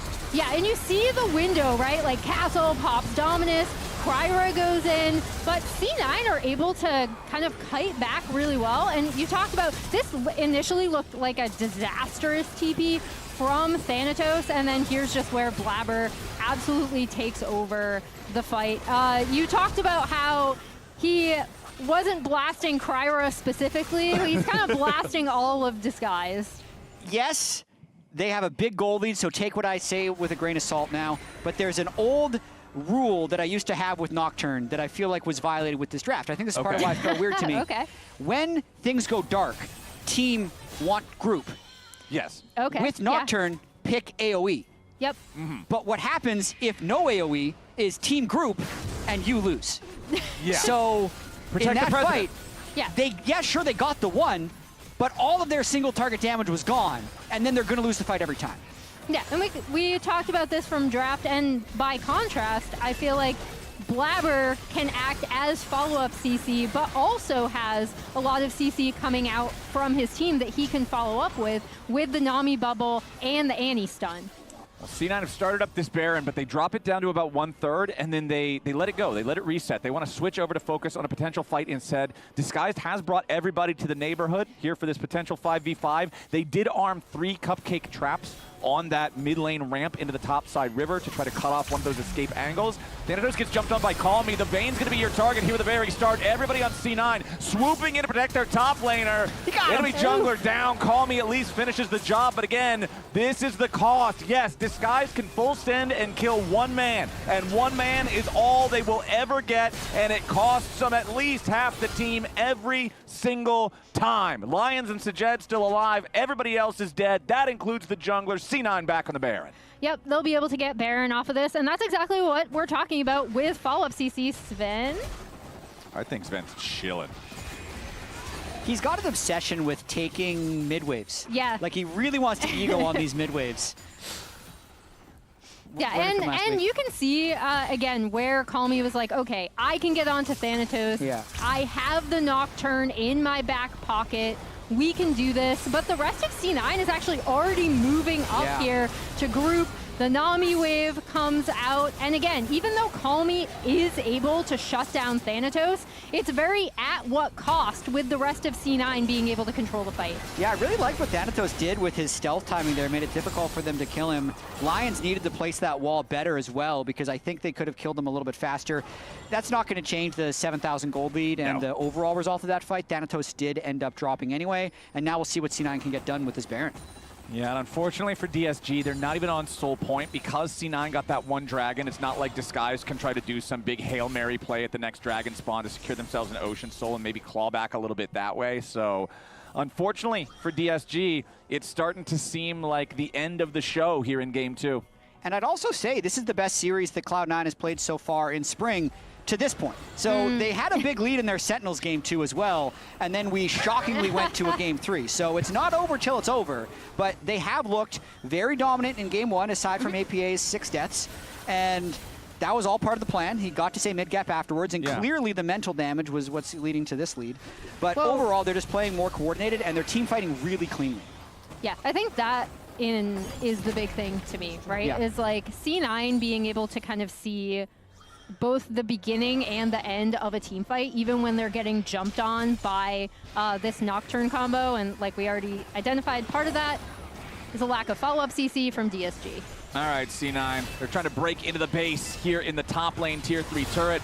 Sven's the target anytime DSG looks at anything, but when he's got Vulcan right behind him, APA and Blabber ready to immediately burst anyone that dives under the Corki, it feels like an impossible assignment for the Disguised side, as you do have Castle in bottom lane trying to at least grab an objective bounty on the tier 2 turret, but that's not really going to matter a whole lot over here in mid. However, Thanatos does get picked. It's Sajed and Cryra making a 2v1 angle there onto the enemy top laner, but at the entire cost of a Nexus turret. All right, C9 with a 4-man push versus 2 defenders from Disguised, but now DSG's bringing everybody in with a 5v4 play. This could be their full send. C9 trying to see how they want to position here for this fight, but Blabber has already missed the ultimate. C9 getting back, looking to focus on Call Me here in the back line first, and Vulcan takes him out with a tidal wave through the smoke as Castle slices forward, but he dices right into his own demise. 5v4 ain't gonna matter. C9 will slam the team fight anyway. Only Sajed's left alive, but the Caitlyn ain't getting away. That's an ace for APA and C9, 18-4, 25 minutes into the game. C9, 2-0 Disguise. And that's the series. Blabbers and Bessa 5-0-11. They just brute force the Nexus in a 4v5 to end it. We posed the question at the beginning of the day, is the blasting wand a circle or is it a straight line? It is a straight line all the way through. First Griffin, then Cryra. Blabber has, he's established himself in a good spot so far here. Yeah, and maybe, like, outside of some shenanigans in game 1, like in the mid game, this is the kind of strongest we've seen C9 come out and look in a series where there were clear things that they were going for in their wins, and their team fighting just looked so much cleaner and more coordinated. Yeah, completely agree. You can see they're relieved a little bit on stage. I'm not even really, just kind of happier. There's been a sense of tension in these other series when I see them win post-game, and we're going to be able to get Blabber's thoughts. Spam the chat to see who your player of the game is. My vote this time is Blabber. Yeah, I'm going Blabber as well. He controlled the crabs. Wait, and that then the means game. we control the vote, right? We control the vote. The player of the game is Blabber. Analyst, what do you think? You guys didn't have any control. You guys had no control. Zero We had control, already yep. voted Blabber. Oh, he needs to. Okay, I was wondering. He came in preemptively. He was so excited to say hi to you, Raz. Oh, he was. He Yeah. was. He saw you though, and then he started walking away. Yeah, we made eye contact. He's like, maybe I should have a microphone to speak Yeah. my mind here. That was good. Yeah, I mean, great showing 2-0 for C9 across the board. I think this was to expectation. We'll get Blabber and his thoughts on it shortly. But, like, when you look at C9 DSG, I had them 2-0 as well, yeah. Yeah. Hey! Welcome! Sit over here. Yeah, okay. The couch is big enough for the both of us. We got some faces. I like that. Yeah. Oh, where's yeah, your face on that one? Do we can have a grab face your from Blabber? We got Sven here. Pass that down. All right, there we go. This is Where's Sven. Blabber? Okay, Here yeah. we go. You can see Yeah. which one. Who We got would you Blabber. give second player That's of the game Cryra, slash right? MVP? That's Well, not- okay, we'll just throw this to the Second? side. Yeah, because like. Because I got first. Oh, whoa. Let's calm down now. We don't have the votes tabulated just yet. But out of all these spaces, who do you think had the biggest, biggest reason why you guys ended up winning the series? I think Ballin played really well. Yeah. This series overall, I think I would give it to both of them. For that whole series, I would say, like, the first game was super easy for me to play. Yeah. Because, well, they were smashing them, and I think in this last game, the matchup I assume is not that easy. Yeah. But I felt like they were neutralizing it very well, and thought they just played the game well, and then, yeah, I mean, they just had a lot of pressure in the game, both games, I felt like, so I would say Ballin. Yeah, I think so, and it's a big bounce back for bot lane, because one of the things I was talking about before going into the series is, like, if you just look at the stats, like, Sven shows up late game, yeah, but, like, stats-wise, laning phase wasn't going great for C9, so maybe, like, DSG could actually have an avenue in here. Not how the game's played out, obviously. So I want to hear from, like, the team perspective. Like, is this something that the team's been working on, or what has the team been working on behind the scenes to kind of prepare for this series? Yeah, I mean, we had, like, a big problem before, like maybe a couple weeks ago, where I felt like I was a bit disconnected with balling. Like, we weren't pressuring at the same time. We weren't, getting vision together. Just honestly, pretty basic stuff. I felt like there was a disconnect, and it's been something that we've been working on a lot in practice previously. I actually feel like we're pretty good at that now. So it wasn't like the main focus this week, but yeah, it's definitely been something we've been working on before, just like being more connected, like us three. And I think it's been showing. Now, we haven't had, okay, well, you're already seeing the player of the game. It's already been revealed. It was pretty much just across the board. you as the vote. How have you felt about your own personal performance so far this split? Because, I mean, lock-in tournament goes by pretty quickly. Yeah. But with this split, I mean, it's going to be a much longer one, thorough one. You get to play against every team. So how would you felt about, A, just your stage performance, but also just how scrims have been? Well, scrims have been rough. Okay. They've been better this week. Honestly, Okay. we've been winning a lot more this week than we have been in the past couple weeks. But yeah, we've not been doing super great. I mean, we're still winning like Of course. majority of them, but Yeah. like Sure. super great for like what we expect for how good we think we are. And I think honestly on stage I've been playing pretty well, but I've been having like some oopsie games. I think this Juani game versus Lion I played bad, but the other two games I played well, I felt like. And versus Sentinels, I felt like I played pretty well the whole series, but because I missed the Rift Herald, That's all people think about. well, I also killed myself at Sejuani. Yeah. Yeah. Yeah, Dom, we got a mic. Do you want to talk about it at all? No? Yeah, I felt like I was playing pretty good that series overall, but yeah, I ran it down with Rift Herald and then happens. Yeah. Well, we got some your coach chirping you a little bit, walking behind. I'm on your side with that, by the way. That you made contact with the turret. It looked like it hit. It looked went like it through hit. the Yeah, it turret. does. I'm It looked on like your it hit. side. Yeah, a I'm little on bit. your side that A way. little bit. I got to catch Jack after game number 1 because he's obviously here watching the team, cheering you on. He was referencing the similar things about how he's happy that the team's actually performing well in scrims, or at least better in scrims lately. But he was nervous about the 6K gold lead in game number 1. Were you nervous at any point during game 1 when you had this big gold lead? I definitely felt a bit too strong. Like when we took that fight at the red buff, it was a 44, but like positioning wasn't super great, and MF was coming from base, and then yeah, I was going for a lot of fights in that game, and I mean pretty much all of them turned out well except for the one at the red buff. But Yeah. I did feel extremely strong, but I was never worried because we had all the Drakes, which is all that matters. Yeah. Cool. Well, thank you so much, Blabber, for coming on and chat with us. Congratulations on the you so much. 2-0 clean wins right there. But a reminder that you can check out the C9 Kia Champions Arena after the LCS today, where C9 and Blabber right here, along with the Sentinels players, will play in an AREM Mayhem show match on the C9 Twitch and YouTube channels. Blabber, what do you think about your team? Because you got 3 Sentinels members on your team. We're swapping it around. Who drafted these teams? Oh, that's a Who great did draft these question. teams? Actually, I feel like you would know more than us. I have no idea who drafted these teams. Oh, Sven and Thanatos drafted, They drafted these them? teams. So Sven I was drafted first you. pick? I was first pick? I That's all don't that know. We're about to matters. figure it out. Who's You're my about first to- pick? I think you guys just need to tune into that one. I'm going to be asking that question to figure out who is actually valued in this. Well, you can check out all that action after the show today. Make sure to stick around and check out the C9 Twitch and YouTube channels. But for now, we're going to send it to a short break before we're back for our second series of the day. Sentinels versus FlyQuest coming up next.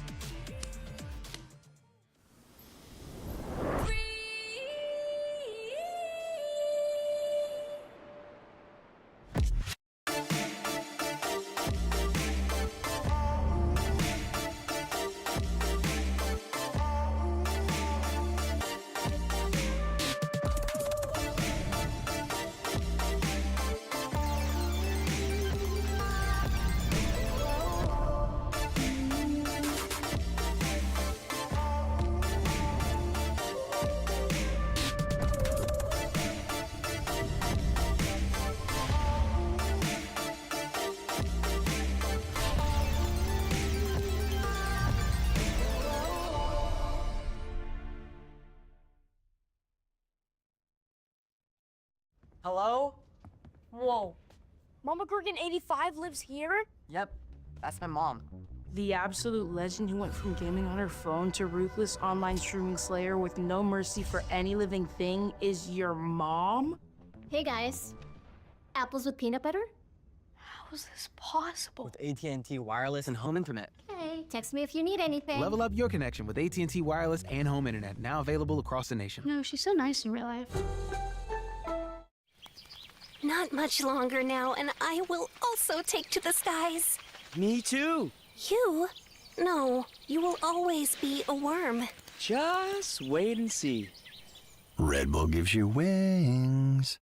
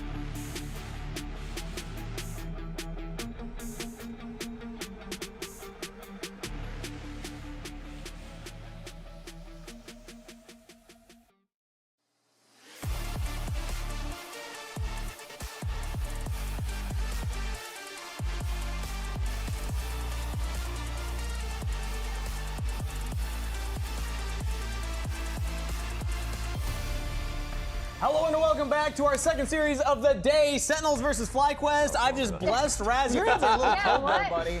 I've been blessed. You've been blessed. Yes. That's what that means right What's there. going on? And were you both aware that this match has a very important, head-to-head on the line, which is kill participation in the league, Emily? I was aware because I was the one that asked you the statistics. Segue. Hanbok and Cryogen are #1 and #2 of all LCS players in the league for kill participation. And I'm not going to go into that's like a good or bad stat, but I think it does a good job of showing how each of these teams play, right? Yeah. If, Sentinels is going to be doing anything, Hanbok is going to be there. He'll be there, yeah. FlyQuest love to play through this power 2v2 bot lane of Masu and Cryogen, who's kind of been like arrived on the scene and done super, super well in a position where people were worried about how he would replace Bufio. 100%. That's why the stats look a little different, simply because all the action from FlyQuest side is happening through their bot lane success. Yeah. So if you're asking me what I think is going to happen in this series, I kind of believe that FlyQuest will do a great job today. I have it as for me, a solid 2-1. Okay. Yeah. I believe in them. I think Sentinels, they're doing the classic ramp up, but hey! Kangas! I'm taking a chance here. So Okay. I think FlyQuest are the more obvious favorites, but when I look at how Sentinels play, they actually haven't won a series yet, but they've won games in their series, and I think that they have a more solid and stable mid to late game. Even if early game gets a little funky, I think that they can just close out team fights anyway, and Hanbok is just as crazy as Griffin. So I think that's going to be fun to juggle. If they get down 10K gold, boy, they'll come back. Yeah, just one team fight, guys. Exactly, they just need the one team fight. So that's our thoughts, but I want to hear how the casters feel about this second series of the day.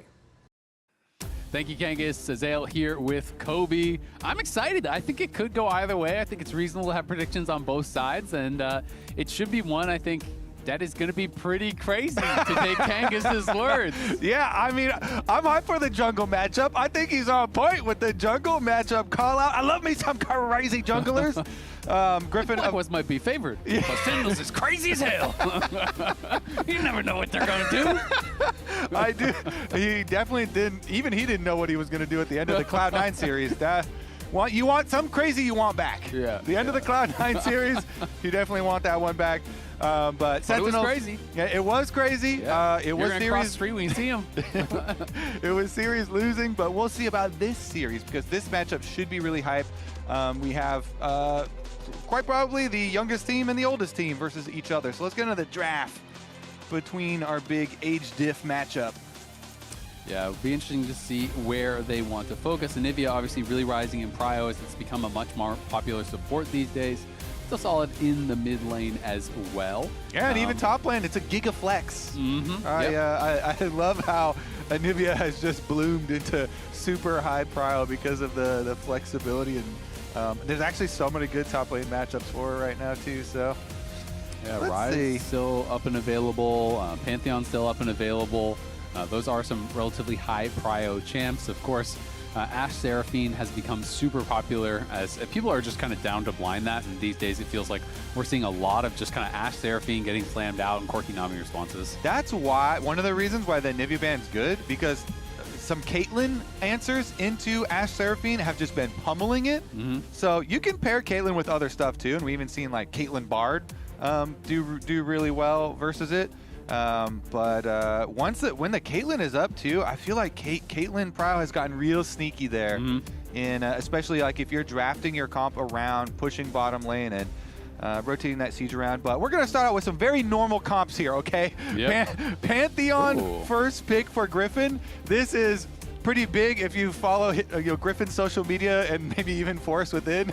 But the meta Pantheon discussion looks like he's gonna lock this one in again. Again, he had a really successful Pantheon game already this split, and Hanbok's Skarner is, I would say, equally as kind of like highlighted by their owner of the entire organization. And it's actually himself. the only champ that they have gotten wins on so far. They're 2-4. Both those wins come with him playing Skarner. Obviously, notably, the big catch on Sven against C9 last week was able to kind of turn things around. So That it was is a going to be notable one. It was a notable one.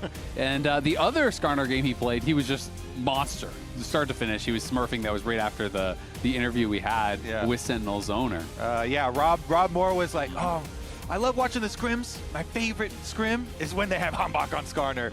So we're going to see that on stage here instead this time around. And Skarner, you kind of highlighted the amount of CC that it brings just pairs so well with the Rumble. You always want stuff to keep people on a Rumble ultimate. And Sentinel's kind of rounding it out here with the Rise as a very flexible champion. With a lot of options. As far as the mid lane counters go, too, the Nivea is kind of one of the biggest one. Yeah. But the Cassiopeia is an answer that has previously been used, and she got buffed. And what you can still do would be like a Talia, if you want to do Talia Pantheon. That kind of sounds nice to me for FlyQuest. Even though Talia's fallen off a little bit, it still can answer into Rise pretty well. I'd be okay with it, like, if they want to gank it a lot, you can go Annie, you can go aggressive options and stuff. Obviously you can just always go like slamming a Azir or some sort of control mage and just kind of play to farm. But Rise obviously pretty strong, and of course Seraphine going to get taken away. That is kind of what they are giving up by allowing their bot lane to drop to the second phase. You're not going to get that Seraphine Ashe for free. And Masu and Crygen have been super strong in the 2v2. So Rahel and Huhi are going to be knocked down a few pegs on the tier list, with a lot of the heavy hitters already being banned or taken away. Varus is gone, Seraphine is gone, the Karma is gone, and you now have the Nautilus gone as well.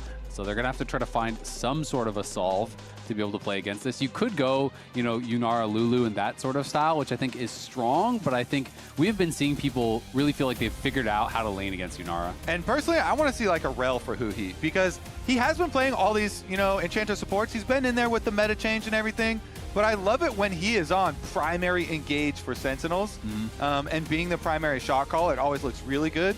So I will take a Bard, that you can have engage and disengage with that. He can also play defensive. He can also peel.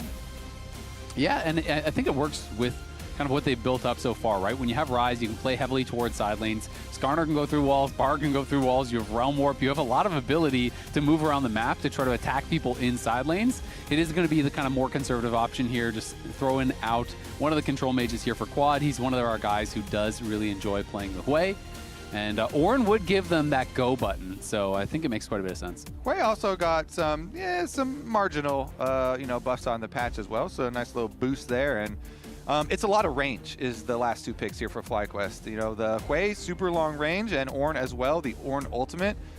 Huge combination abilities here for both those champions. So I actually really like the rounding out of the FlyQuest comp here. They start out with very strong independent jungler, super strong bottom lane for Maso and Crygen, which you talked about doing really well in lane so far, and they round it out with some real team fighting picks for both their solo laners. Yeah, and I think Hui is actually really annoying to play into for a number of these champions. For Skarner, when you're trying to go Ishal's Impact through a wall, the fear is so easy to actually just hit and be able to knock him back. You can also just throw down your root at the end of a magical journey for Bard, and you can go straight into that. So Hui has some good answers into a lot of these champions and can play with range quite effectively, where some of these kind of more mid-rangey champions like the Rise, if you walk too forward, you get stunned by the Pantheon, bubbled by, the Nami, all the CC is going to come in. Meanwhile, that Caitlyn priority I was talking about at the beginning here sneaks into game number one with the Bard combination we're going over. This strategy for super hard push on bottom side, try and punish as much as you possibly can to open up some lanes for like a Rise split push later on. And then you can get some Realm Warp plays going for yourselves, play the map a little bit on the side of Sentinels. We'll see how good that is, because Sentinels, they have been able to have some very controlled mid games to find some success for the team. Yeah, we'll see if they're going to be able to get things going the right way. Sentinels still looking for their first series win of the split here. FlyQuest, of course, having a very dominant win against DSG last week, and Griffin looking to pick up where he left off there. He is posturing for a potential fight at the Raptors here at level 1. Yeah, gets a rock in the face. Get away from my Raptors. Never mind. Ward down, though. Ward is there, but Ward also seen, so they can work around that vision. And interesting thing is, when it's warded like that, especially, people are always really hyper-focused nowadays on starting Raptors, you know, so you get your Raptors to respawn quicker. But especially if enemy knows the respawn time of your Raptors, Pantheon will invade all day. Griffin is almost a signature for him now. Just come invade your Raptors. He did this last weekend, just going up, trying to beat down enemy junglers at Raptors. Big hype, though, for this matchup is the age difference. Very big age differences, the biggest in the LCS, and you can see support and top especially. Yeah, namely on display, especially in the top lane. An interesting way to look at it is the age difference, since we always do like at 15 or 14 stats, you know, in League, is 2015. This is the year that like Impact and Huhi first came to America. How old were these players? When Impact and Huhi came over, you know, they were 20, but now you got a bunch of babies, especially on FlyQuest side. So Sentinels might not be favored today. Yeah. But in 2015, if we played they would be favored. Yeah, if we played this match in 2015, we'd have a 7-year-old Gakkos up there in the top lane. He's probably got like some Cheez-Its on the side. He got some snacks and everything. Yeah. Little goldfish, you know. You got all your snacks. Sippy cup, maybe. Hey, I mean, a lot of the LCS players needed a sippy cup at 20, so there's no shame. How old was Sven Scary? Because, yeah, he spilled in his 20s, yeah. Spill Scaring. He spilled every single day. Yeah, that was crazy. It was out-of-game mechanics, you know, leaving something to be desired. The in-game mechanics, they were on point, though. But interesting with the big age difference, we've also had a fairly substantial difference in the way these teams have found success in games. And it shows up a lot in the early game stats in general for these two teams. FlyQuest, you would kind of expect the young team with lots of mechanics, and I don't know, I feel like people always just imagine like you're hot-headed if you're young and you're just like super aggro, you know, trying to take a bunch of fights to have an early game advantage. And if you thought that, you would be right. They have had some very positive early game gold stats for themselves. And Sentinels, the kind of opposite. And it feeds into another one of these just like assumptions that people have, especially that are surrounded like, oh yeah, well, the older players, they've got to be, you know, bigger brains or something to cause them to be able to come back from gold deficits, right? You have to be wise to come back in later stages of the game, right? Exactly. Stay calm under pressure. It's also kind of crazy because these are at 14 stats, but I was looking at the at 15 stats, which you can obviously see on Games of Legends, and Impact is averaging down over 700 gold at 15, and his entire team's deficit is significantly less than that. Yeah, they chopped it. It was like 400 something, so the rest of the team's making up for part of. And so far, hey, he's got an advantage on that top side. He's playing, you know, first strike rumble. Yeah, he's cheating a little bit, but we take what we can get, Kobe. True. You don't really take your matchups into account when you look at stats, right? You know, just it's a numbers game. Exactly. But yeah, rumble, of course, earning the extra gold there. Always nice to take first strike versus the tanks. Try and farm off them even more since Gakkos is just looking to sustain and scale up for his team, and we're having a lot of that so far.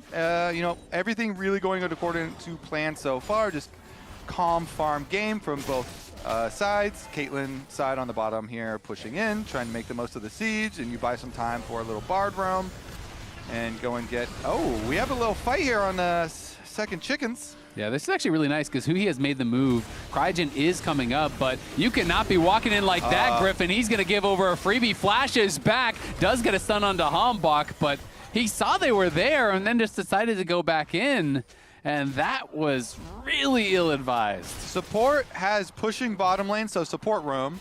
Mid lane also pushing, so mid lane walk over. And what we talked about earlier with the Raptor respawn timer desync, since it is the third camp for Hambach, since he did his red quadrant, but it's the fourth camp for Griffin on the other side. He's able to get there for the steal. Yeah, and now Griffin is going to be put way behind. So I want to see, how much did he actually see? I mean, you knew that Ryze was walking from mid lane because you saw him leave from mid lane. I mean, there's just no way. There's just no way you can defend that because he saw the Ryze walking in and they knew that Bard is missing. Even if Bard is not there, you still should not be walking in knowing that the Ryze is going to be there and the Skarner is there. Yeah, it is one of the super dangerous parts about the Caitlyn Bard lane. It does buy the Bard a lot of roam timers, and we were kind of just talking about, as we saw in the bottom lane, then push in, getting the extra roam timer. So him coming plus, very easy setup for Rise there. No flash or even ghost necessary for Dark Wings to get into range. Very nice start for the first blood for Sentinels, and we might have to readjust our early game stats, Azael.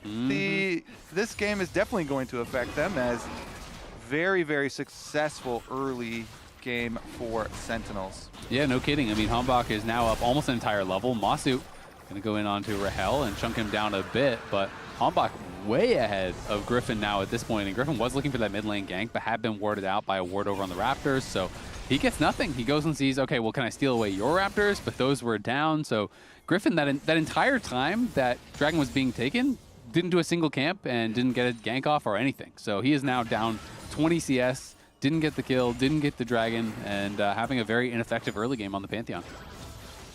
Okay, let's see if he can turn it around, or if it is going to be another Rob Moore favorite of Hambach Skarner highlights. Because, man, Hambach really is so good on this champ. I do think it is still, especially for solo queue, a bit underrated. Very good tank in the meta at the moment. And it's set up with a really nice chance to succeed in this comp as well. Especially with the Rumble here for Impact doing well, farming up. You need to have some real threat behind the equalizer. So, you know, he's making good on the first strike money, as well as fairly healthy CS difference for himself in the top lane. So, I mean, it does look like a very nice pathway through this game for Sentinels. They've got the Mountain Dragon for the extra defense. What about this brush camp, though? Don't think Hambach is too scared at all about face checking. Looks like we are going to have the Realm Warp available for Dark Wings. Does he want to use it? They're going to try to go on to Impact, I think, here. Potentially, no. Instead, they're looking for Hambach, but the Realm Warp is going to join them up. And now, Geckos has no mana, no health. They got to get out of here, but the Impale is going to be able to land right in onto Griffin. Equalizer comes down across multiple members, but it is Hambach that falls first. Cryogen has arrived earlier than the Bard, and they're going to try to chase for more. He's still moving up for now. Griffin low on health. The heal going to come out. They're going to look for Dark Wings. He flashes, but he's stunned. Dies for free after the flash is donated as well. He just arriving to the Grubs now, and FlyQuest got a couple big kills back. The kids get some revenge right there. Jungle fight, they get the chase down here, pulling back Skarner and being able to finish him off. Really nice combination from Quad to have the full damage. And he stole the scuttle. What in... He stole it with an auto attack, and now Griffin's got to leave. Dude, Griffin is still down 20 jungle CS. He has a smite, too. I guess he just didn't think he needed it, or maybe didn't see the auto attack coming out of the brush. Maybe it came up right after the scuttle. The real victory goes to Sentinels, though. Yeah. Grandpa might have taken a little bit of time to get up there, but he was on point with his auto attack once he got there. So, I'm looking back at it now. He was fully out of vision. So Griffin would have had to react to seeing the visual of the Q from the brush. So you can give him, you know, you can give him a pass. Give him some consideration on that one. But could also say, you know, you're so young, right? Yeah, you should be able to react to any visual that pops up. But here's another look at it. So this is a Realm Warp here. I thought it was going to actually be good, consolidating the fight. Never mind. Masu does need a trap, going to get bound into the wall, and in comes Hambach. Ishtal's impact straight into the wall. Masu flashes back. Here comes the ulti. Masu still surviving for now, but Cryogen has to flash out as his AD carry falls. Nice little setup there from Sentinels. I'm not sure how Masu initially got trapped, but the CC just kind of didn't end after that. Yeah, let's see. I mean, now you're going to lose a lot of minions here on the bottom side as well. Good gank from Hambach here, syncing up with Huhi's Bard. And they're going to just push this Caitlyn into full siege mode, you know, accelerate with all this extra money off the tower plates on bottom side. A lot of extra alone time there. Still looks very good for Sentinels overall. You know, Hambach got to his Heartsteel immediately there. Recalls, gets it. Here's the initiation, was just a beautiful ult from Huhi. Ult into Bard Tunnel, and then the Corki was actually close to the wall, so he was like, oh, great. Well, I'll just get a Cosmic Binding on the Corki here. Yeah, that was really nice little done. setup. Huhi's making moves across the map, okay? Bard #1 stat is annoying factor, and it's through the roof. He stole the crab on the top side, then got back bottom for a very successful gank, and turns out we're splitting grubs at the moment, and since looks like Hambach is going to have alone time with the last one, Sentinels will retain their control over the neutral objectives as well. Mountain Dragon in tow, 2 grubs for themselves. Using that MasterCard power spike of the Heartsteel very effectively, as obviously Griffin didn't have his item completed just yet. He then based after taking that first grub and was able to grab that. And the Tempered Fate into Trap, obviously pretty strong combo. When we snapped down there live, we just saw him in the trap, but hit that Bard ultimate, sets up the trap, and he was pretty much perma-CC'd after that, because it's Bard ult, into trap, into binding, into Ishtal's impact, into, well, you can flash, but you're not going to get out of there anyway. FlyQuest, though, are first in the area for this dragon, and we'll see if Sentinels want to try to contest it. Gold lead slightly in their favor, as well as that 1 dragon advantage. Scuttle Crab at least achieved for FlyQuest to give him some vision, but might be a bit dangerous to actually fight it. So, I mean, honestly, it's only a dragon #2. You've got orange scaling you want to rely on, maybe. So they're going to give this one up for sure. Just have Darkwings push mid lane, try and get an extra little, head start on that minion wave. Maybe he can chunk out one. Oh, they're going to rotate over. Griffin's got a blast cone. He's going to ult through. Oh, here he comes, but he's going in a little bit too late. They want to try to look for a fight, but they're not going to be able to find it. So the Grand Starfall gets a bit of nothing. Geckos had walked down pretty much all the way because neither top laner had TP and Impact equalized the wave. So they were thinking, hey, maybe if Geckos can get down here in time, we could find a fight. At the end of the day, though, the Grand Starfall amounts to nothing, and that is a long cooldown to be using. Yeah, I was wondering what angle. Well, here we go, another Bard ult. Tempered Fate there, binding. Trap going to be able to follow it up as well as he is getting CC'd. The bubble gets flashed over by Rahel. In comes Hambach with the Ishtal's impact. He's going to flash in for the Impale on the Masu, who has no flash available. It's a double for Rahel as Huhi sets him up, and Rahel knocks him down. So Huhi is one of the oldest players on the Rift right now. His mechanics looking pretty good. Setting up a lot of CC chains, a lot of plays for the team. I don't know. Sentinels here, 2,000 gold lead early on. This is not a common occurrence for them. They had, some good setup though. Huhi hunting here, saw Crouchin.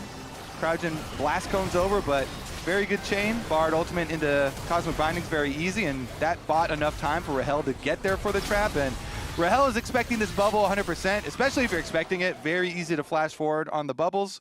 So it's a double for the Caitlyn. Hex optics already done. Ooh, it's gonna get painful for FlyQuest. Masu looking a little frustrated there as he goes down again. Hambach preying on that bot side. 2 visits, 2 kills onto the Corki. And Cryogen starting to feel that as well. I think I'm with Rob Moore. The favorite Sentinels games are usually with Hambach on Skarner. He's looking good.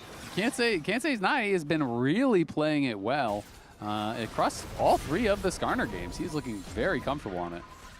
And they are going to go in, but I mean, you're not going to get a kill here onto Hambach. He has Rahel behind him, so we'll get the prio around this scuttle at the very least. Question is, who can even answer the Rise bottom right now? I mean, Ornn has teleport. They're doing kind of a hover with Quay on top. So they are ending up with a teleport coming from Ornn. Rise already has a team here, though. Yeah, and that tower is getting kind of low. He's going to be able to clear out the wave, and we'll be able to hold on to it for another wave or 2. But Griffin and Cryogen moving down here. Hambach and Huhi in the area. Could be a potential 3v3, but I don't think FlyQuest wants that. You'd be very low on damage with 3s3. Honestly, good play from Impact up there. He didn't play overly aggressive on the Rumble. That was the cost for FlyQuest was very apparent. We didn't get to see anything happen for them on top side. The reason they were paying that cost though is to try and make a play on Impact. They have both solo laners up there. Quad walks up. He's like, okay, if Rumble steps too far or anything, maybe we can make a play top side. Then you teleport down bottom and catch up with the Rise wave. But conservative play from Impact during a correct timing there, and ends up with an extra turret plate for the Rise for Darkwings on the bottom half of the map, and teleport used. Yep, good to be able to stay safe. Griffin the one starting up this Herald for now.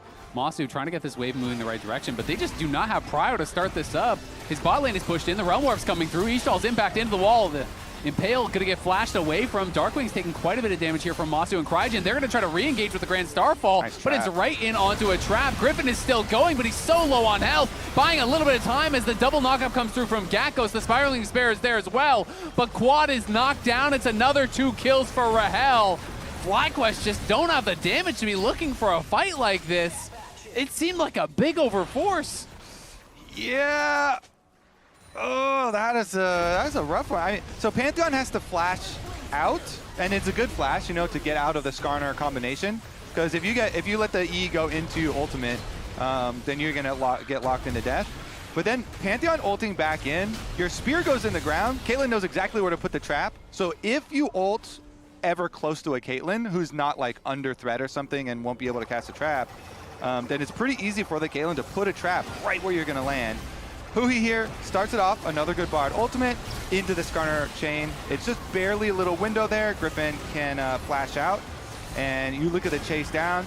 Trap gets there just in time. Headshot goes through and tries to go in, but even with the Ornn ult hitting there, they already burned him down, had the damage, and Impact just roasting them on the front lines here, trying to move them back. So very good kind of response from Sentinels. Yeah, really well done by Sentinels. Just seemed like a big overforce from FlyQuest, though, to me. I mean, that fight was not even close to working. Impact just kind of dropped the equalizer between the 3 members of the backline. They never even got close. And Griffin, you know, yeah, he had to flash the Impale, but he didn't have to be there. You saw that you had lost Prio mid. You saw that they're walking over from there. He could have walked up towards Quad and out towards top lane and saved his flash. And now, you know, you commit to that fight when you're already down. You lose the fight anyway, so now you're down about 4K. They're going to lose the Dragon, and now it is sole point here for Sentinels, who's taking full control of this game. I'm going to look for a potential play here on a Darkwings. Nice. Rumwarp will be able to get out. I don't think they had the stun back up anyway to be able to interrupt it, but well played there by Huhi to keep his mid laner safe. We're going to have a very early Infinity Edge for Rahel on Caitlyn as well, and it is done now. So 17.5 minutes Infinity Edge for Rahel's Caitlyn, and the map is kind of crumpling on bottom side. It is going to be traded with some top side pushing. Quad will eventually be able to answer and get this top tower as well, I assume. Actually, they can't even finish off the remnants of it, so recall timers go out. And we'll see, because the map is getting pretty dangerous now for FlyQuest, especially if you are a Hui. This is very good, you know, control mage champion, good range, you know, nice AoE for team fights, but split pushing is quite dangerous for him. Yeah, it really is. And I mean, there's a lot of tools to attack you on that side lane, you know, with the Skarner, with the Bard, can get up there and really make things difficult. FlyQuest trying to maintain some control in this bot side here, but it is Rahel pushing up mid, and it is Quad going to get interrupted under his tower. I don't think they can look for a dive in this spot, but they do kill off another tower with the Caitlyn. They take down mid lane, and now Gakkos not going to be able to trade back. He's just going to have to back off as the gold lead continues to extend here. FlyQuest are going to have to try to find some plays of their own if they want to turn this around. Yeah, I feel like it's got to be off of Ornn ulti at this point. You can definitely make some really good picks with that. You know, that is a way to put pressure on like a Caitlyn or something if you're going to go for a Pantheon ult play. So they really have to have one of those big abilities plus the Pantheon ultimate and just, you know, try and go for a pick on somebody. It doesn't necessarily have to be Rahel, but that would be the biggest bounty to collect. Yeah. If you could possibly make it work. It absolutely would. And I mean, if they could get one dragon, delay the game, I think they have a real chance. Because then the ornaments, are all coming through and everything. Obviously, Ornn has his own. The first ornaments are going to be coming in pretty soon. But Sentinel's moving up towards topside, looking to attack this pretty vulnerable Hui, who is up here. They clear out his vision. Crygen playing behind him, knows that he could be vulnerable, so wants to be there to keep him safe. Masu going to be able to Valk away. That was pretty close to getting caught by the Tempered Fate, but quick reactions from him will keep him safe for now. Okay, just should buy Ornn a little bit of time here to get another wave on bottom side too. Gonna have a rotation over to try and get some vision down around Baron. Looks like slowly move in. Crygen and Masu are pretty safe to do so. So yeah, just keep your defensive vision alive here. Keep on farming, keep the income steady. If they, as you say, can deny the Dragon Soul and also keep the gold lead from getting bigger, then tough, though. those are your two big first things necessary for hope to stay alive. And Gakko's going to be in some trouble here. They are trying to move down and help him out, but Huhi here pretty early. Call the Forge God is going to come out as well as the Grand Starfall. They're going to be looking for impact, but Darkwings is here, Rahel is here, Hambach is here, and FlyQuest are slower on the fight. Gakko's trying to run the Ishtal's impact, going to connect in onto Quad, and Quad in so much trouble. The Spiraling Despair comes through. They do get one kill on the side. Masu able to sidestep the Impale. Rahel stepping forward, though, looking to take the fight. Darkwings in the middle of the team, knocking them down. Sentinels running over FlyQuest. They get destroyed in the bot lane. GG right there. Rahel comes in, crit, crit, crit on the back line. And that is going to be an ace for one. The sacrificial impact here, well worth it for Sentinels. They start to play out, him and Huhi. He knows the entire team. You can see the mini-map. They're all rotating down. You get Realm Warp coming in. So even when Griffin uses the ulti here, Sentinel's still on the attack, looking to punish the arrival. And Rahel, look at his route. He goes over the wall on the outside, gets the Q over the wall into the ult onto Quad to kill off Hambach's target, which was a really good kind of E backwards there, and a bit of a kidnap. And Sentinels can just run it through afterwards. Flash from Darkwings. They finish the chase. And you got like Caitlyn flanking around the outside of the lane there. Makes it hard to escape. Back to live as Griffin going to get caught out once again. There's no way he's getting out of this one. Masu and the rest of the team have got to run. They're trying to delay, but the Dragon is up in 9 seconds. Your jungler is dead. The Baron's on the map. Sentinels crushing this one as Hambach finding more and more good engages. That last fight, being able to pick off Quad at the very start, the fight is already done as soon as that happens. And Rahel now already past his 3-item mark. Masu just starting to work on that. He is so far ahead, nearly 4,000 gold, the individual lead down for Rahel. Yeah, that is a painful sniper.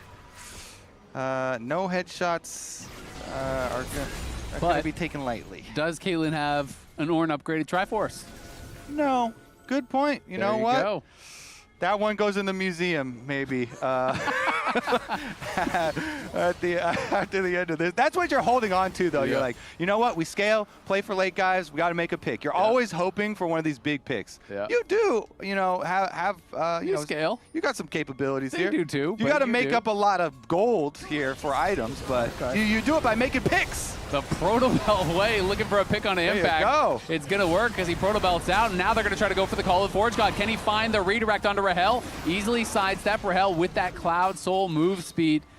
Just able to easily get out of there. That would have been huge if they could have caught the Caitlyn as well. They might have been able to look for a Baron start. But Griffin now in his own jungle has been spotted by Sentinels. Rahel pushing up mid lane onto that tier 2. And Griffin just going to have to give up yet another buff here as Hambach continues to build that lead. Yeah, I mean, this is what happens usually when you're that far behind in the late game and you're trying to make comeback plays. Commit a lot to one side so you can get your pick, but because of the extra gold lead that's been built up and the pushing on the map, you're allowed to get so much more for Sentinels still. So our two things that we were saying for FlyQuest hope to remain alive, one of them was deny the Dragon Soul. That one didn't go so well. The other one was keep the gold lead low at like 4K diff. That one also not going so well. No check mark. Third ornament. There you go. Those are going well. That is going well. Another ornament. It's a 3-0 ornament lead for FlyQuest. It's so frustrating too, Cloud Soul. When you're playing against Rise and you're already like, what do we do about this split pusher? Well, now he runs fast. He's super fast. The entire team is super fast. Even the Skarner that's cruising through walls at you and kidnapping your carries is... And then he impales you and he hits the NOS and drives away. True. Takes you back to the base. True. That's actually the funnest part. Yeah, that's crazy. Oh, no. But we'll see. Okay, well. Now you're praying for Elder. Let's be real, as they're going to look for an engage here. Impact taking a lot of damage. He's going to get bubbled up. Nicely timed Tempered Fate. Immunes the pop there from the Spiraling Despair. Griffin trying to attack on the side. Masu getting involved here. But it just doesn't really hurt Hambach, and Hambach is not scared of this Corki whatsoever. FlyQuest looked like a decent start, but at the end of the day, they can't really find anything and do lose the tower. Yeah, they keep going after Ornn, after Rumble, after this, after Impact here, and honestly, rightly so. But good defense from Huhi there, kept him alive. Now Gekko's. Call of the Forge God going to be coming out. They are looking for the stun here, interrupting the Call of the Forge God, redirecting. Gekko's flashed over the wall, but he's got no way out from this spot. It's a pretty easy pickup there for Sentinels, and immediate pings back onto the Baron. Yeah, no way for him to waddle out of mid lane. That's the other really troublesome part about being super far behind in games, is there's a bunch of wards from your opponents that are so deep on the map. When you move out onto the map, they have a lot of teleport locations to just teleport on you and collapse after a play occurs. So Sentinels make good on the trap there, the punishment. And now with Baron, I mean, you really cannot stop Caitlyn this fed with Baron buff Siege. Like, you just can't do it. It's going to be very, very He's got difficult. Flash and Barrier up too, and a Bard that can defensively ult on And good block timings. it, and your soul laners are super strong too. They're both up 2K individually, so even if you somehow magically kill Rahel, you might just be dying to the Rumble as well as the Rise, because everything would have to be sent onto him. So Sentinels looking like they are very close to being able to close this one out, and would be a big win in a game one here against FlyQuest, who I think a lot of people were favoring, though this obviously is one that could go either way. Yeah, definitely so. Yeah, Sentinels looking pretty controlled here. Ooh, good immune there. Yeah, nice Bellows Breath, immunes the Tempered Fate. Cryogen not so lucky. Stunned, suppressed, knocked into the wall. It is fish for dinner. Cryogen's dead in a hurry as they're just trying to play for some sort of vision. You know your only chance, and it's kind of a snowball's chance in hell at this point, is stealing the Elder, right? So you're trying to get some vision in that area, but Sentinels are clearing everything out, and they do not want a 50-50 to decide a game like this. They are just looking to barrel down the mid lane and see if they can close it out with another pick. Ooh, I think they're going to be successful in that endeavor. Mid tower already down. Bot side, Darkwings has the minion wave here, ready to evaporate this tower as well. And Impact, even looking for a little bit of an angle here. Can they get even more? Caitlyn Trap starting to go down. I mean, the closest timer is Elder, so that's what they're thinking is nobody make any, like the only possible way Sentinels like kind of lose this game, somebody blunders at the Nexus right now, and then FlyQuest. That headshot was 60% of his HP. Ouch. Yeah, that's an ouch. That was literally one auto. Okay. One bullet is all it takes. Yeah, I guess rapid fire headshot, legit all it takes. As Masu sent back to base. When do you think that IE is coming in for Corky? Next game? Next game, yeah. Right. Next game, yeah. That sounds about right. He's got a dagger right now, so. That's not too close to an IE. Yeah, so now all No, we it's gotta not. do, guys, all we gotta do is just play connected, okay? The only way Just we're gotta gonna play lose together. is getting picked. Yep, just keep getting picks, play connected. I've been loving our Huhi shot call listen-ins. We had a really good one in the FlyQuest series. That's another bullet into Masu's head. Wait a second. Someone might want to block that. Nah. He's not the president anymore. Too many deaths. They're like, you know what? He's been downgraded. Nobody really wants to take that. Yeah, that's fair. Well, Masu gonna pop the barrier as impacting a ton of damage. Cryogen might just burn down. He does. Darkwing's on the side, dueling against Griffin. He's winning that, and the Elder is being killed at the same time. Sentinels loses no one, as it's just a couple members looking for the fight. Now the Run Warp comes through. The three-man knockup. Masu is just shot out of the air. Rahel has been unstoppable start to finish, as Sentinels dominate the first game here against FlyQuest. Hambach and Huhi want to chase squad. They want another kill to pad the stats, but it's Impact, it's Rahel, and it's eyes on closing out this first game. Quad is going to die as well. Darkwings can't get there to steal the kill, but the Nexus will fall as it is 19-4 in just under 30 minutes. Sentinels going to be able to close it out and take game one. Beautiful game from Sentinels. Controlled, methodical, big plays from Huhi, Hambach, and honestly, all of them quite good. It's I guess the hardest part about this game is going to be the discussion over who gets player of the game. I think Hambach, he started the snowball. What do you think, Lounge?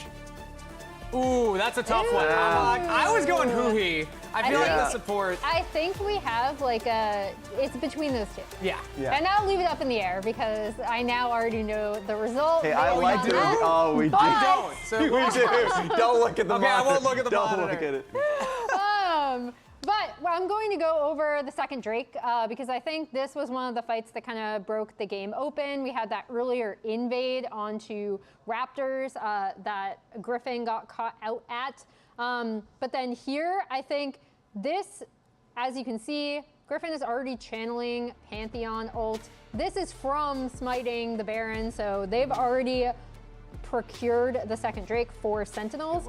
And this Pantheon ult comes in very late and off the top right here, which allows for this Bard portal to just go out, and the rest of Sentinels are going to be able to escape very handily. Not only that, but Darkwings is actually going to be able to ult into the mid lane to catch that. And now Sentinels, after Hambach is up clearing, they're going to look for this play on the bot side. This is the Bard ult coming down here. You saw all the pings going down. And then they just clean up Cryogen first and then get right onto Masu. This is just, I really liked Sentinel's willingness to kind of go all in, especially when Hambach is on this Skarner and Huhi is on a playmaker, because you can see in each of these cases, right? Like the Pantheon ult is coming out late, but they're still able to escape anyway via the Bard portal. They had a really good setup on the bot side to further dive onto Masu and Cryogen, and that Bard ult is then their go button. Huhi was everywhere too. He was. And so there it is. Huhi ends up winning player of the game. Hambach getting at least a nod. Kobe voted for us. Okay. Yeah, it was Zale to win Hambach. Okay. I was wondering if it was going to be a casters versus analyst lounge. We do win that. Yeah, we do now, yeah. I really did like the interview or like the pros episode in which Impact did talk about like how he felt like bot lane generally creates a lot of plans. Yeah. And he was like, maybe we shouldn't go for like this draft anymore. Like the idea of going for something that's heavily playmaking mid jungle, because like bot lane will tend to do it. Guess who's the major playmaker? The thinker. It's See, our Twitch chat's smart, man. Yeah, the Twitch chat is on our side. All of us. Same side as us. Same wavelength. Yeah. I got to say, though, props to Hambach. I think he deserves more than 5.4% right there. He got the Skarner. Blabber was walking by, and he was like, how does he keep getting the Skarner, man? Like, why do teams give this to him? Yeah, apparently he is just crushing it. Like, Rob Moore brought it up as early as week 1. Was like, I hope to see Hambach on Skarner. I think it suits his play style really well as a playmaker. He's someone who is really willing to go in. And you can still see that kind of progress that they're trying to make of, like, Drake focus, right? Yes. Like, again, this was a huge Drake focus game for them, and it really paid off. And even earlier before that, like the Raptors contest that they had on top of that, like that really pushed out and killed Griffin, and all of it is supporting Hambach's play, and I think Skarner makes it easy. It's an easy go signal on how to be able to start a fight. So now that they don't have Bard ulti and Skarner ulti, we got to find a little bit more creativity there. Also, final fact, pour one out for Masu and Quad. They had 0 losses on Cork. Both picked up their first losses on those champions. But make sure that you at home don't miss out on any LCS action when you get your favorite foods delivered on Uber Eats for less gold. On the other side of this break, we'll hear from last week's Player of the Week, and Game 2 is coming up right after this.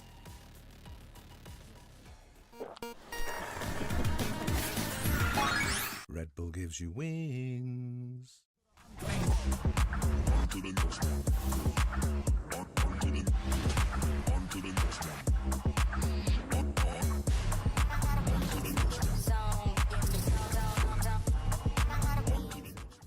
Rich in the ground before Dub can even get there. In time to try to knock out as Impact gets bursted. Don't feed. Knocks him down. Get fed. Scan the QR code for deals only on Uber Eats.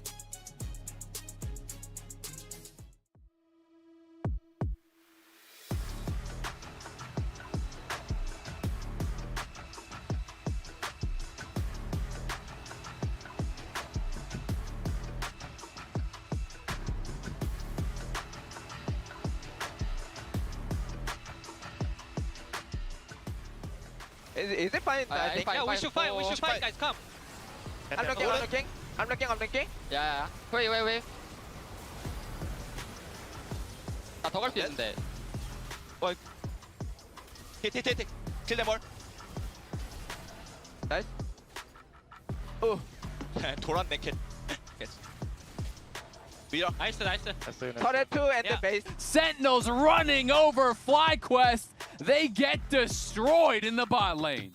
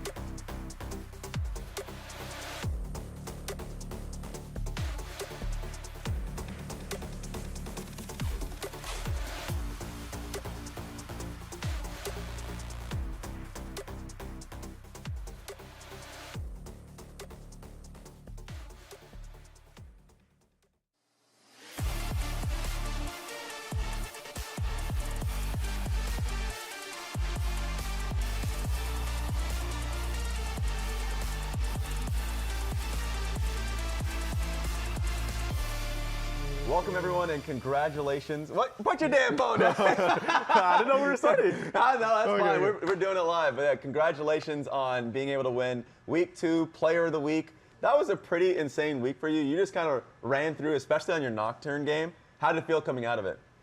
Oh no, I mean it feels great because we haven't played on stage, or like we haven't had a win, like a series win in quite a long time, maybe like 2 months. So it feels kind of bad because it does feel like we're improving a lot, especially after we went to Korea.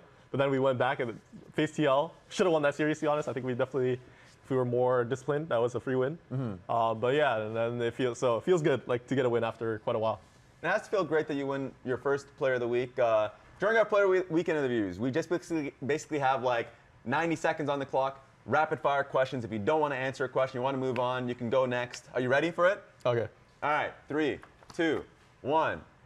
Who in the world would you want to duo with or hit the gym with? Hit the gym with? Owner. Yeah. Who? Owner. Oh, okay, perfect. Okay. Who's your NA GOAT? NA GOAT? Bjergsen. First LoL esports match you remember watching? TSM C9, I don't know what year, but very long ago. Yeah. Like maybe 2015 or something. That's perfect. Celebrity crush? I don't really have one. Okay, no, that's good. A jungler you believe in, but lobbies will dodge if you play it. Oh, Nasus. There it is, Nasus. Spell Griffin, the real Griffin. G-Y, oh no, G-R-Y-F-F-I-N-N. That mother, he failed. I was gonna fail. How do you fail? How'd you befriend Cryra? Cryra, Cryra used to be like young and challenger, same with like Sniper, so me and them were friends just because we're all young. He was 15, I was 13, we were challenger. Okay. So yeah, it's something to relate to. What's a red flag that you have as a person? Oh, red flag? Yeah. Maybe I'm a bit toxic. Okay. What's a green flag you want in a partner? You want in a partner? Yeah. Loyalty. There it is. Who do you credit most for where you are as a player today? Credit most? Yeah. I don't know. Okay, you can move on next. Yeah, you can't think one. Tips for the viewers out there to get swole? Get swole? Yeah. Be consistent. Yeah. Be consistent. Consistency is always going to be the #1 thing that triumphs everything. Nice. Last question on this one. Who would you rather be stranded on an island with on your team? On my team? Okay, let me think. So, Akko's low IQ, Cryra low IQ, Masu low IQ, Bro, I think I'm cooked. You're cooked. I'm cooked.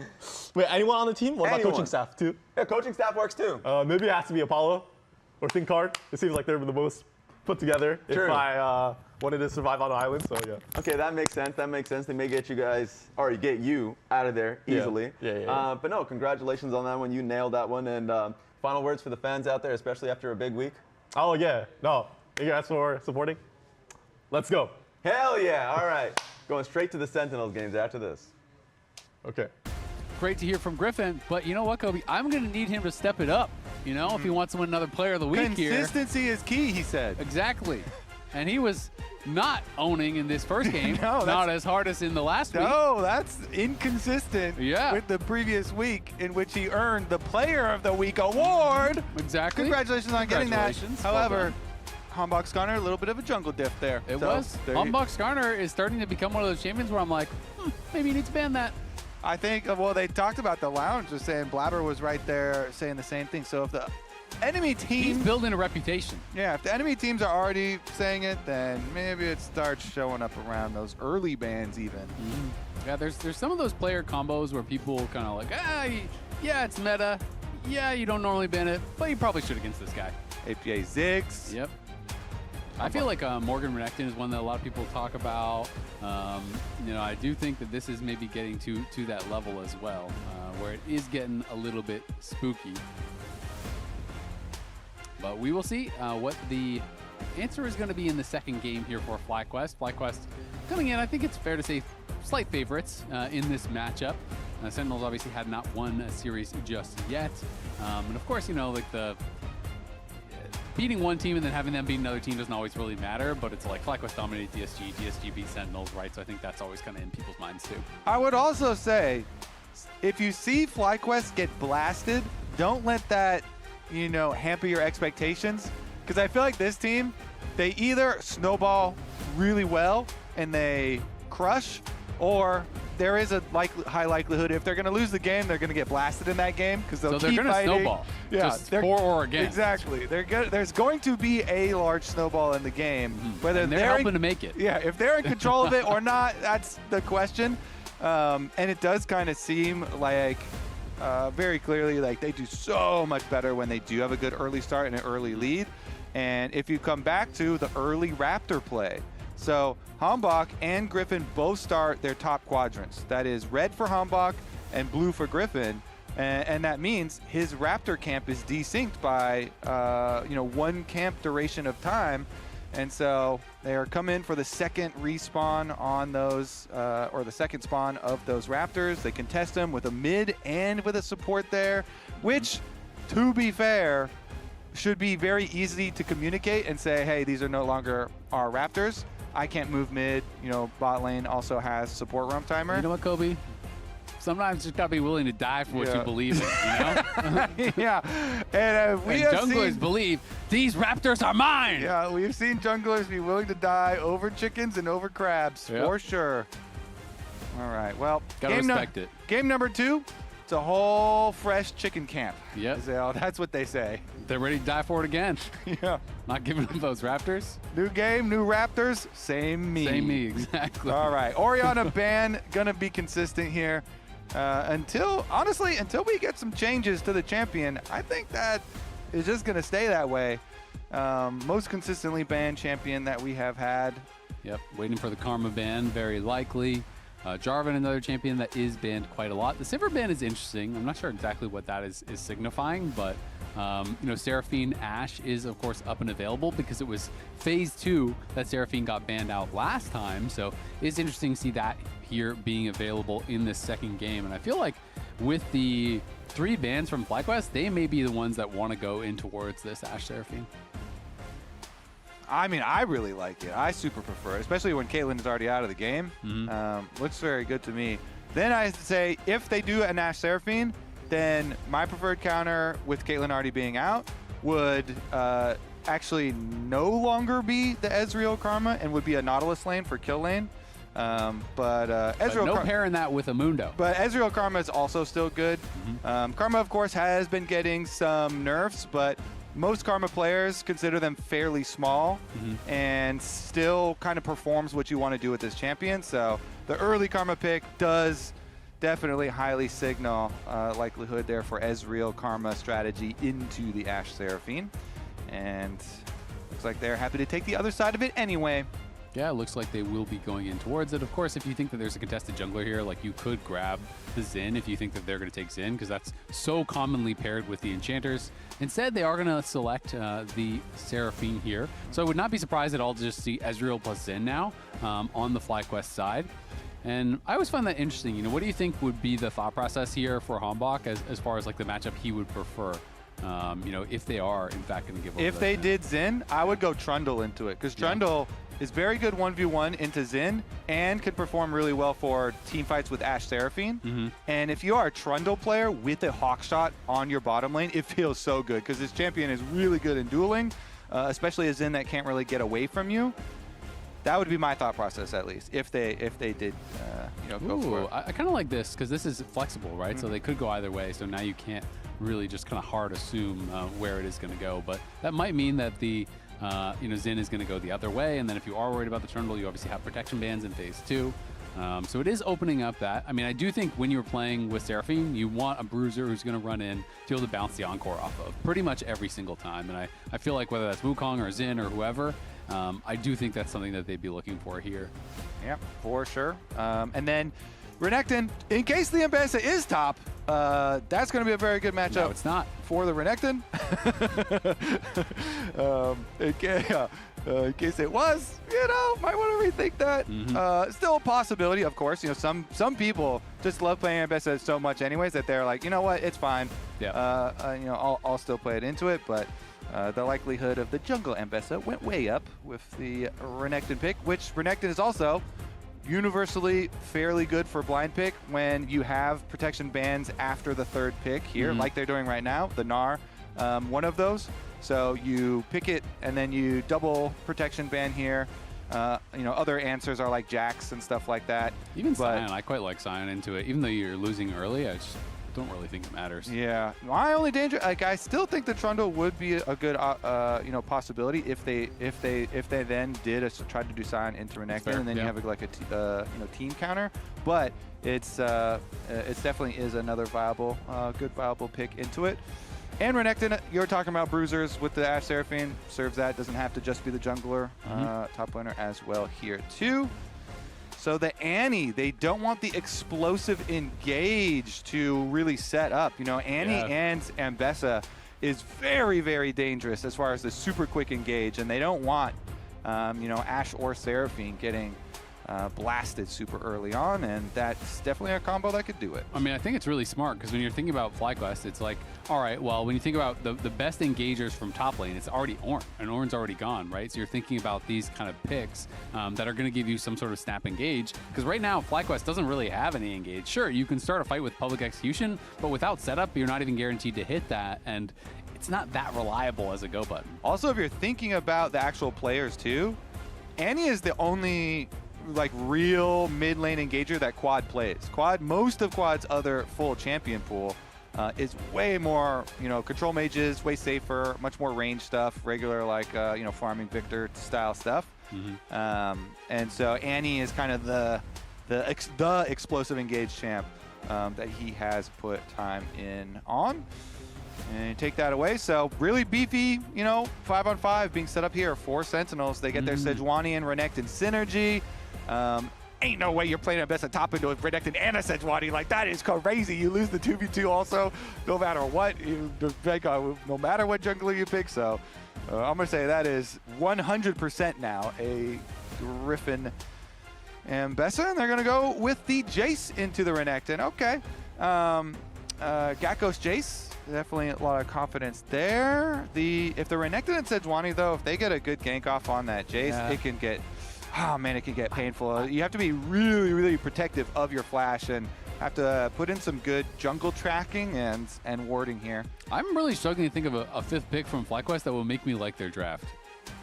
I mean, they have good poke, they have good kite, but I do think if they do not really do well early, it's going to be so hard. There's a lot of ways for Sentinels to start fights. whether it is an Asho Arrow or an Encore or Renekton flank, a Sejuani ult, there's so many good tools there. And Mel is going to be the answer into the Aurora.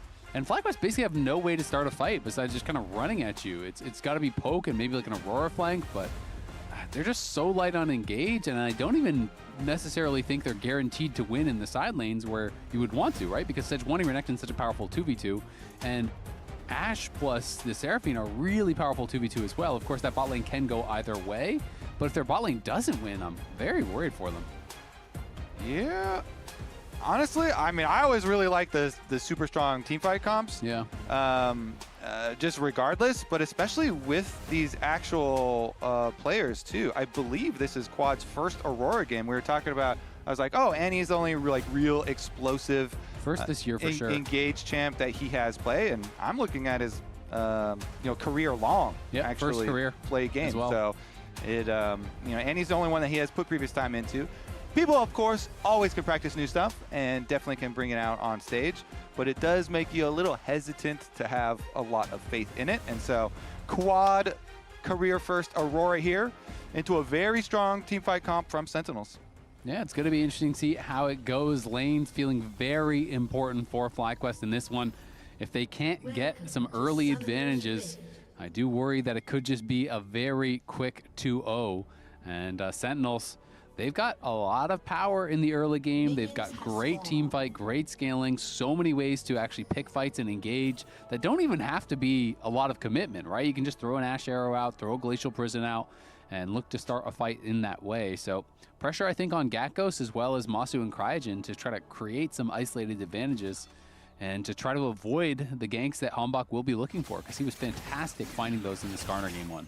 I will say, though, the Ezreal Karma, they should still, have some advantage here into the Ashe Seraphine despite the nerfs. So the last 2 patches, we had Karma nerfs of, first one was nerf to the shield, the upgraded shield, which is, much more relevant for later on rather than in lane phase. But then the most recent one was the base attack damage down by 2 and the growth, as well as the mana cost nerf. So we'll see if the mana actually is anything real, or if like the 2 base attack damage ends up adding up from all the trading. But they should still be able to accomplish the same goal of the Ezreal Karma: get the poke, get the push, try and have it push on bottom side and then poke them while they're trying to CS. Yeah, absolutely. I mean, Ezreal Karma can be a really strong lane, but we know it's literally hit or miss, right? You hit all your skill shots, yeah, don't miss, and you are looking powerful. You miss a few in a row, and the trades start to go bad, and you can get punished so heavily,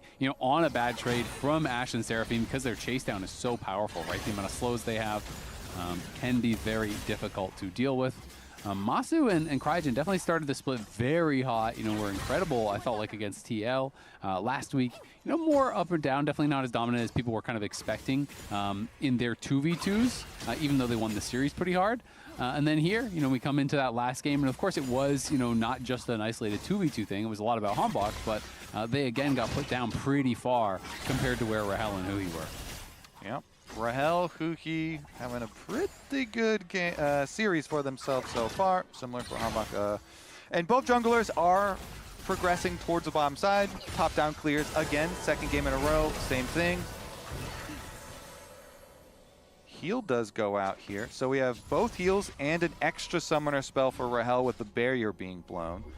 2-for-1 bonus trade here for FlyQuest. So everything going according to plan. Karma with the -2 AD doesn't really care, seems like. Again, if you miss your skill shots, then you're going to want that 2 extra AD bro, and make up with auto attacks, but they don't really care. They're still accomplishing their goals here. Push in, force the recall, and it's a pretty heavy CS deficit at the moment.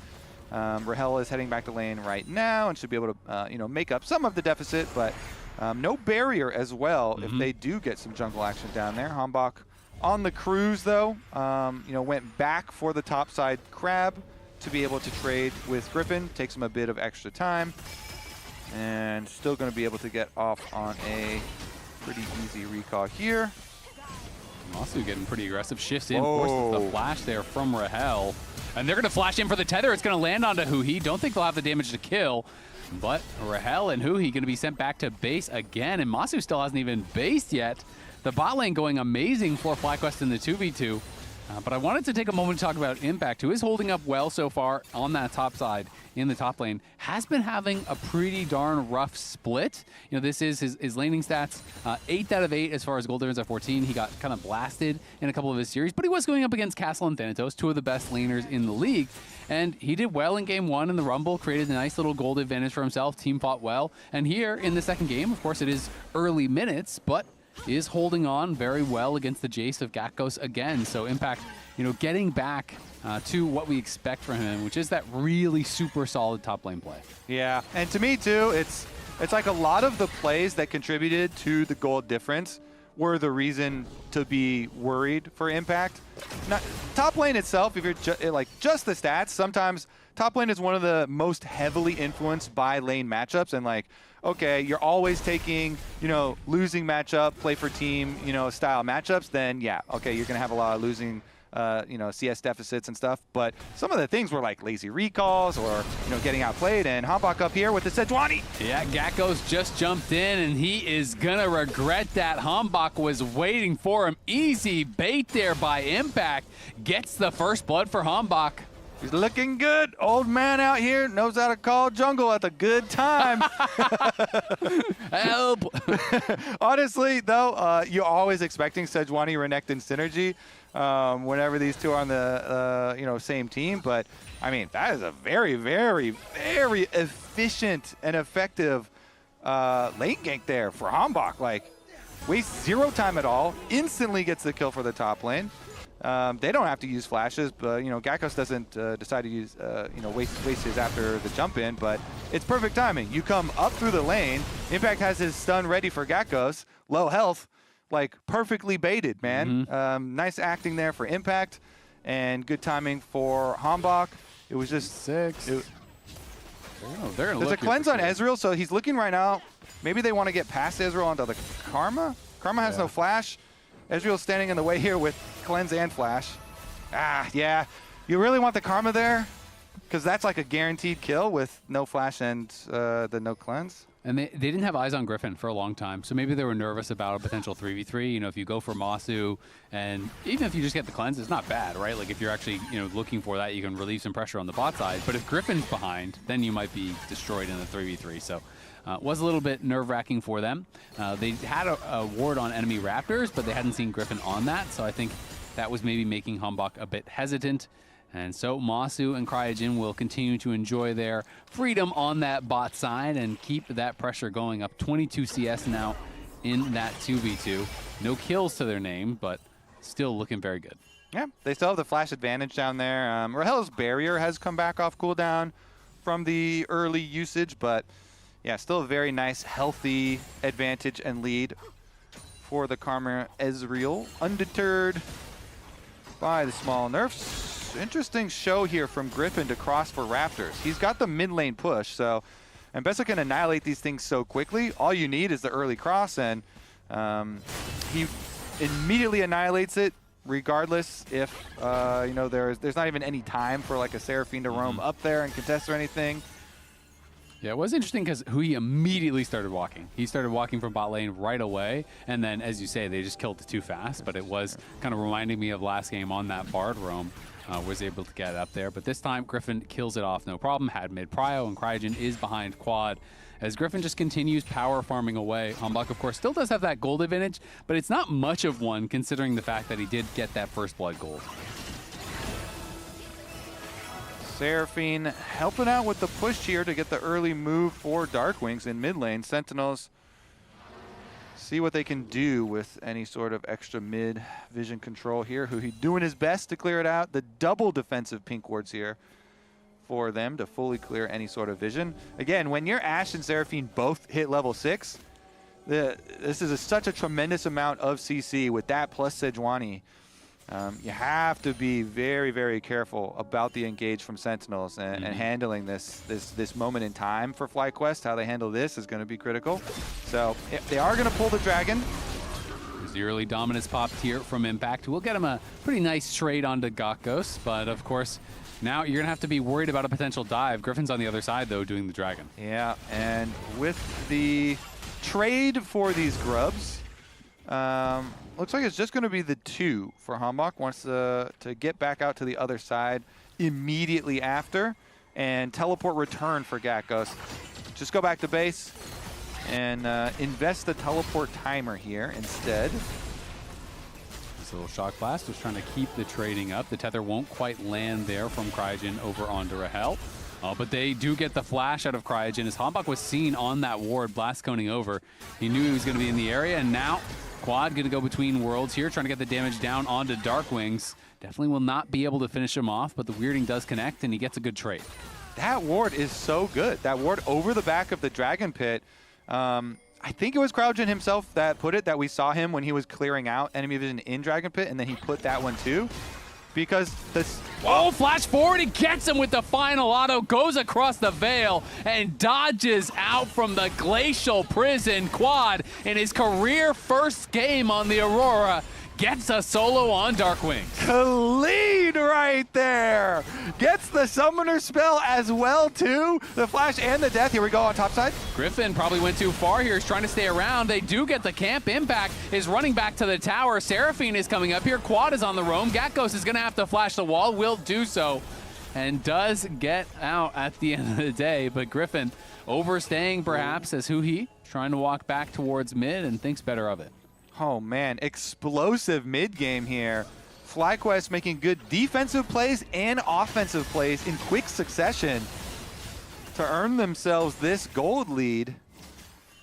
See how they can keep this one up. Again, Sentinels comp is really at its best when it's nice and balled up here. Really big team fighting, beefy front line with Ashe Seraphine bouncing over the top, but FlyQuest can shine now, and he hits the pullback after the flash. Flashes in for the auto, and then he still had the pullback damage too.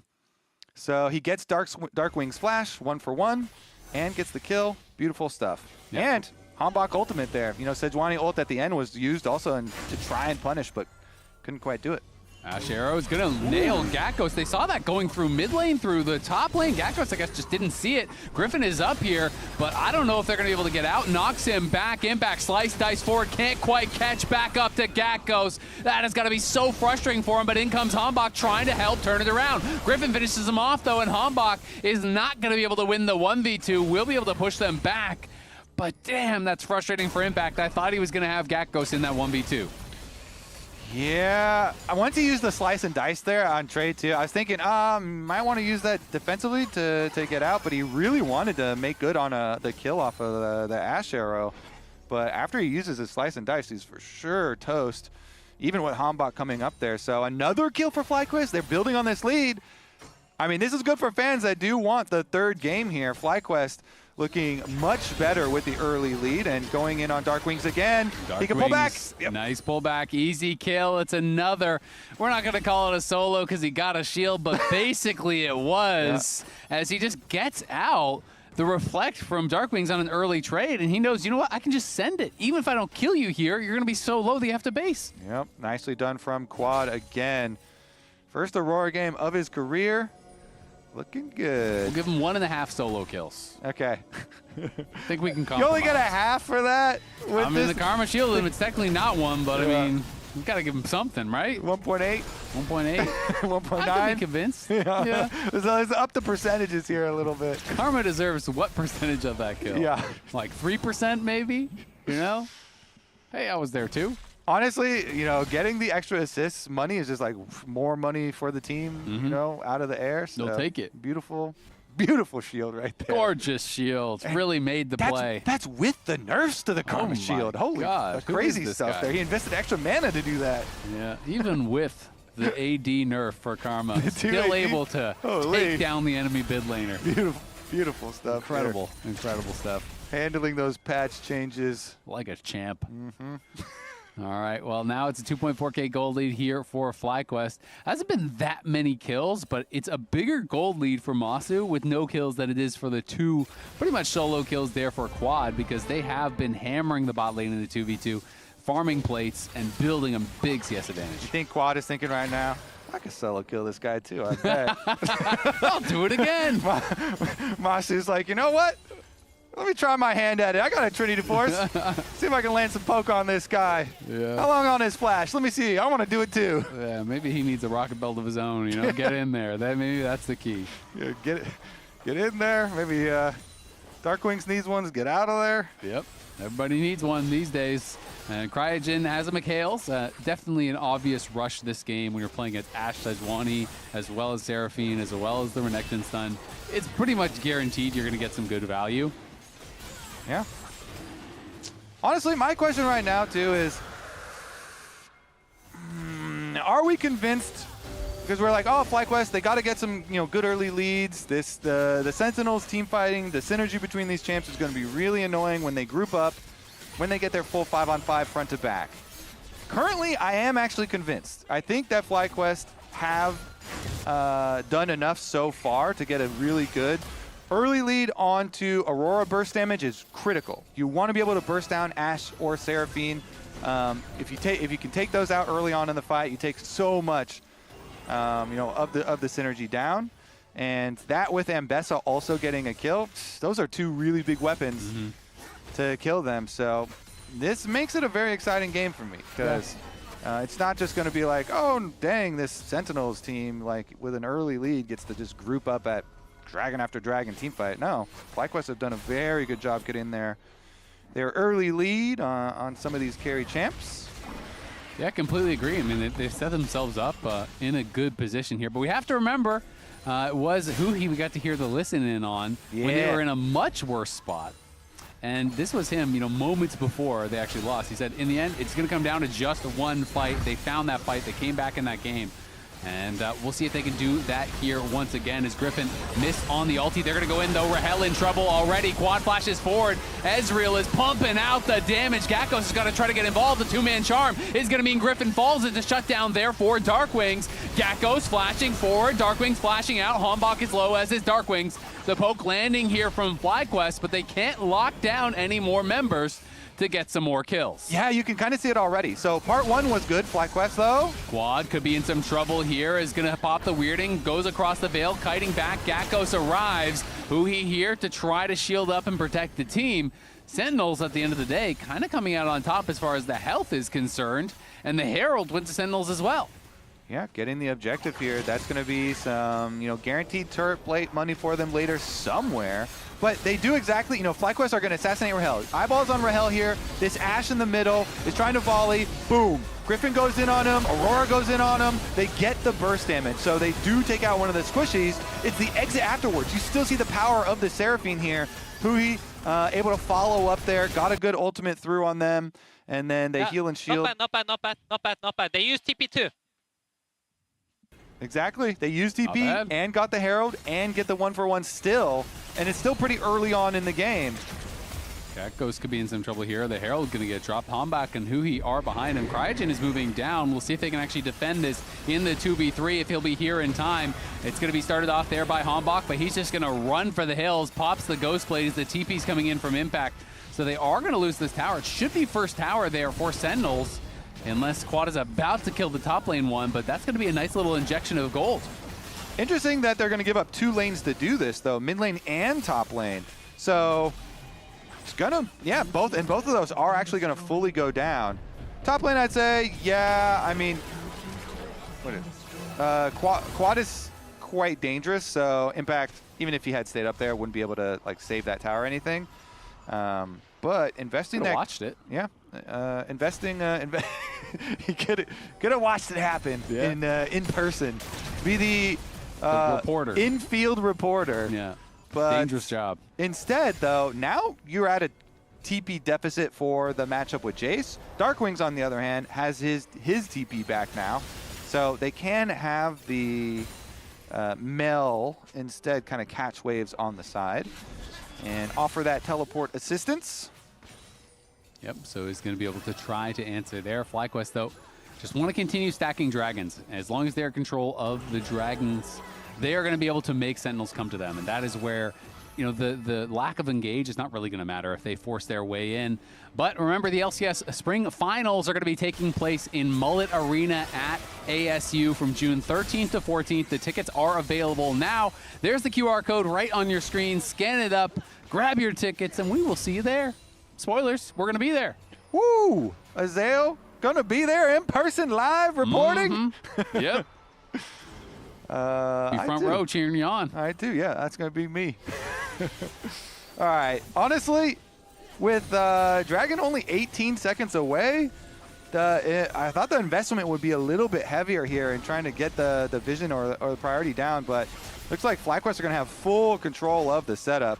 So they've got full vision control. Maybe it's an angle of, you know what? Let's just save most of these resources. Well, teleport invested here for Gakkos. Interesting bot side flank from Impact too. Renekton walking up, just to watch here as well. Hanbok does have the ultimate. Yeah, Gakkos is down there with him. Hanbok, though, pushing forward onto Masu. Cryogen looking for the tether onto Hanbok. There's a battle on the side. Quad going to go forward across the world here, trying to get the damage down to the back line. Not going to be able to find too much, though, as Griffin gets in on the back line, and Hui just gets shredded. Quad onto Rahel, and Rahel is gone. With the Ashe falling, the Seraphine falling, FlyQuest grab the Dragon, and they got their eyes on the Baron. They're clicking all in, pinging over there. Are they going to try to do it on spawn? That was one of the most awkward contests I've seen in a long time. Sentinels were late to it. Then they have the front line on the bottom side, then the Sejuani in the middle there, and FlyQuest just dissect them. Beautiful stuff. They are starting that Baron. They're going to try and burn it down. Renekton can't come. No teleport. Yeah, both the Soul Inners are not moving, so they're just going to have to give this up. We'll see if Hanbok wants to just try to get in there and trade his life for it. Darkwings has now moved over. Hui is coming now, but it's down to 4K. Gakkos is on the side trying to threaten them. They get vision on it with the Hawkshot, but Hanbok just cannot get in. The Encore is going to whiff. The Baron is going to be secured, and FlyQuest, maybe they want to fight now. Hanbok going to try to jump over the wall. Quad looking with the weirding, cannot connect. They do get a bounty on the bot side with that tier 2 tower being taken there by Impact to get some gold back in their pockets, but FlyQuest with a huge series of plays. Yeah, I mean, props to Griffin for continually assassinating one of these squishies. I also think we saw some poor setup from Sentinels as Impact going to be able to slice and dice, gain some distance. Yep, for now, getting back. He did spend his flash. He has the dominance in a couple seconds. Should not die there. Griffin covering Quad. They're going to TP in. Griffin's going to go for the fight, but he's getting CC'd up heavily here. They're turning around onto Griffin. Can they finish off the kill? They can. Impact arrives on the teleport. Quad is in trouble. Pops the weirding, trying to kite it out, but can't do it. A couple of big kills there for Sentinels on the top side, and they should be able to grab this tower as well. I actually love that. They don't want to let FlyQuest just push all lanes with Baron buff, so they fully commit. Overload top side, send all 5 people. Our greatest strength is the synergy with full 5, and they just fully attack a side lane here. You're still going to take losses from the Baron-empowered sieges of the other lanes, but that is going to give you a lot back, even a full negative Baron power play here. So a good amount of gold recouped by Sentinels with a smart call to fully overload the top side. All 5 people go. Look how many wards all sprinkled around up there, and getting a bunch of gold back here into this massive synergy of team fighting for this squad. If they're here on time and they set up their battle lines for the Dragon Soul fight, it's going to look real good. So Griffin does go in again on one of the squishies, but all of Sentinels arrive here. The teleports come in, and everybody's able to complete the extra kill plus the tower after. So huge shutdown money going through, money off the tower as well. And that's going to fund a lot of these item completions for Sentinels. See everybody basically with at least 2 items for themselves. And holy, the Baron power play, negative 1,500, and is now even just worse, hovering around that 2K advantage for Fly. But at 22 minutes, that's not really that big of a deal. We were at a bigger gold lead like 15 minutes ago. And especially, you know, right before the next, the Dragon for the Dragon Soul here, a minute and a half, you're already thinking about the setup over there. And now it's, you know, almost even 3 items for Darkwings. With the Shadow Flame almost going to be completed for the Mel too. So they certainly have plenty of fighting capabilities here. You group up, you've got Sejuani ult, Ashe Arrow, Seraphine ult.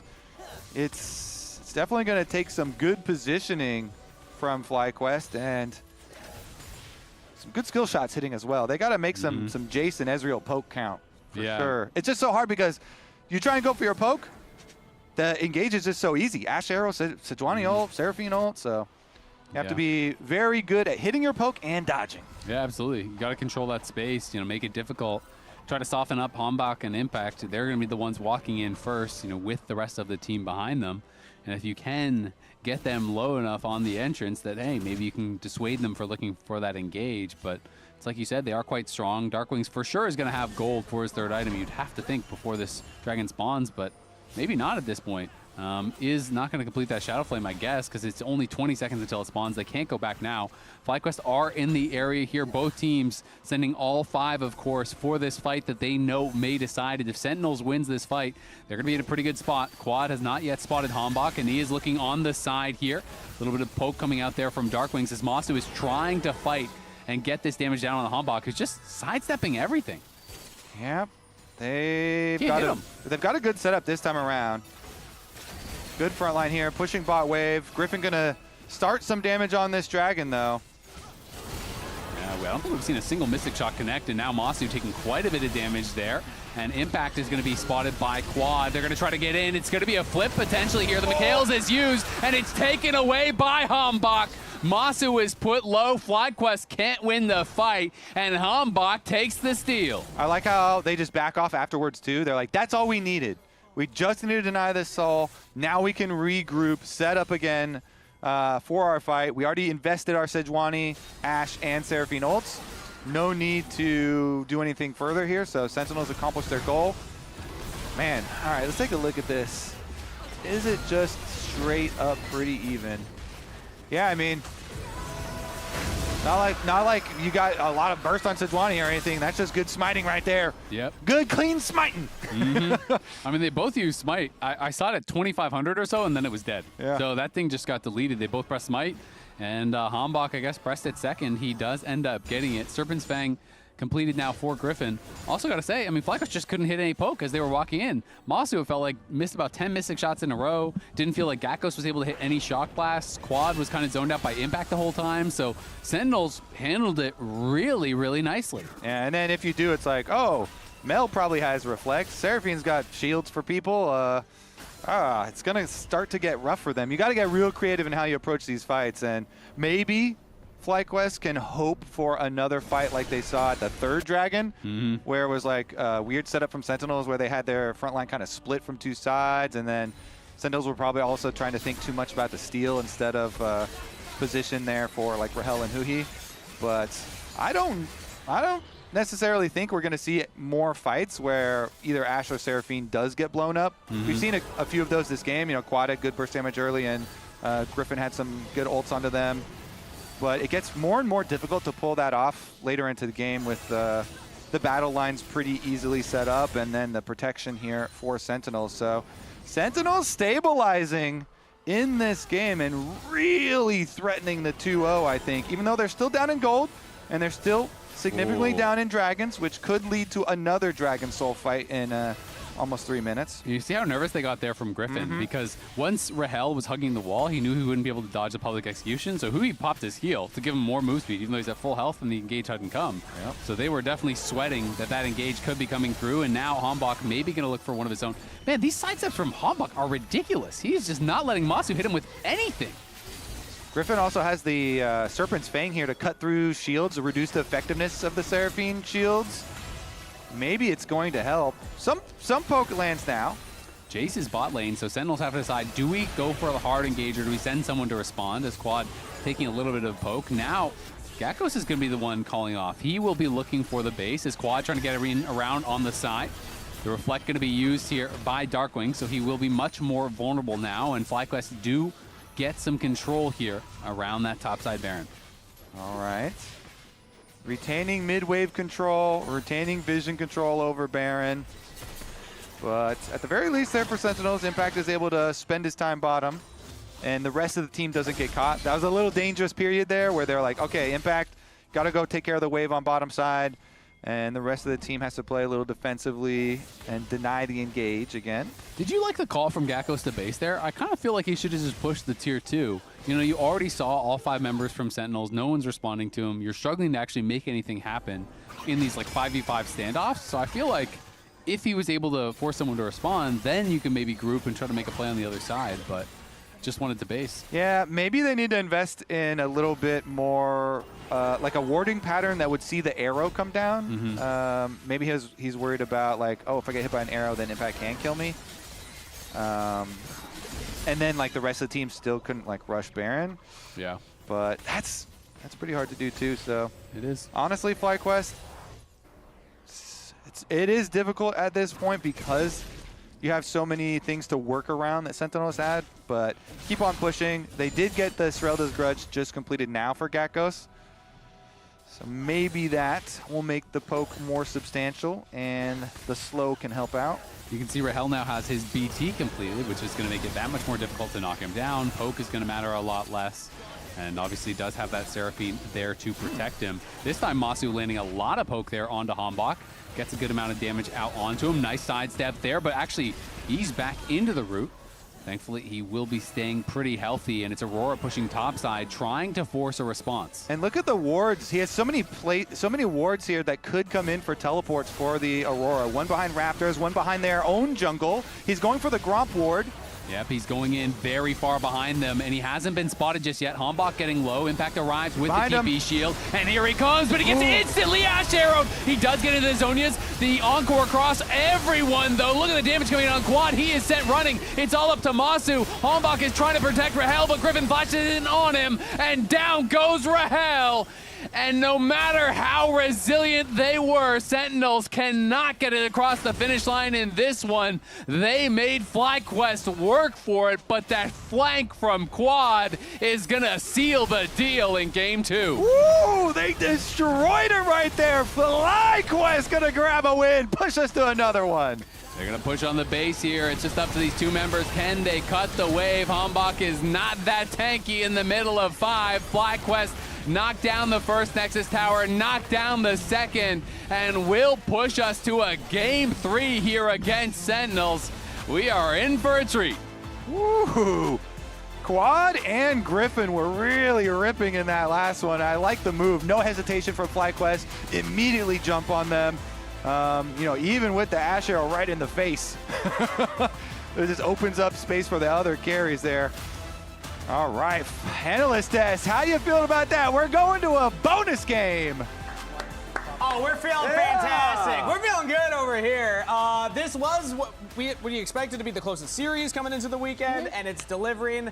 After that first game, it felt like Sentinels were on top of the world, but FlyQuest, what a turnaround. And what a way to do it. You get Ezreal Karma, you get the best of jungle there for Griffin. Pretty much like, even though Ezreal Karma is just the best, I feel like duo right now in the meta, it's also Masu and Cryogen's best pair. So like you get all of that in the draft, and it looked incredibly good in all of those team fights. I'm glad you brought that up, Russ, because I have some bot lane stats for Masu, mainly because usually when you are picking this Ashe Seraphine, you do ban the Karma to take away this kind of prio bot lane. This was Masu's forward percentage, CSD at 14, and goal difference at 14. He had no kills at this time. This is pure, raw lane only. Yeah. And it shows you why, again, when you're trying to go for this Ashe Seraphine bot lane, which is like unbeatable unless there's Ezreal Karma up. And a lot of other things. And well, let's talk about a lot of the other things. Actually, perfect segue. Yeah, let's go a lot of the other things. A lot of it is just the team fighting. So I wanted to actually kind of focus on the team fight here. Let me actually get that going for you guys so you don't have to see this. Perfect. This was for third dragon. Now, it's incredibly important for Sentinels at this stage of the game to at least contest for it. They're behind in a lot of ways, so if they can actually walk up, then the game, of course, significantly easier. But Gakkos TPs, they have a great control ward here and here in Line Bush and Banana Bush, so they have a lot of perfect control. And Ezreal Karma is also really good at securing push in lane. So even though Sentinels are sending 4 men to just like contest the push, they're going to be basically really slow to it. But they're going to try nonetheless. And Griffin has already gotten a head start on the dragon itself. The good news for Sentinels is they have a spy. Impact. Impact is just chilling here, being like, guys, I know what the HP on the dragon is. Speed your butts up. And so Sentinels end up walking through the line bush as a team. And now this is really ballsy to just kind of like sit right here in front of 4 people. But Masu is an incredibly good Ezreal player to basically like recognize and challenge them. Hey, if you're gonna throw a Sejuani ulti, I'm going to E out. Like I'm gonna blink out. There's no way. Like if you want to try it, try it. Cryogen also has Mikhail's, so yeah, a lot of Exactly, there's a lot going there. And so Gatkos on the right side of the fight is marking Impact, and even though he is going to eventually like lose the fight and back away from it, it makes it so Impact never gets an angle on the flank. And on top of that, just take a look at this engage. The Ambessa engage is actually excellent. And Quad is at a perfect angle to just zero in on Rahel, who's in no man's land, so they just basically target him from this angle. Impact is so far away, there's no way for them to be able to catch up. And so as we play out the fight, incredible engage, and even though the initial ulti from Quad was not really effective, it was basically the follow-up to then pincer Rahel that made it all the easier. So all in all, a great team fight, great laning phase. That's kind of what we expected in game 1, but it came through in game 2. And Griffin also showing up big after the tough start to game number 1 was awesome to see in that fight as well. Yeah. We got to highlight that. And there were multiple other fights later, like that last fight at the Dragon Soul. He's just like unkillable and just kind of pushes through. But I'm happy you brought up the Quad point because I wanted to highlight Quad. This was his first career Aurora game. Okay. And I actually want to take a look because he did a couple really cool things in game. So Raz, I said when it happened live, did you see that? You're like, no, I'll catch I replay. didn't see it. And I said, did you catch replay? He said, no, that's what That's he what did. happened. That's Look what how happened. cool that was. That was pretty cool. I love it when players are able to highlight some of their mechanical skills, especially when it's a first-time stage game for Quad. And then the question the casters pose, Emily, what do you think? Is this a solo kill, or does Cryogen earn the assist because it's just a Karma Shield? That's all that's coming in here. I mean, and then what percentage of assist is this? That's not a solo kill. They said it was like, what, a half a solo kill or something is Yeah. what they gave it? If you have a hype man behind you saying, Yeah. if anyone interrupts this, I'll punch him in the mouth, that is not a solo kill. Okay, just the presence is The enough? presence is all Yeah, you need. He's a true. get-out mechanic. Then he gave him Zoning confidence. assist. That was his He gave him confidence to go crazy. But let's take a look at our player of the game. For me, it was initially Quad, but it is Griffin. I switched at the end as well. Wow, But who- Azael's said been Quad. the only one who has been not voting in the pack. Yeah. That's actually kind of messed up. Come that on, you high decided. mentality, Azael. No, Let's that's go. on you. That's on me. That was a brotherly love that you guys had. You You're did right. change your vote from Quad What to happened? Griffin earned it. He convinced me. Listen to us too much? What happened to the ball duo? You guys don't have that like that anymore? No, that was Freak's thing. That was Freak's thing with Azael, yeah. I'm actually growing mine out so I can differentiate. Oh my God! Quad got 67% of the vote. Okay. I mean, the solo kills were cool, man. And when you're talking about just like style points, I think Quad can win it. But team fight execution, Griffin, I think had Shout him. out to Masu. I do think he had a really good Ezreal. Well, I'm just gonna double down on shaming Kangas because like not only did he It's becoming a do broadcast Azael wrong, standard. you did the fans wrong. Can you apologize to all of them? Solo cam on me. Now. I'm Get sorry, 'em. fans. I'm sorry for letting you down. I'm sorry for letting my bald brother Azael down. And Quad, I'm sorry for letting you down. But I don't think that you care what I think about you. I think that you care that the fans were behind you, and you had a great Aurora game. So good job, Quad. Oh, what do you want from me? I just did it live. You served your sentence. Can't please anybody. That was a good one. That was Can't good. please everybody for sure. All right. But I think turnaround now, it's a close series. Yes, so it do we is. have any flip-floppers? I went Sentinels No. 2-1. You still both said I'm FlyQuest. remaining firm. This is your chant, Raz. Come on. Not now. This I like is your how you thing. identified him as the weak target. Yeah, I believe that you would stick with your guns. I'm sticking with my guns. Okay. All right. Fair enough. Yeah. You know what? Honestly, respect. Shout out. Respect for that. The first time ever. Quad, first time Aurora. Raz, first time sticking with his predictions. There we go. But There's at least one other time you stuck with your prediction. I don't know. I'm just going for it. Trying new content over here. All right. Reminder that during LCS Spring Split, you could win a trip to a League of Legends event like the Spring Finals. Save your MasterCard as your card on file and make a purchase from the in-client store for a chance to win. We got a Game 3 ahead of us as Sentinels and FlyQuest both pick one. We'll see ya after this break. Oh my god, I'm boosted.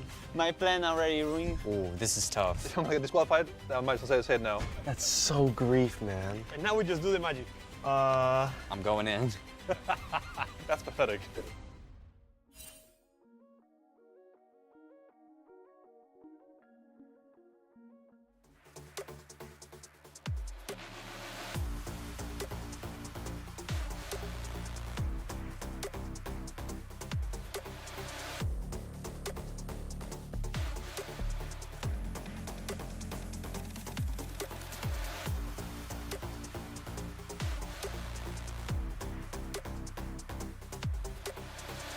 Am I looking fight or do you want to keep poking? We keep poking. Poke. I'm looking soon. Let to look. They're I'm low. looking soon. Okay, keep going. Go. I'm going. I'm going Mel. Mel is one. Mel, no flash. We'll kill Mel first. Renekton's dead. Ashe. Okay, we need Ashe. We need to find Ashe. Okay. I can speed you still. I will tip you. They made FlyQuest work for it, but that flank from Quad is gonna seal the deal in game 2.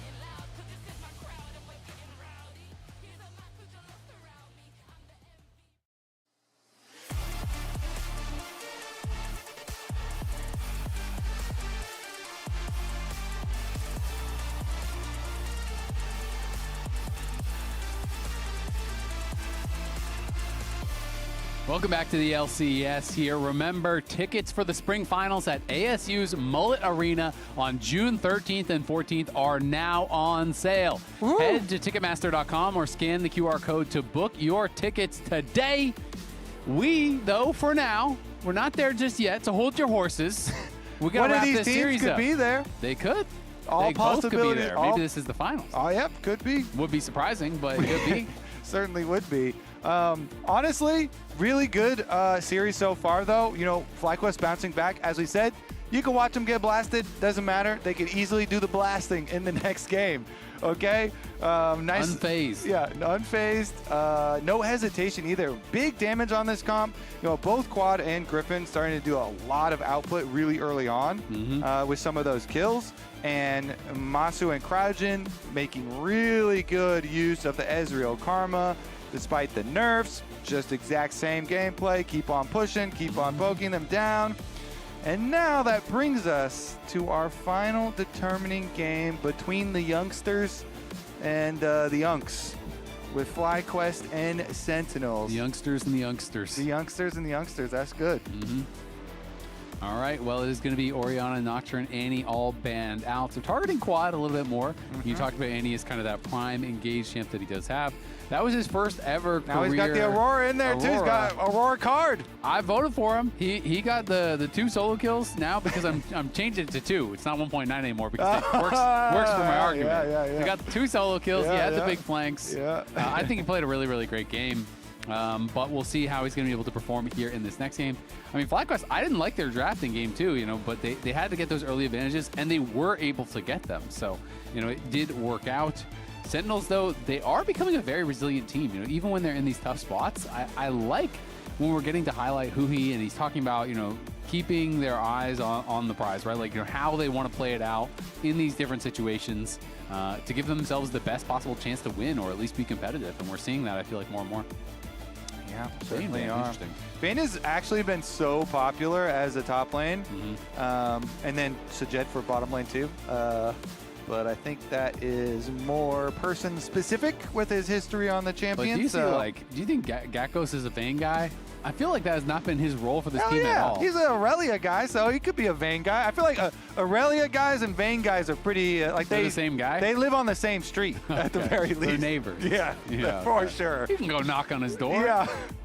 Okay. You know, you do it. You bring over some eggs. You're discussing the matchups and stuff. Yeah, you know what? They're close What enough. are you bringing up those eggs for? Yeah, it's about baking cookies. Oh, okay. You know, You just need some eggs. Good ingredient for any this economy. You can just bring eggs like that. You're built like that, Kobe. It's kind of a flex. Like top laners do that. Yeah, I can give my neighbors eggs. Not a big deal. Speaking of flexes, as we were intending to do, the Anivia, the triple flex, the beloved triple flex for very highly likely in support, semi-likely in top lane, and also semi-likely in mid lane. They're all very, very likely, and viable flex positions.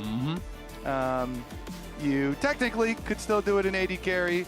I'm going to say you technically can't do it in jungle because you get reported in 100% of those games. That's true. Yeah, very effective as counter pick for either solo lane. And then support here is going to have to go into Jhin and Nico. And I was going to bring up Jhin at the beginning here for Masu because these have been his preferred carries. He has had a strong preference for the Jhin, Ezreal, and Corki. And that's what they're putting time in on yet again. And they go right into it. Huge CC bottom lane here with the Nico Jhin.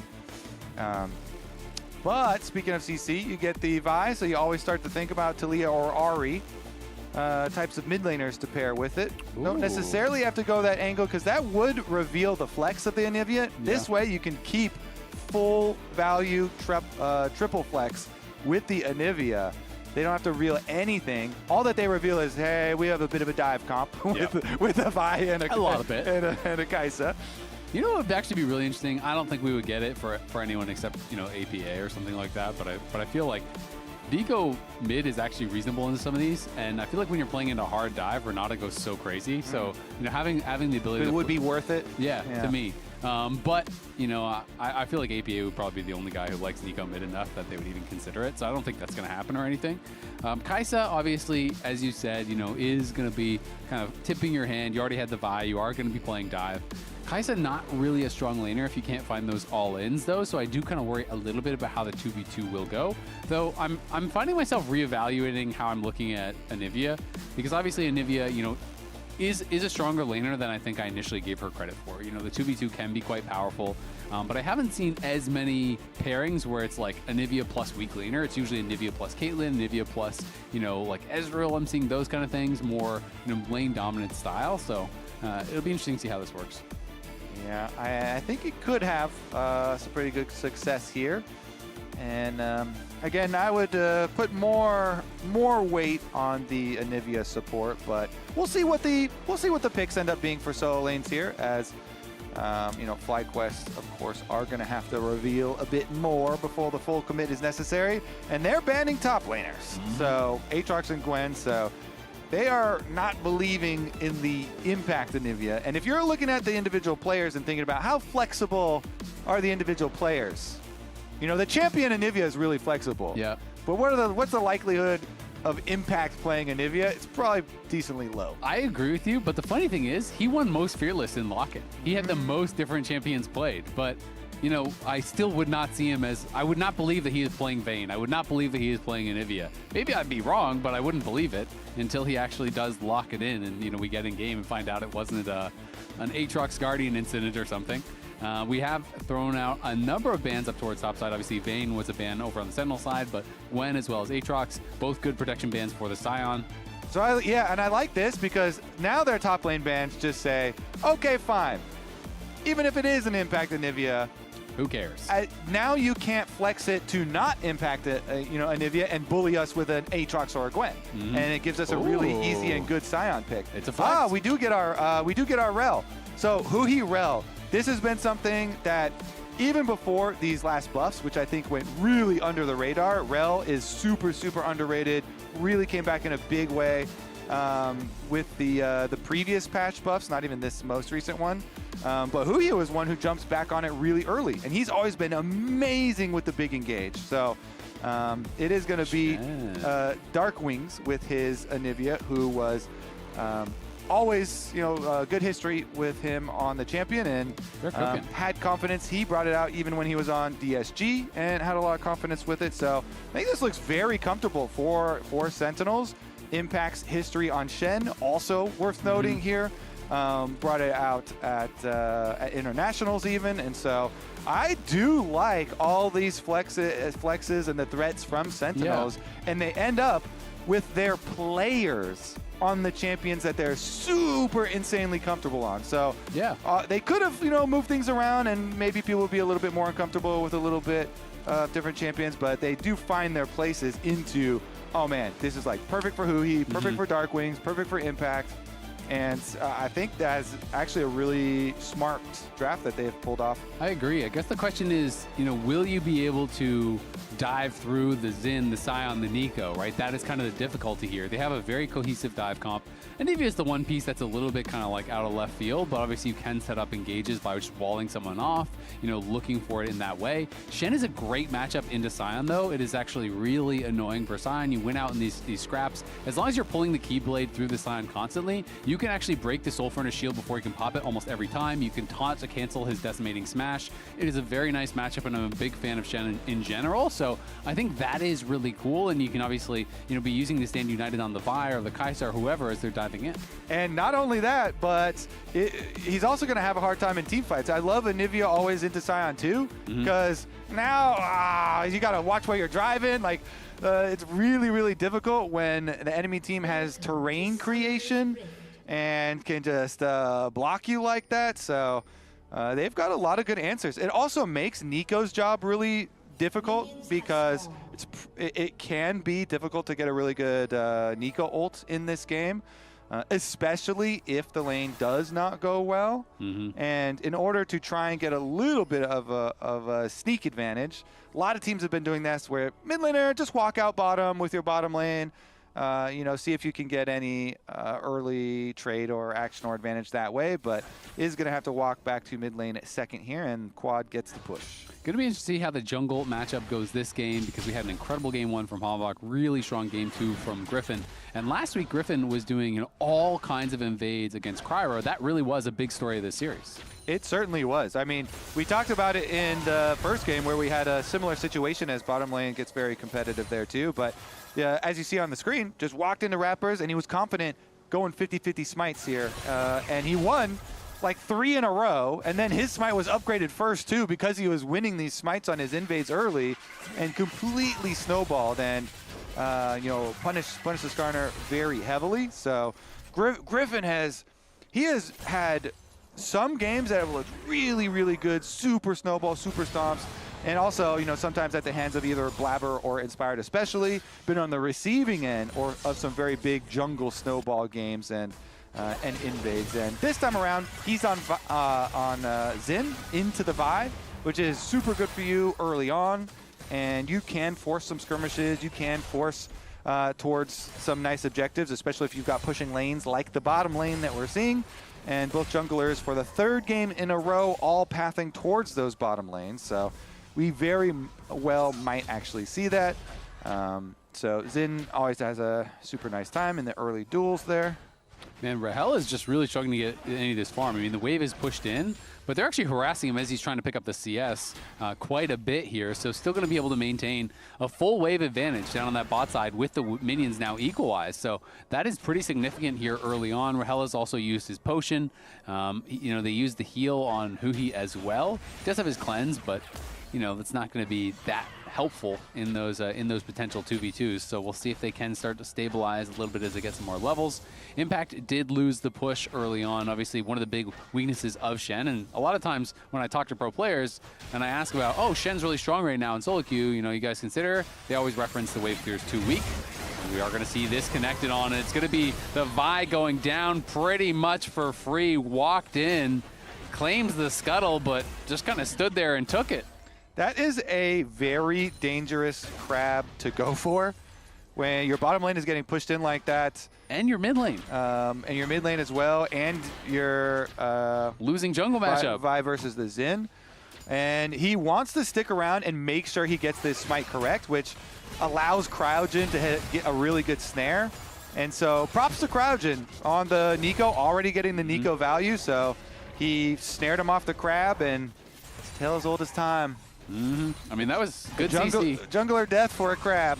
Maybe he thought, hey, it's worth using my flash for this. I'll just smite it, and then I'll flash over the wall. But he gets rooted, then deadly flourish, then scatter, knock up. Like, you know, all this stuff is coming through. I don't even know if the flash scatter connected before he died, but all the other CC was there. And the problem, Masu got first blood, so Hanbok might not have to deal with that, but their bot lane was already losing. The wave is frozen on them very heavily now, and Masu has double buffs in an already winning lane, and that wave positioning is terrible. Rahel is going to have no choice but to just base, but you base here, you are denying that entire next wave because there is a cannon, so you're going to lose those 6 minions. You're already down 4, so now you're going to be even further behind, as Masu just decides, you know what, I can actually stay around, have a little bit of regen from that red buff, and he feels like he's in a decent enough position and didn't want to miss the cannon. Whew. Yeah, I mean, it is going to be painful down there. Masu's going to have really big burst damage. People always complain about Jhin. He doesn't do anything. Mr., useful, meaning useless. But he's going to be actually useful this time around, especially with the Nico lane. Going to have some really, really potent pick potential. I'm still thinking, though, about the crab fight as we see another little trail on jungle crab here. On your brain. Got crab on the brain. We'll discuss it later, though, because we got dragon on the menu. Crab on the brain, dragon on the menu. We'll see if FlyQuest can push them back. Flash forward there with the Shattering Strike on 2. Griffin is getting knocked down so fast. Rahel picks up the kill, and that was important as Rahel had been put so far behind. Quad moving down, but can't really find anything. It's just a great engage from Huhi. This game is just supports beating up on junglers, man. Support is OP. They're trashing us out there. Cryogen just wrecked Hanbok in the first play. Now Huhi completely annihilates Griffin in the second one as he jumps out after his jungler is able to get the dragon too. So, I mean, that was a beautiful Q flash from Huhi and grabs the flash from Griffin as Griffin flashes to try and get away from it. Boom, right into it, and he gets the stun. So, nice supports versus junglers, and supports are 2-0, bro. Yep, and now Vi is level 6 here. He's going to go back in, and in comes the Stand United. They want to fight for this. He's going to be able to claim it. Griffin dies again. Can't get the smite. Even if he did, he would have died regardless, but at least he'd be going home with something. Well, got the crab. Yeah, and you're going to get a plate at the very least on top side. Yeah. I don't even know if that Stand United is worth it, because Impact has no TP. You have to be really careful with your Shen ults, because sometimes you're doing great in lane, you ult away. He's down 21 CS. You ulted away from a pushing wave, you're going to give up 2 plates. You're going to be down a lot. He got the kill, or he would be mega down. So this wave at the very least is a cannon wave. Okay, he loses the cannon, but because it's a cannon wave and that took so many turret shots, at least gets back for these. But 400 gold down off of ult you got to kill for. It's still very, very painful. It's a huge resource investment because the cooldown, like you're saying, cooldown's insanely long early on here for the Shen, but it's worth throwing a lot at these crab fights because the crab fights have a lot of mental that go with them as well. Can't put a price on the destroyed mental of your opponent. There we flash forward. They're going to fully send it. The stun is there to follow it up. Quad is in trouble. He will burn down, but not before he gets one back. That is double flash and all committed for a 1-for-1. Not bad from Quad. Yeah, and Hanbok full sent it here. You have to think that he knew. He was like, okay, yeah, this guy has flash, but it's all good. I'll just die for it. And he's like, I'm going to full commit and die for this fight anyway. It'll be worth us like denying some minions and stuff and trading flashes. But does go down and gives they do get at least the counter kill. Of course, the assisted kill always extra there too. Plus the minions, plus the tower plate. So I think I would have agreed if it was just the Vi flash, but Darkwing's had to flash to follow up with the stun. Yeah, so with the Anivia flashing too, that makes it a lot more tough. And Impact getting aggressive, missed the pull through on that second Q. and doesn't want to commit to it just yet. Griffin is in the area, so if he overchases, he could be in trouble, but is able to deny this cannon, I think, at the very least, so that should be annoying for Geckos.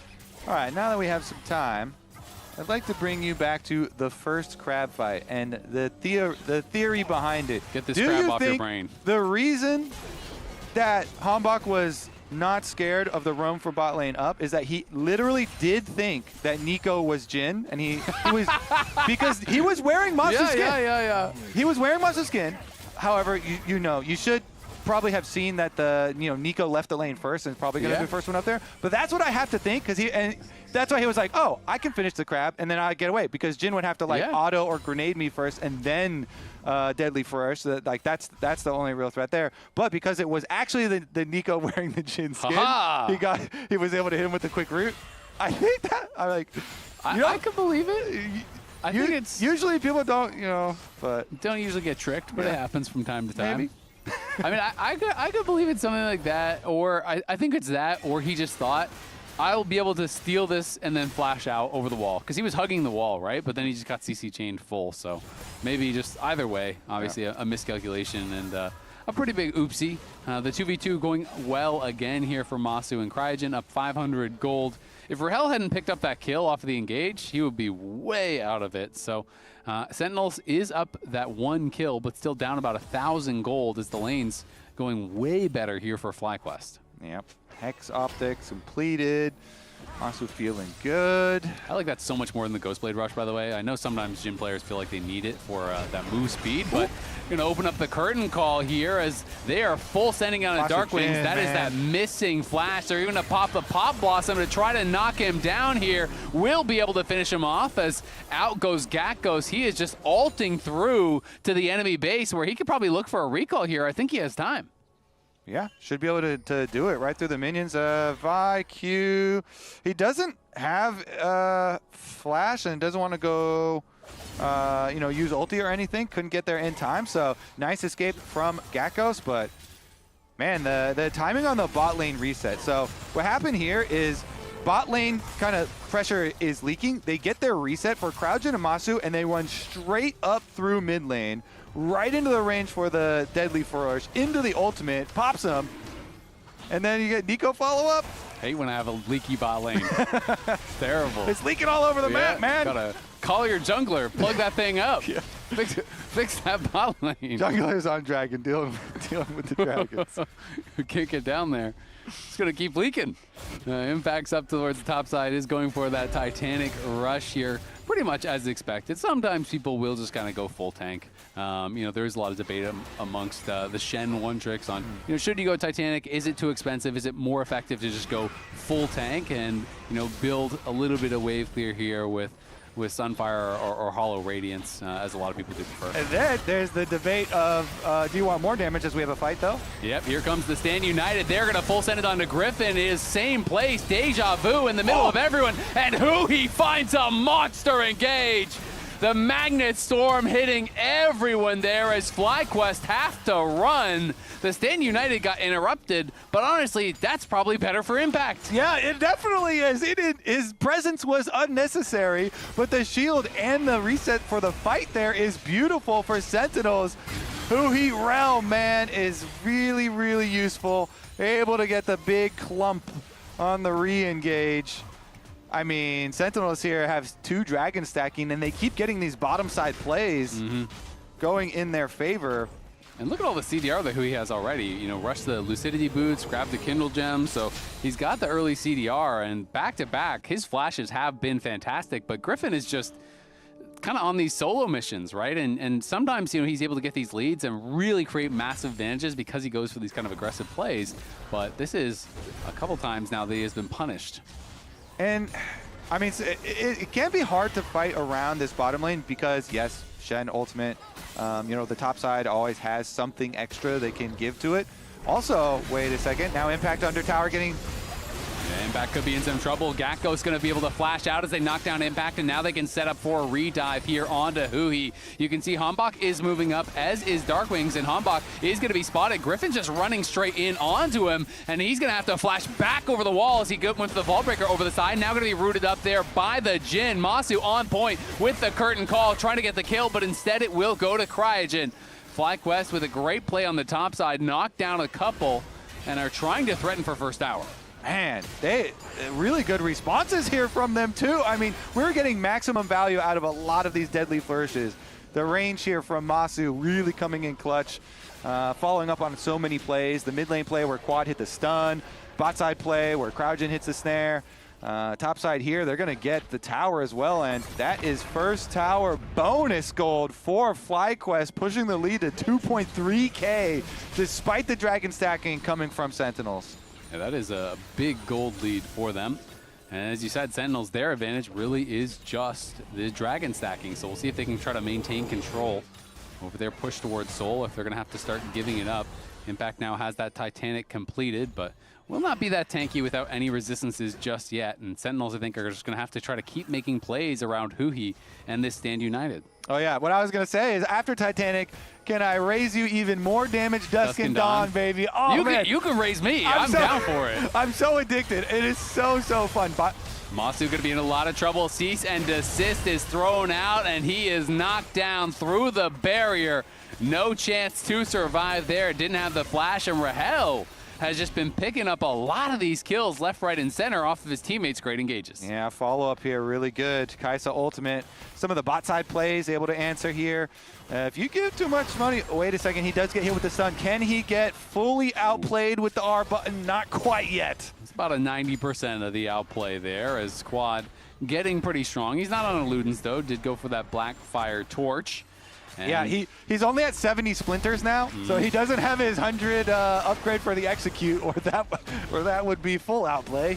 Yep, would have absolutely destroyed him there. Gakko's doing his best to hang on to this tower. Darkwing's just going for the pretty standard New Age Roa rush, but we'll see if he is going to be going in towards Leandry second. I always am a pretty big fan of it, but does not look like it with the Mana Crystal. And now they're trying to set up a potential dive here. In comes Masu to try to back him up. Darkwings is just tanking this up there, has the passive. It takes him a while, but they do eventually knock down Gakkos, are able to pull off the dive. And look at that. It was moments ago we were talking about the FlyQuest over 2,000 gold lead.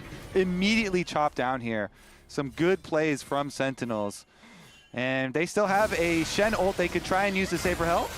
Yeah, I don't think there's going to be any way to save him now. He has no flash. They pop the Stand United. He does reposition himself, and Blast Cones out to safety. Beautifully done there, barely getting out. Impact is going to be in some trouble. The Herald going to get summoned here. Darkwing's not in position to be able to actually wall this one off, so the charge will come through. I cannot believe he survived. The Stand United, the Killer Instinct, the Mega Blast Cone, all working in tandem to keep him safe. He stays alive, but can we say the same for Huhi? Oh, we can! You can. Wait, Blackfire Torch? Oh, he popped the pop. Oh my gosh. That was almost a Blackfire Torch burn down. Quad barely misses out on the kill. No way! Impact stole it! Oh my god. Yo, Titanic, baby! Oh my god. Hit him with the burst! Did Griffin... Wait, Griffin had no smite. Yeah, no smite charge. Did he use smite, I guess, in the fight? Oh. I'll go investigate. That is an unfortunate series of events, let's say that, for FlyQuest. They barely miss out on 2 kills. Now they're looking for another potential redive, but Cryogen is here to defend. Impact will be able to sidestep the route. Yeah, they barely miss out on 2 kills back-to-back, including one of a bounty, and then you lose the dragon to a Shen. Ouch. All right, So- Kobe's reviewing. So far, my investigation is revealing that he did smite enemy raptors when he stole them. Okay. And I think that's the only charge. Yeah, he just didn't have it. That's it. But he did get those raptors. He did get the raptors. He did lose the dragon. The opponents are on soul point, but he got the raptors. And Impact, I'm sure, was laughing. Yeah. After he was able to steal that And we one. talked about it, you know, sometimes you're just willing to die for raptors. And if you're willing to die for raptors, you're definitely willing to lose a game for raptors, you know? Quad now, he may be dying for this too, as Hanbok gonna get knocked away there by Gakkos. Good peel there by Gakkos, keeping the Vi out of range, so he was not able to get in for the cease and desist onto Quad. And Masu and Cryogen gonna be able to push up. and should knock down this tower. Second of the game is Griffin scrapping with impact, but decides not to fully commit to it. Okay, bot side as well. They're doing the trailing double solo laner tactic with Gakkos and Quad both having teleports. So they were trying to see if they could find anything there. Can't quite do it. And Gakkos just going to go for his reset now, back up to the other side of the map. Still doesn't have his ult, but they've got both of the teleports. And here we go. Look at the combo. Yeah, so Griffin doesn't have Smite, so Q on Impact is really good for stealing jungle monsters already, and then boom. Able to use his Titanic proc. Yeah, Grayson's like, what? He doesn't have a Smite. Nice. 지렸다. Oh, that's a good job by Hanbok. Track the enemy Smite. Did they have a ward on their own Raptors then and saw him use that? They must have. I mean, he said he doesn't have Smite, another so investigation. Called it out. So well done there by Hanbok, tracking the enemy Smite. And I think it could also have just been that it got low and he didn't smite. Yeah, it, he's right? waiting around. Yeah, he was waiting around at 600, so he's like, hey, he doesn't have it. Now Hanbok gonna go back in. Nice buffer on the scatter. The Stand United is coming through. It's the flash over the wall onto Quad. Quad gonna be able to flash back over the wall, but Impact chasing him. Hanbok is low as Gakkos arrives. Griffin battling in the midst of everyone, but Cryra has been pushed back. Rahel has killed off Masu on the side, and Sentinels are winning out in the fight again. Griffin doesn't have the juice to get the job done, and Gakkos has no damage left. Sentinels are going to take down all of FlyQuest. It's going to be a delayed ace. Ooh, I mean, that on top of the 3 dragons, Zale. Looks like Sentinel's going to wrap this one up. Let's take a look at how it started. So, Vi in here, immediately jumped on, immediately stunned, but a beautiful ultimate from him. He actually immunes the stun during the ultimate. Then they get the follow-up. Even with Quad flashing over, they can't come back from that one. And Rahel jumped onto Masu, the assassin in the back there. Able to take out enemy AD carry as well.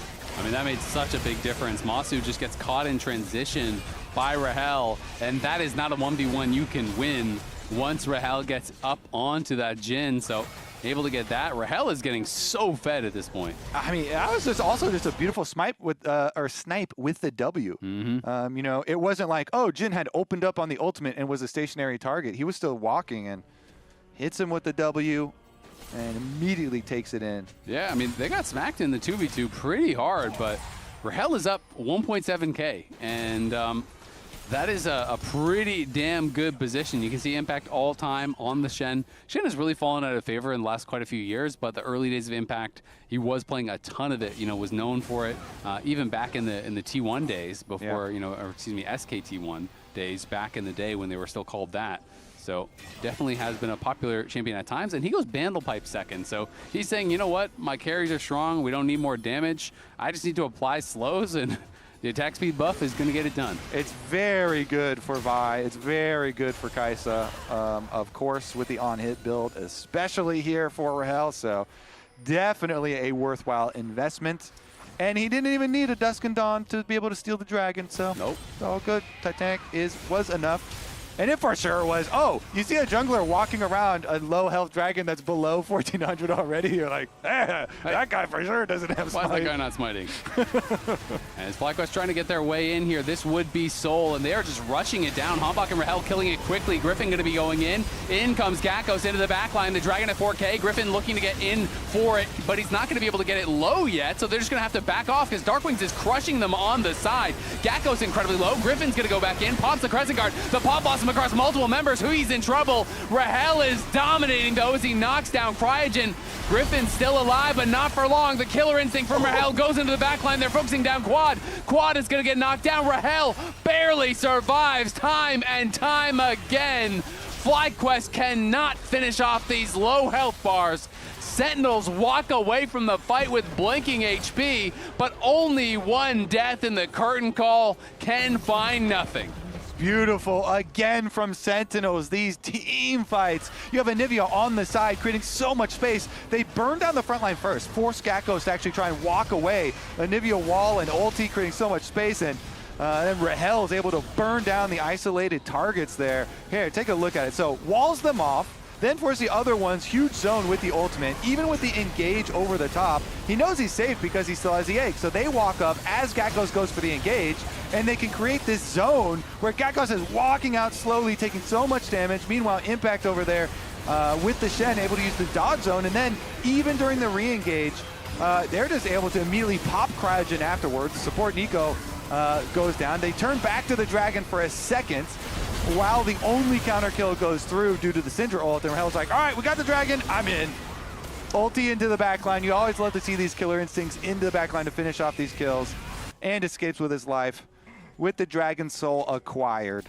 And despite that great start, from the Jhin, it's just looking in these fights like they just don't have the damage to actually knock down that front line.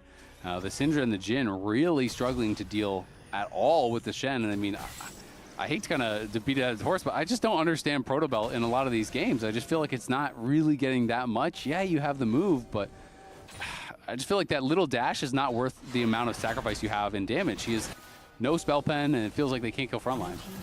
If you only have 4 shots on Jhin, and Shen can block some of them, yep, then it is Omega already hard to get through that. And we saw how much work, the Anivia is kind of just like burning down the opposing front line, and they're working through it a lot easier.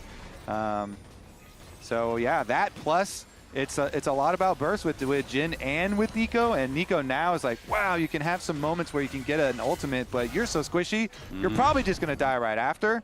And if you guys aren't going to be able to burst the enemy, which you're certainly not going to with Chemtech Soul as well on top of it, and already was going to be a difficult task, then seems like Sentinels have a very easy route to try and finish out this game. With Baron and the Dragon Soul, just push all 3 lanes here. You've got a Shen ultimate ready. It doesn't matter that they have the opportunity to try and go for like a Sion ult engage, and try and go bursty on somebody, Sion ult and Nico or something like that, because your response time is very short, no matter what lane people are coming from, and you're very durable, so you can create a lot of time. Yeah, I mean, the Quad just can't deal with him. He doesn't have the damage. Quad was basically going just trying to wave clear against that Shen. Gakkos being able to hold this top side pretty effectively, but Sentinels have battled back again. They get themselves into these deficits, but they're really playing well from a deficit. They were down, 2.5K around, I don't know, 13, 15 minutes, something like that. And they are in full control about 10 minutes later, looking like the game is going to end soon for them.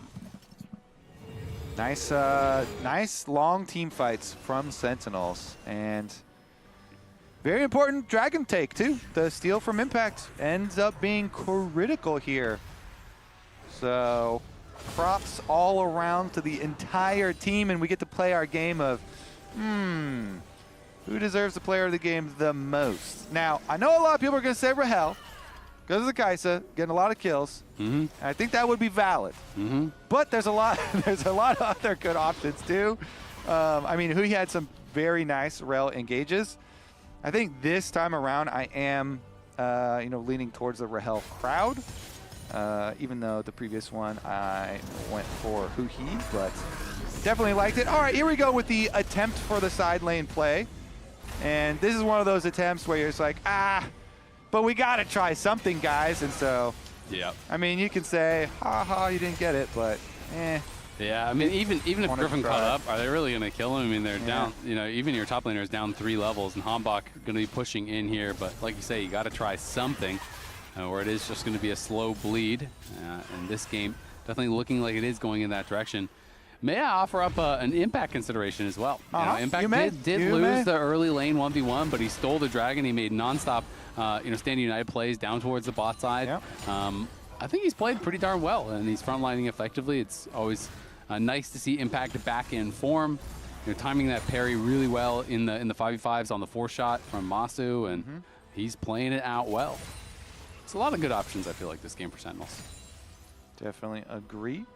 Darkwing, good zone control, good Nivea play so far. Let's see how they finish, though.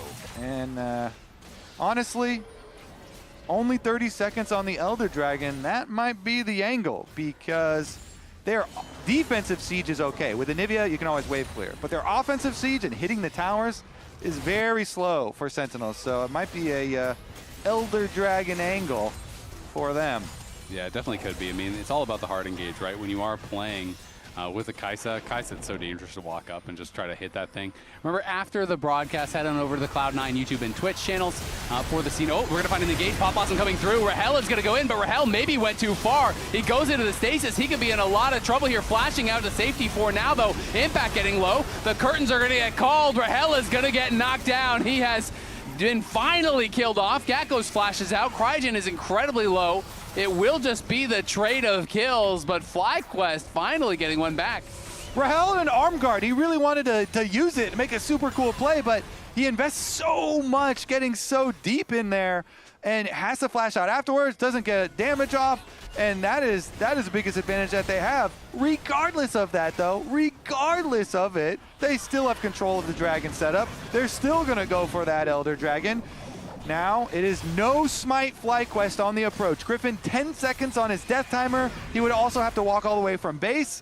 So, FlyQuest, they're trying to push him off anyway. They want to go for the fight and make sure that during the time where they have no jungler, at least Sentinels don't take the Elder Dragon, and Sentinels will respect the move.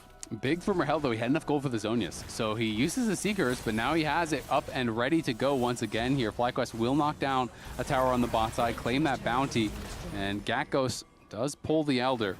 Humbach has based, and he has a GA now, so he's coming back out from base here. Quad completed the death cap, and he is going to be teleporting back in to join the team. Huhi, though, looking for a flank. He's not been spotted, and Huhi could be getting in the backline. Now Quad going to try to mark him. Humbach going to get involved on this. Does vault over the wall. Crygen looking for the Pop Blossom, but Rahel is just going to pop the Zhonya's. Masu's in trouble on the side as he gets flashed on there by Huhi and stunned up, and Masu is going to get knocked down by Humbach. FlyQuest have no damage. It's a double for Rahel. Masu is not going to be able to survive. Quad has to flash to safety, but it's a 1v5, and this should do it for Sentinels. Great stuff from Sentinels. Nice approach there. This time around, Rahel knows, all right, just the Nico and the Scion on my side. There's not a lot of damage there. I can definitely go for the full engage. Uses the upgraded Zhonya's, and Sentinels cleanly are going to end out this game. Going to be able to march it down here and finish it off. Sentinels going to get their first series win of the split here, move themselves to 1-2. People were favoring FlyQuest in this one. We'll see if FlyQuest can hold on. Their respawns are coming through here very shortly, but Rahel is just focusing down the towers. Masu is back up. Quad is still here. There's a lot of low health bars. The curtains are going to get called, and there's going to be the GA popped already. Darkwings is running for the hills. Crygen trying to catch back up. Hombach going to turn and fight and might just kill Crygen. Can't quite do it. The Elder and the Baron are both alive, and the jungler is dead. They could try to rush out here and get more. Griffin is going to look, and look at the devastation on the face of Golden Glue.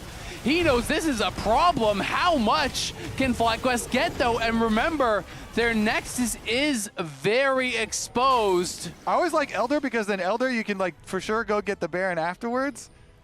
Wait, Rahel is gonna... Is Rahel by himself up there? Is he soloing the Baron? Oh, Shen on him, Shen on him. Okay, so they can take the Baron with the Shen shield up there to Rahel. So it's going to be a trade.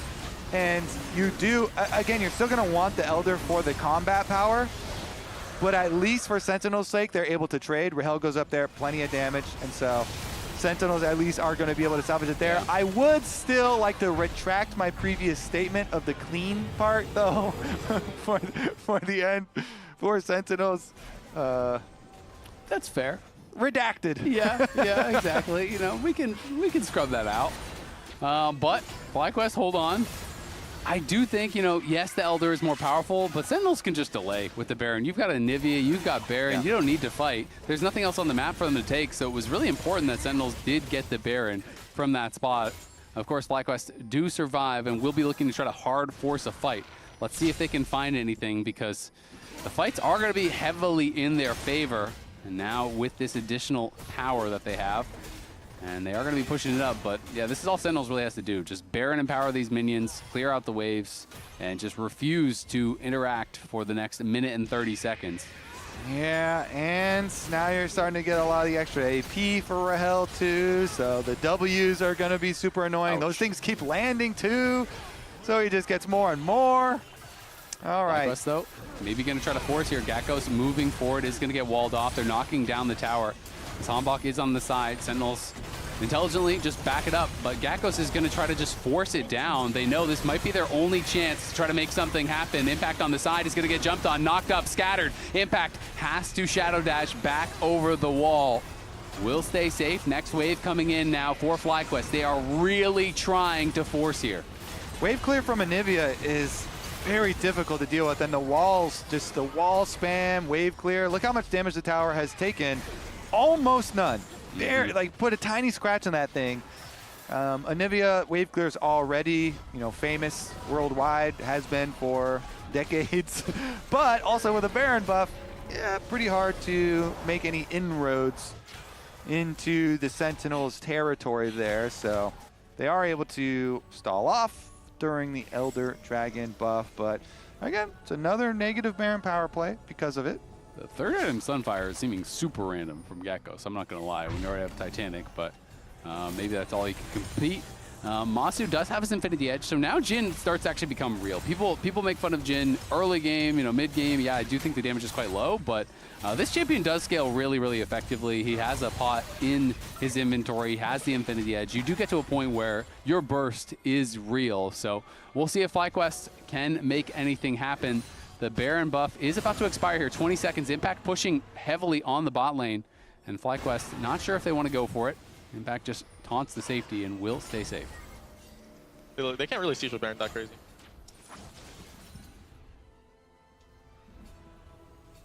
True. Not a good siege comp. That definitely has been established throughout the game. They haven't really been able to push. It's really just two teams looking for fights, right? That has been what this has been all about. You can see a lot of defensive itemization is done now. Rahel has obviously had the Zonies for a long time. Now he has the Banshees on top. The GA is almost back for Hanbok as well, which is going to be a big one. All right.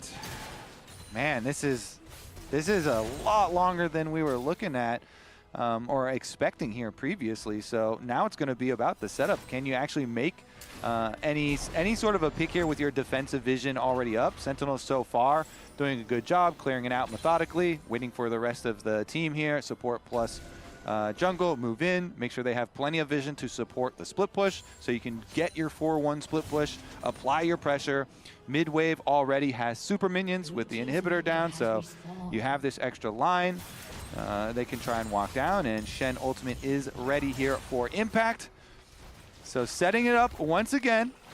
And again, you don't want to make any big blunders because in 2 minutes, the Elder and the Baron are both going to be back on the map.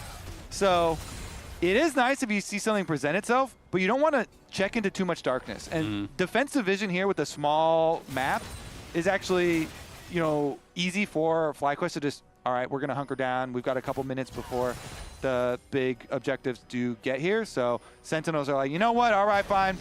Nobody's going to stick their head out. We'll just take the conservative, easy extra advantages of your jungle camps.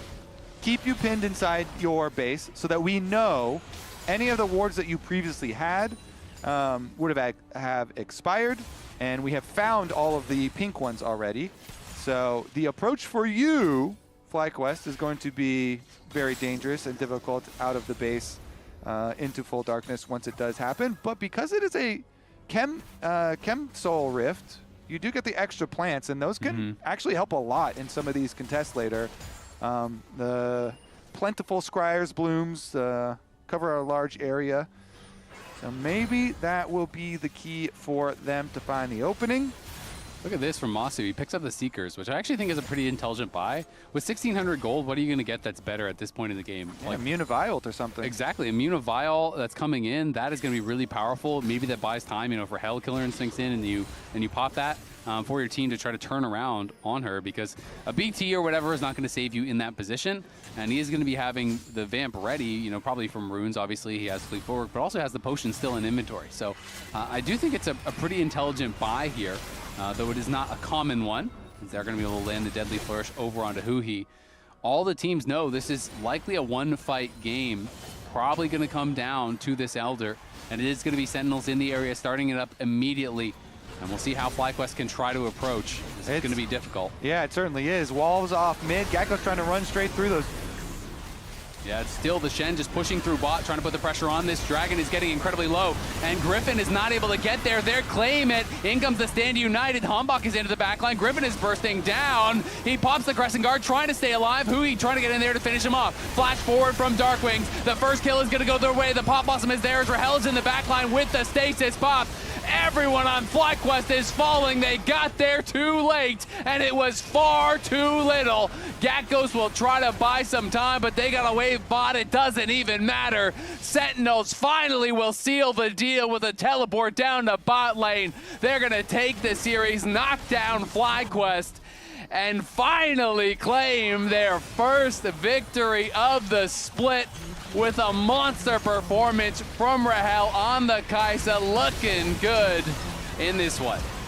Congratulations to Sentinels. They worked for it, and they get the dub. Quad at the end went to the back of the pit to try and get a miracle steal on the Elder, but Hambach's smite is good, and so are Sentinels. Chances of success in the series, congratulations, they did it. Analyst, who's your player of the game? Tensions on our side. know? Yeah, we actually, I think we're all split. All of us here on the. Yeah, we're not going to show our cards just like that because you ask, buddy. It's not how that works down here. Yeah, what was your votes, Ozale and Kobe? Yeah. They're just putting us on the spot. Yeah, they're already gone. I will tease, though, it might come down to fan votes, because if it's a tie on our end, then that could be the tiebreaker there. But we're going to have some chats with the Sentinels players, and I got to say, I was right. 2-1 Sentinels. Let's go. That actually is a clap. Yeah, that was the first time you've been right about First time I've been right all year, I'm pretty sure. We did not flip-flop. You did not flip-flop. I gave you the And chance, you won. Raz. Anything to say for yourself? We're just sinking on the ship. Yeah. This is the I Titanic. mean, honestly, This so right many of my chair. predictions thus far have been absolutely wrong. Yeah? For this. Yeah. Pretty low percentage so far this year? Yeah. All right. Well, I think that we were right about one thing, though. All of us agreed it was going to be a close series. Yeah. We all thought it was going to be close. And here we go. We have two of the members Get on joining in us here. for the post-game interview. Got Hambach and Uri. Welcome, guys. Welcome. A full house. Translator here. Multiple jobs, in-game, out-of-game. The first question is kind of for both of you, but actually more for you, Jay, which is in the final fight, you guys had a really great Rel, Shen ult combo, and it was really well set up. So just talk me through your pre-fight setup around that Elder. I mean, last fight, we kind of had a mistake previous Elder, so we kind of learned, guys, just let them come in more, and we just have to hit the objective, let them get in more, and then we can look. So I think we kind of adapted pretty well from the mistakes, but those are the things that we are aware that we're doing even in scrims, and I think it's good to make those kind of mistakes even on stage and be able to win so that we can improve. Oh yeah, I have a question for you, Hambach. My thought process is this is the first time we're hearing from you. Yeah. How's it been so far in North America? 무슨 미국이 지금 어떠냐고, 지금 미국 생활. I just my life is so funny because I just prefer enjoy the game or NA life too. So yeah, I'm fun. Hell yeah. Nice. I got another question for you. Skarner. What is it about Skarner that makes you so good at this champion and want to play him so much? I think when I was SK last year, SK junglers good as Skarner, I think, like Lucid or any junglers too. So I learned the Skarner that much. Yeah. Yeah. So I play well Skarner now. Okay, I got a good question for you because there's a big ramp up in Split 1. Yeah. And then I feel like you guys are already back to ramping up again.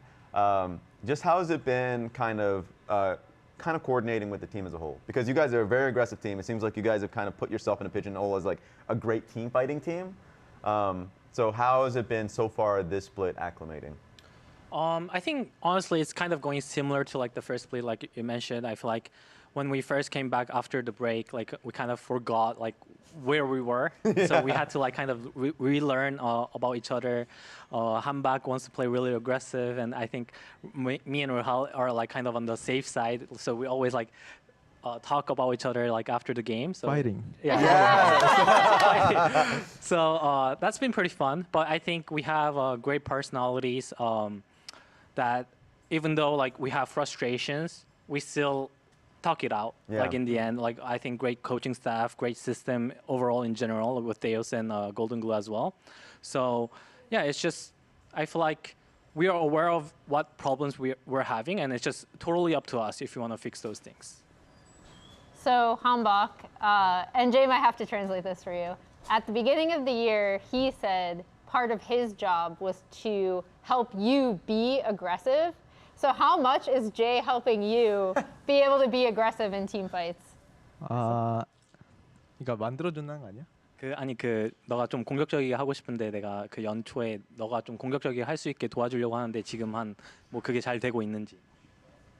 Yeah, I wanna just eating second crab or dragon or herald.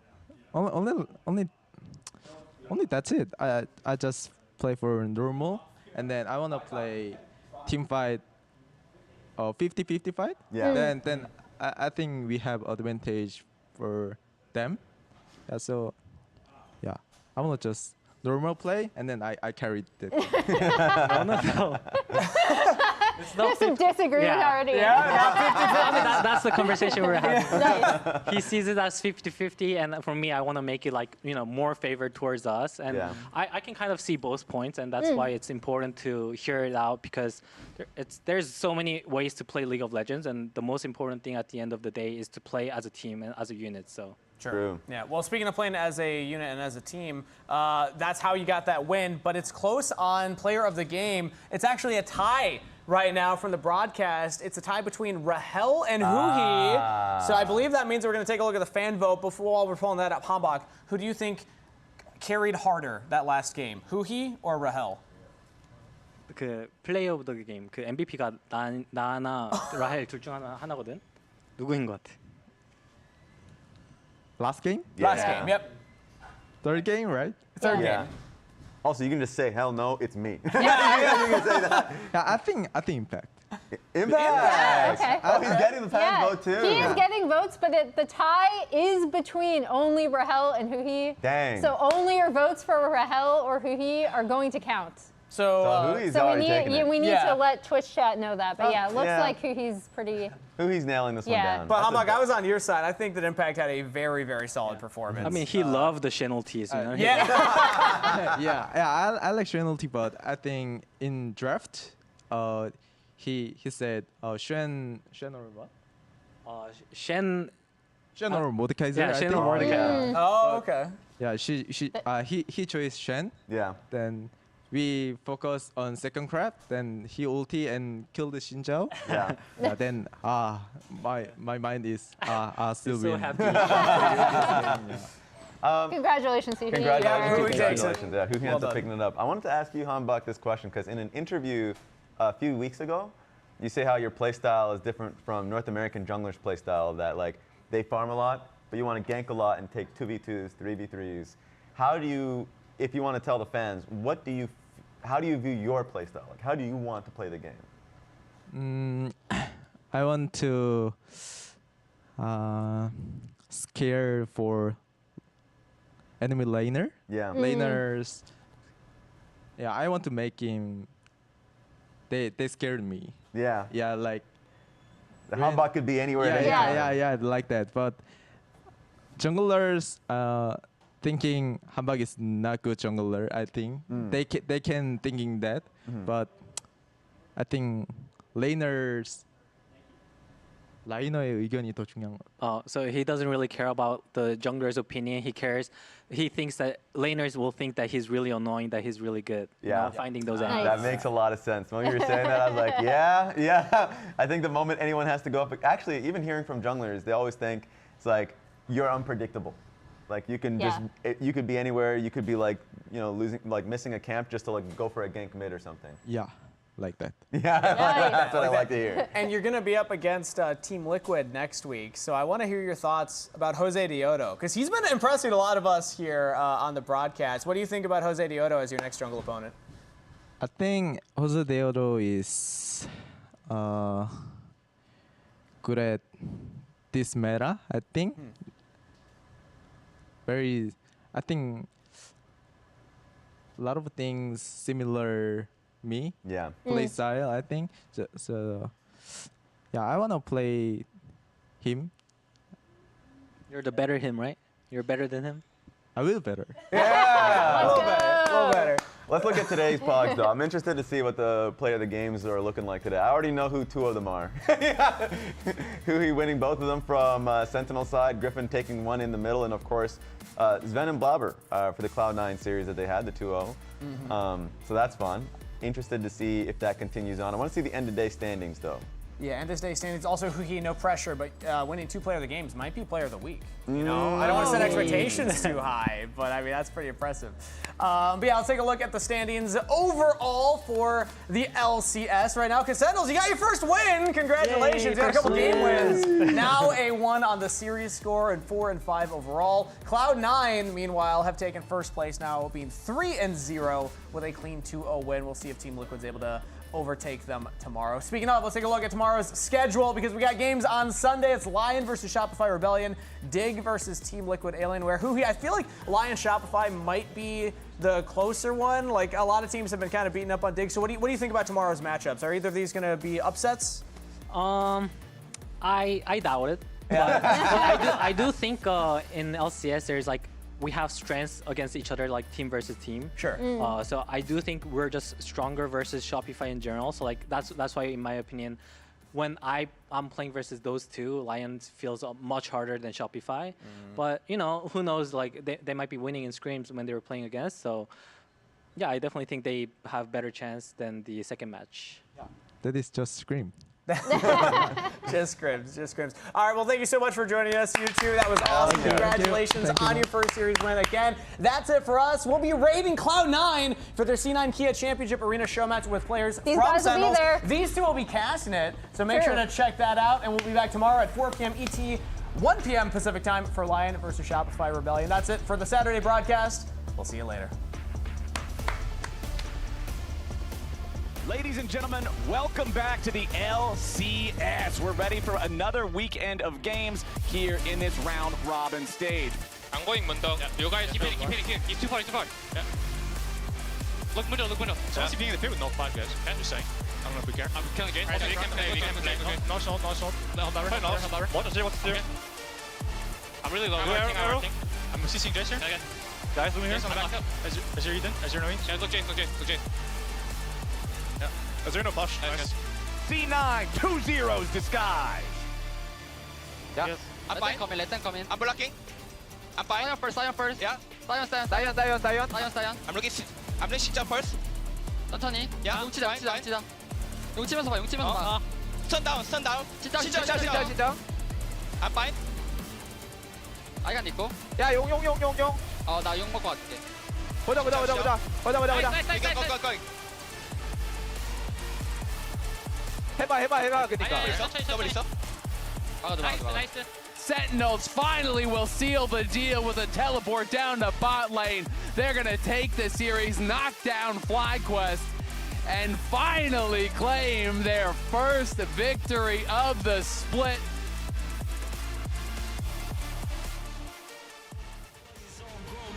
All it takes is one chance to make your life blow up. It's game time.